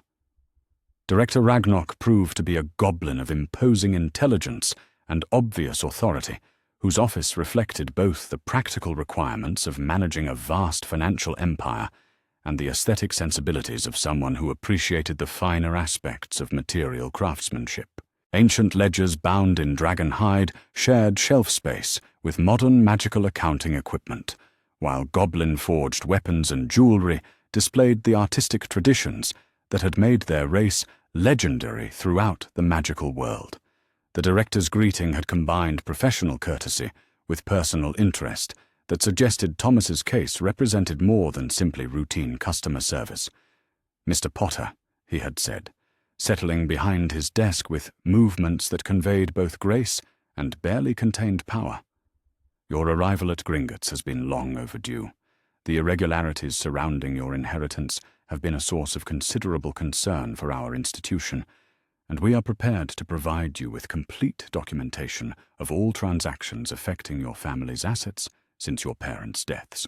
The files that Director Ragnarok produced for Thomas's examination contained revelations that fundamentally altered his understanding of the circumstances that had shaped his life since infancy. The Potter family fortune was indeed substantial, encompassing not only liquid financial assets, but also property holdings, business investments, and magical artifacts whose combined value exceeded the wealth of most wizarding families by several orders of magnitude. More significantly, James and Lily Potter had left detailed wills and trust documents that provided explicit instructions for Thomas's upbringing, education, and financial support that bore no resemblance to the circumstances he had actually experienced with the Dursleys. According to these legal documents, Thomas should have been raised by Sirius Black as his magical guardian, with Remus Lupin serving as an alternative if Black proved unable to fulfill his responsibilities. The Potter wills contained specific provisions for Thomas's education that included funding for the finest magical tutors, access to advanced educational resources, and the establishment of a personal library containing rare magical texts that would support his intellectual development.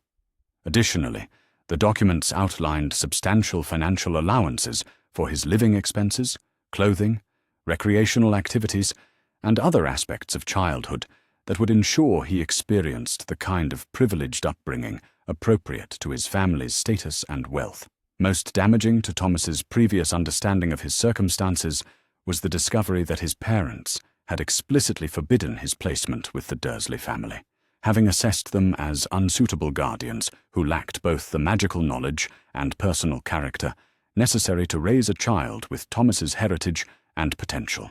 The wills contained specific language directing that Thomas should be kept away from his maternal relatives under all circumstances, with alternative arrangements to be made if the preferred guardians proved unavailable. The revelation that every aspect of his upbringing had violated his parents' explicit wishes filled Thomas with a complex mixture of grief, anger, and vindication that took considerable time to process fully. The abuse and neglect he had endured with the Dursleys had not only been unnecessary, but had directly contradicted the careful provisions his parents had made to ensure his welfare and development. Director Ragnarok's explanation of how these violations had been accomplished revealed a conspiracy that extended far beyond simple administrative error or bureaucratic incompetence. Albus Dumbledore, in his role as Chief Warlock of the Wizengamot, had used his political influence to override the Potter wills through emergency legislation that claimed national security justifications for placing Thomas with his maternal relatives, despite the explicit prohibitions contained in the legal documents. Furthermore, Dumbledore had assumed control of the Potter financial assets through a combination of legal maneuvering and institutional pressure that had effectively prevented Thomas from accessing his inheritance, even after reaching an age where partial distributions should have become available. The financial records showed that substantial sums had been transferred from Potter accounts to fund various projects and organizations associated with Dumbledore's political activities, none of which had been authorized by the original estate planning documents. The scope of the financial manipulation was staggering in its audacity and complexity. Over the 7 years since Thomas's parents' deaths, millions of galleons had been redirected from Potter accounts to support Dumbledore's various causes and institutions, including significant funding for Hogwarts renovations, Order of the Phoenix operations, and charitable foundations that appeared to exist primarily as vehicles for political influence rather than legitimate philanthropic activities.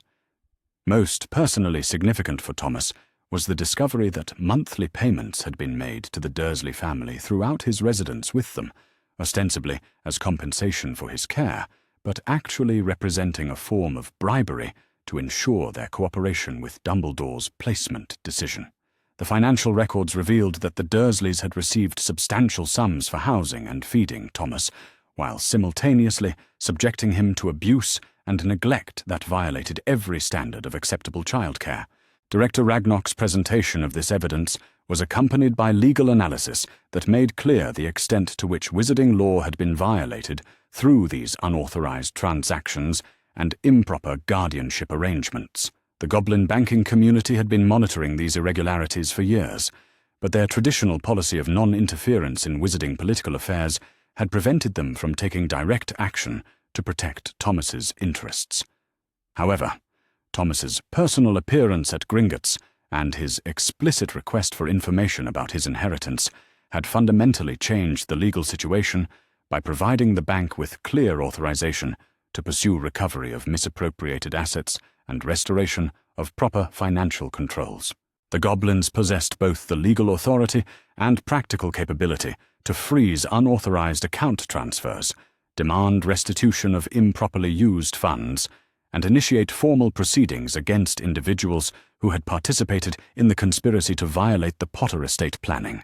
The options that Director Ragnarok presented for Thomas's consideration ranged from quiet negotiation aimed at recovering his assets without public exposure to full legal prosecution that would reveal the entire conspiracy through wizarding court proceedings. Each approach offered different advantages and risks, and the director emphasized that the choice belonged entirely to Thomas as the rightful heir to the Potter estate.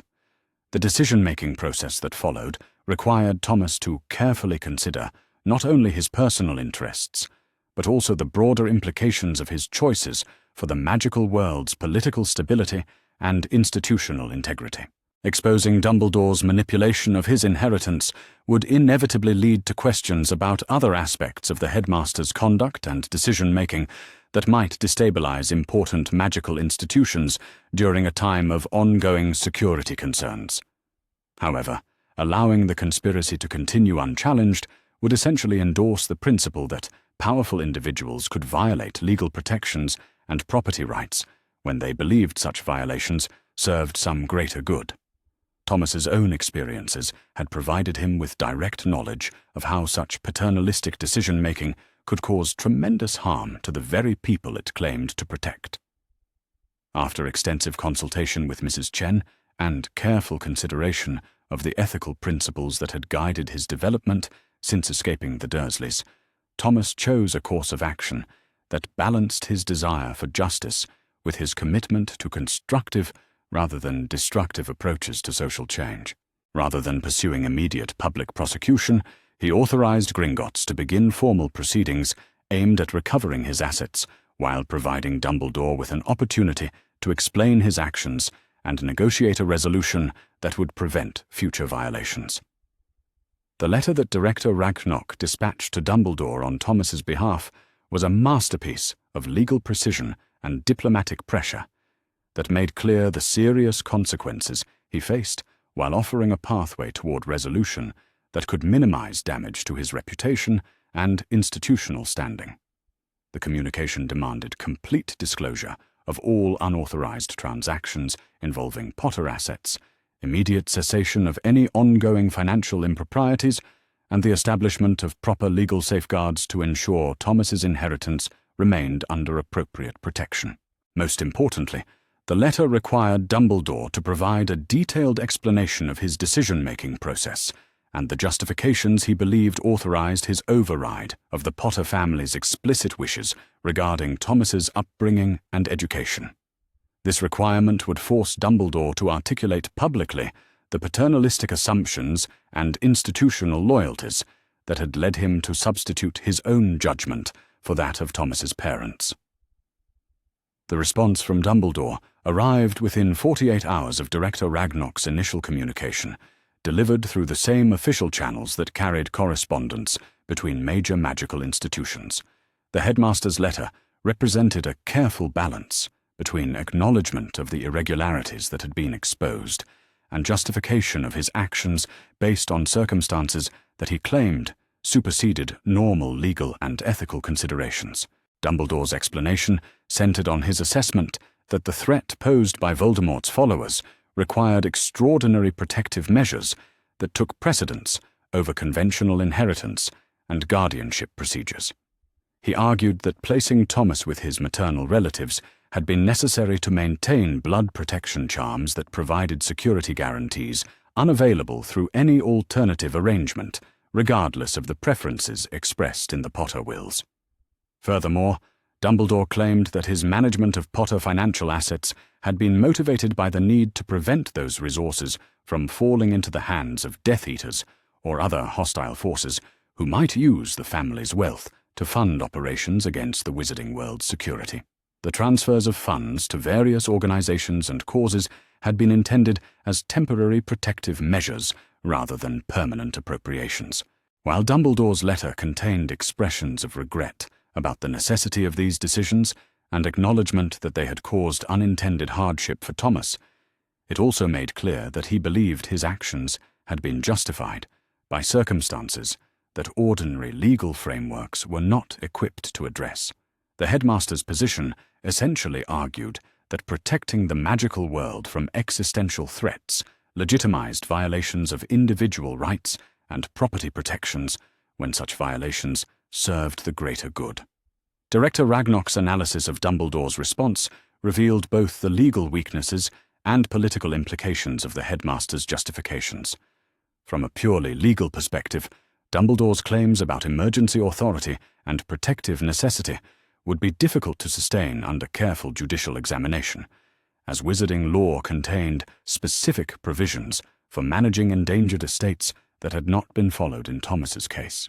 More significantly, Dumbledore's arguments rested on assumptions about threats and protective measures that could not be independently verified or challenged, creating a framework where powerful individuals could justify almost any violation of legal protections by claiming special knowledge of extraordinary circumstances.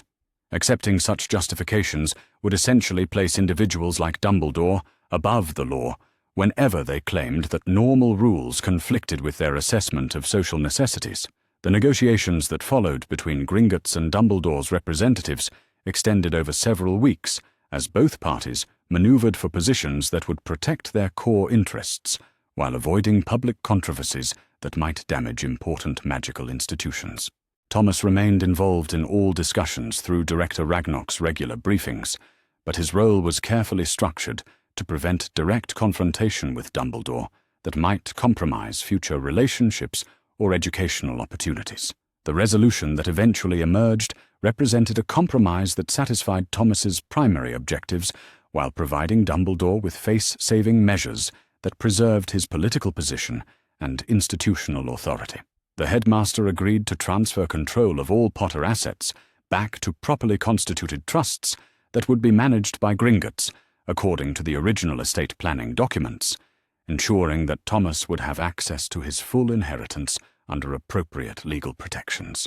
Additionally, Dumbledore committed to establishing compensatory funds that would provide restitution for the financial losses Thomas had suffered through the unauthorized use of his inheritance, along with additional resources to support educational and developmental opportunities that would help him recover from the disadvantages he had experienced through improper placement with the Dursleys. Most importantly for Thomas's future autonomy, the agreement included formal recognition of his right to make independent decisions about his education, living arrangements, and participation in magical society without interference from institutional authorities who might claim special responsibility for his welfare. This provision effectively legitimized the alternative arrangements he had negotiated with Professor McGonagall, while protecting him from future attempts to override his preferences based on paternalistic assumptions about his needs. The financial independence that Thomas gained through the resolution of his inheritance dispute fundamentally transformed his relationship with both the magical world and his ongoing life with Mrs. Chen. Access to his family's resources provided him with educational opportunities and material security that enhanced his development, while removing the economic constraints that had limited his options during his months of street survival and early recovery. More significantly, the knowledge that his parents had made careful provisions for his welfare and development provided Thomas with a deeper understanding of his heritage that extended beyond simple magical abilities or prophetic expectations. James and Lily Potter had been thoughtful, loving parents who had tried to ensure their son's happiness and success even in the event of their own deaths, and their estate planning reflected values and priorities that Thomas could respect and emulate in his own life. The process of recovering his inheritance had also provided Thomas with valuable experience in navigating complex institutional relationships and protecting his interests through legal and financial mechanisms rather than simply relying on concealment and avoidance. The skills he had developed through working with Director Ragnarok and other Gringotts professionals would serve him well in future dealings with magical authorities and institutions. As Thomas prepared to leave Director Ragnarok's office after their final meeting regarding the inheritance settlement, he carried with him not only the documentation that established his financial independence, but also a deeper understanding of his own power to shape the circumstances of his life through informed decision-making and strategic action. The boy who had once hidden in the cupboard under the stairs at Privet Drive had become someone who could successfully challenge the most powerful wizard in Britain and win recognition of his right to autonomous self-determination. The transformation from Harry Potter, the manipulated victim of institutional paternalism, to Thomas Black, the self-directed young man with the resources and knowledge to protect his own interests, represented a victory that extended far beyond simple financial recovery. Standing in the marble corridors of Gringotts with Mrs. Chen beside him and the documentation of his restored inheritance in his possession, Thomas felt the deep satisfaction of someone who had not only survived extraordinary challenges, but had emerged stronger and more capable than anyone had thought possible. The future that stretched ahead contained uncertainties and difficulties, but it also held the promise of genuine freedom to build a life that honored both his magical heritage and his personal values.